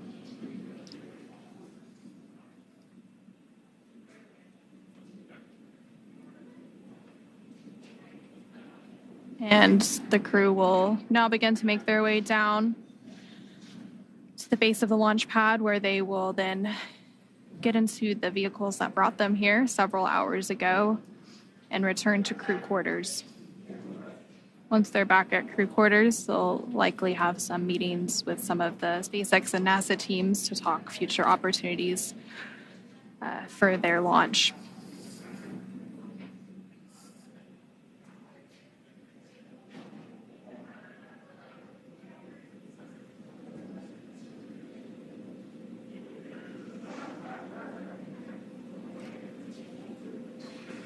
Crew-10 members making their way downstairs.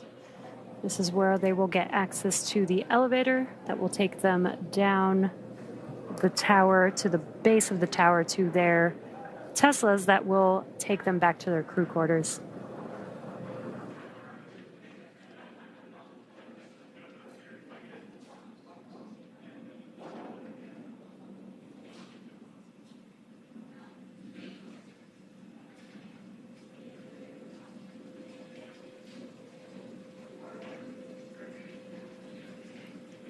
Looks like several members of the closeout team are following right behind them.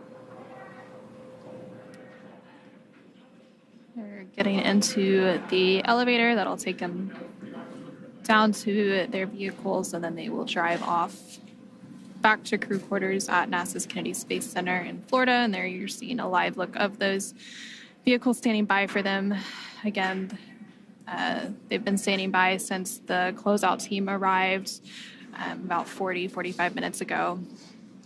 After the launch scrub was called, there were a few minutes that we had to wait for the closeout team to make their way back, since they had already left the launch pad prior to that scrub being called. Once the closeout team made their way back, they then went up to the crew access arm and began safing the hatch to then egress the crew. The Crew-10 crew members comprised of NASA astronauts Anne McClain, Nicole Ayers, JAXA astronaut Takuya Onishi, and Roscosmos cosmonaut Kirill Peskov. And there you see them all on your screen as they are making their way down. They've made their way down and are going to enter into their vehicles and leave the launch pad and go back to crew quarters shortly. Yeah, they're going to get into their Teslas. These Teslas are special made for the crew, where they have the ability to attach their umbilicals to help keep cool air flowing through their suits. Once they enter those Teslas, again, they'll make their way back down to their crew quarters, where they will stay quarantined until they have their next launch opportunity. And there you can see the crew now ingressing those vehicles. And that's going to wrap it up for us here in Hawthorne, California at SpaceX here at, next to Mission Control. We're going to send it back over to Daryl at KSC to follow the crew the rest of the way. Again, it's unfortunate that we did not launch today, but again, always better to be safe and make sure that we launch when we're ready. Yep, and we'll continue to provide updates on NASA's blog for the Commercial Crew Program, as well as our social media accounts once we have that new launch time ready to share with the world. But for now, we'll go ahead and wrap it up here in Hawthorne, and we'll see you again soon once we have our next launch attempt for the Crew-10 mission. And with that, we'll hand it back over to Daryl at NASA's Kennedy Space Center in Florida. All right, thank you both, ladies, for walking us through the egress of the astronauts from their spacecraft down the launch tower and into their waiting vehicles.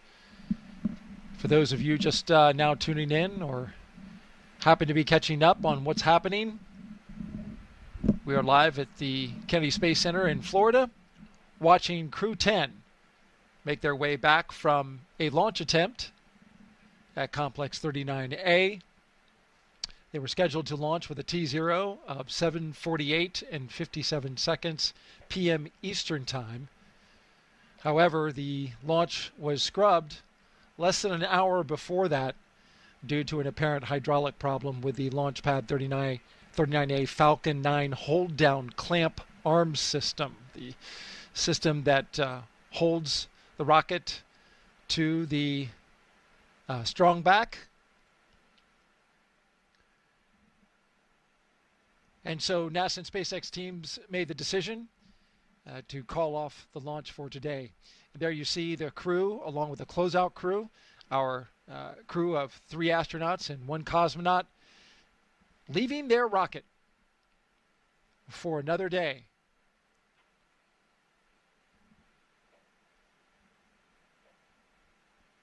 So, of course, Jessica, the understanding is, with astronauts that they're always ready, but they got to be feeling some disappointment.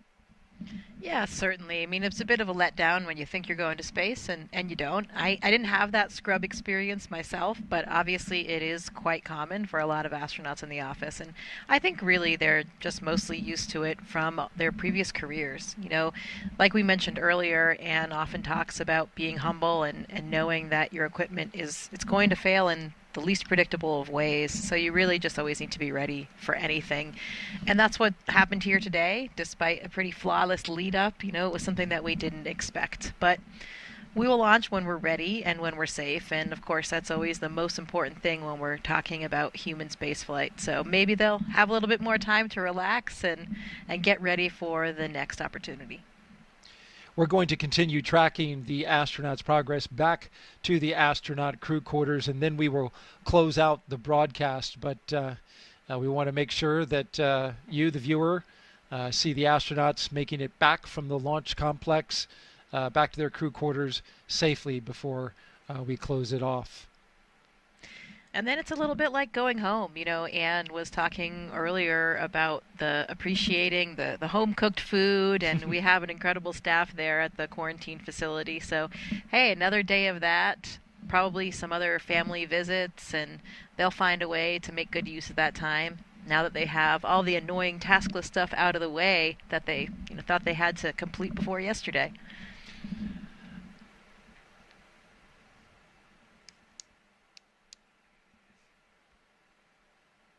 From what I've heard, things do stay pretty busy right up until the last minute here. So, it is probably still a little bit stressful. You're trying to reply to those last emails and send those last text messages and keep people up to date and close out different questions that people are coming to you with. So this could be a nice relaxing day for them tomorrow. Well, it's certainly beautiful outside, as you can see here, as we are in the late twilight of today, Wednesday, March 12th. It was a beautiful day all day long today. Pleasant temperatures outside. Boats were going by the launch pad. It was a quintessential Florida launch.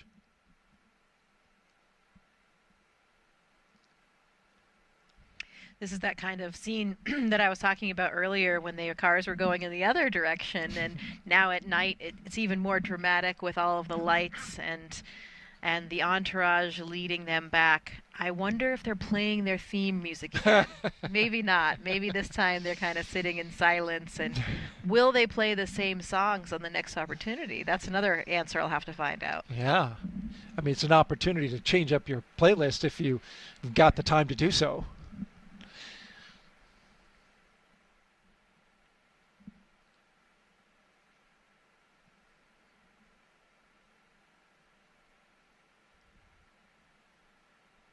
Historically speaking,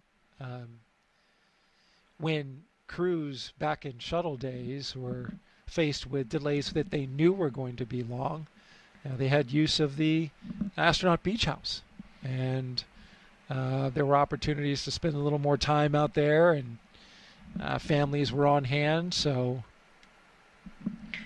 yeah, and there could be, we still do use the beach house in this pre-launch quarantine period where the astronauts will go out there with their families, and it's a really nice, iconic, idyllic, gorgeous setting if you've ever seen it. Nice access to the beach and to the ocean, and it just has that real beach house vibe that's pretty relaxing. So I'm not sure whether or not they'll get another opportunity to do that, but you know, always a good option. Maybe a final run down the beach. What I love the most about that beach house location is the solitude. It's the house and the way Florida looked before anything, came around. It's so natural. The only really significant thing that you see towering launch pads off in the distance. But we like that. Yeah, but that's right. Around here, we like that. But it's so pristine, and because obviously this is a national wildlife refuge, and it's a secure area, there's so much solitude out there. It's so isolated, and it's so natural. Those sea oats waving in the breeze between the beach and the beach house. I actually, my parents had a place just a little bit further up the coast here, so same kind of familiar coastline, and my mom was always commenting on the sea oats and how beautiful they were, and it's so nice to keep all those natural elements. So if they don't get a chance to go out there and relax, and maybe they can use those images that they had when they were out there earlier this week and get into a relaxing kind of state of mind. That's the one thing about the ocean, right? There's always just something so relaxing about looking at the water. It is so true. Peace and tranquility. It's hard to not have that wash over you when you're out there gazing over the ocean. And that is just what the doctor ordered when crews are tired from a long day of launch operations and preparations. But we don't know if that's where they're headed at this time. We should caveat, because the decision has yet to be made about when the next opportunity will be, whether or not there will be some work that's required, or whether or not they have enough data to move forward with flight rationale. Of course, we'll have updates for you. Stay tuned to our social media channels as we drive by the other direction, away from the vehicle assembly building and right by our studios here at the Launch 39 complex.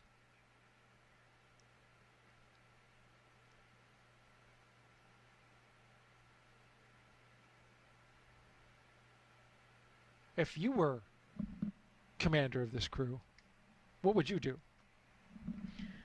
What would I do with the free time? I think I would try to do what I was saying earlier, really use it to relax, because I know myself, and as I was mentioning, I've heard a lot of reports from the crews being pretty busy up until the last moment. So I think I would sort of take advantage of the fact that all of those annoying things are done, and perhaps, you choose not to look at your email again, not to get back on your phone at all, because you've already sort of disconnected from those devices. I know for me, when I my happy place is in nature, going camping and hiking, and when I am on a long trip without any technology, without my cell phone, I find it to be incredibly invigorating, and can get a lot of recuperation out of something liberating. like that. Yeah, absolutely. Yeah. So I would probably not be in any rush to turn my phone back on. And that's the other thing, things are pretty planned. Like you said, we don't know for sure when the next attempt will be, but there certainly will be a plan, and they have to remain, of course, in their quarantine.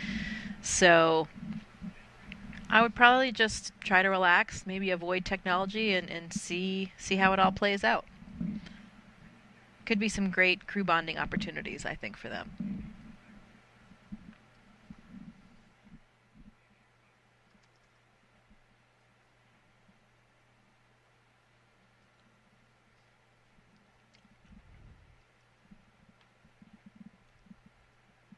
You're watching the crew from NASA SpaceX's Crew-10 making their way back to astronaut crew quarters at the ONC. It's about a 20-minute drive from the launch pad to the crew quarters. The caravan going down NASA Causeway. They came in on 2 lanes. They're going out on 3 lanes. Those 3 lanes are to accommodate big, heavy space hardware when it travels around the Kennedy Space Center. Fun little fact.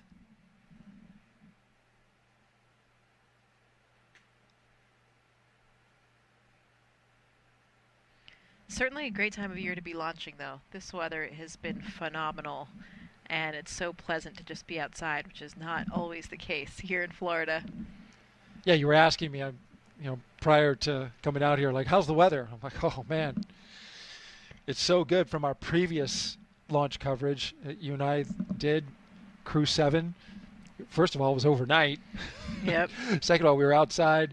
I believe bugs were a factor. Yes. Collecting quite a few of them on the on the launch desk. But yeah, outside now, it's just, this is why people vacation this time of year. It's the high season for Florida. This is the place to be, because we have just about 6 to 7 months of summer every year. So I cherish these days in February and March. Yeah, we know how that feels in Houston, too. Oh, yes, you do. We've been pretty fortunate with the weather there lately as well.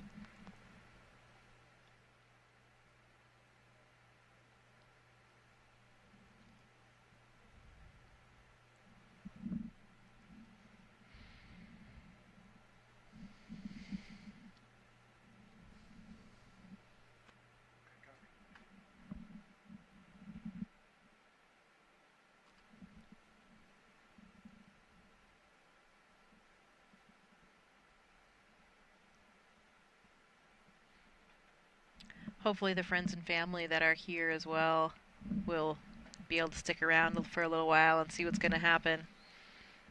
That's always something, when we have these constant changes that can kind of become a stressor for us, is that it's difficult for people to change their schedules and their time off work to be here. So we always feel for that. And I know that happened once already with the change that they had moving off of the February plan. So see how it all works, but we will be here supporting them, and our colleagues at NASA are in it until the end for sure. So we're here to support them all the way and send them off eventually to space. 100%.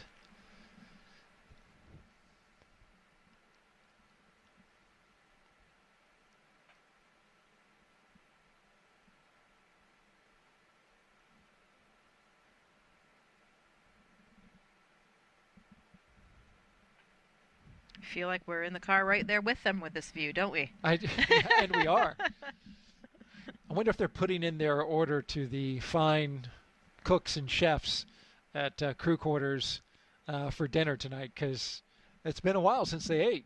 Yeah, absolutely, and probably that will be definitely a bright spot on the horizon, because their meals in Dragon, there's no way to heat up the food, so it has to be something you do get some choice in what you can bring along.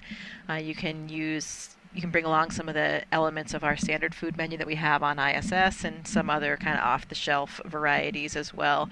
But there's no way to heat it, so you have to have something that tastes good at the ambient temperature. So at least they will have a hot meal tonight, which they wouldn't have had otherwise on Dragon. Absolutely. A little bit less fun when your food's not floating, though, I have to say. There is that fun factor. Absolutely. It's room temperature, but capturing it out of midair. Yeah, it's okay to play with your food in space. Don't tell your kids. Right. That's not something that you and I, as parents of toddlers, are currently doing. Yeah, exactly. It would be a different ballgame with a toddler if all of the food was floating. Oh, imagine that. Can you imagine that? Wouldn't that be like such an impetus to get them to eat? Toddlers in space would be cute, but very messy. Oh, no doubt about that.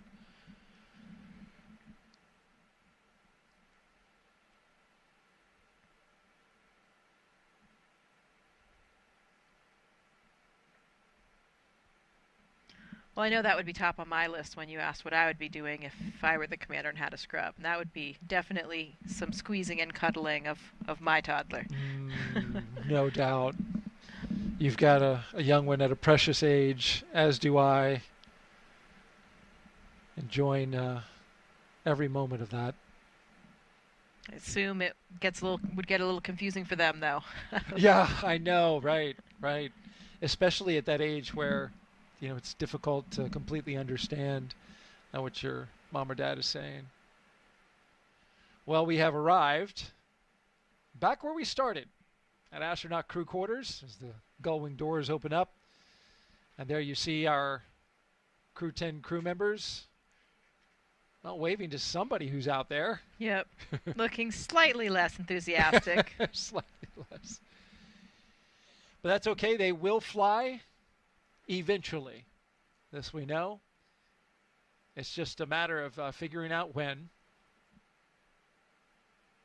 as they hustle into the doors.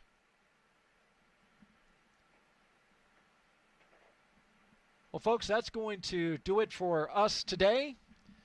We really appreciate you joining us for this launch attempt of NASA and SpaceX's Crew-10 launch to the International Space Station. Thank you so much, Jessica, for being here with us on this first attempt. You'll be with us on the next one. We greatly appreciate that as well. Yeah, thank you. It is a pleasure, really an honor to be here supporting my colleagues on their journey to space. And this is all just part of the journey. Everyone's is different. Absolutely. Just to recap really quickly, we had an issue with some ground equipment, the hydraulic equipment that controls the clamp arms on the Falcon 9 transporter erector, holds the rocket to the pad. It releases at about 4.5 minutes. There was an issue, and they're going to look at that, look at the data, and then decide whether or not to have some work to do or maybe some further data reviews before they decide on a launch date. So make sure you stay tuned to updates that we will have for you. Just head to nasa.gov/blogs/Crew-10. You see it at the bottom of your screen there. We'll have all the information you need to know once we have that available on the next launch attempt. For everybody here at NASA and SpaceX, I'm Daryl Nail for Jessica Muir. We'll see you next time.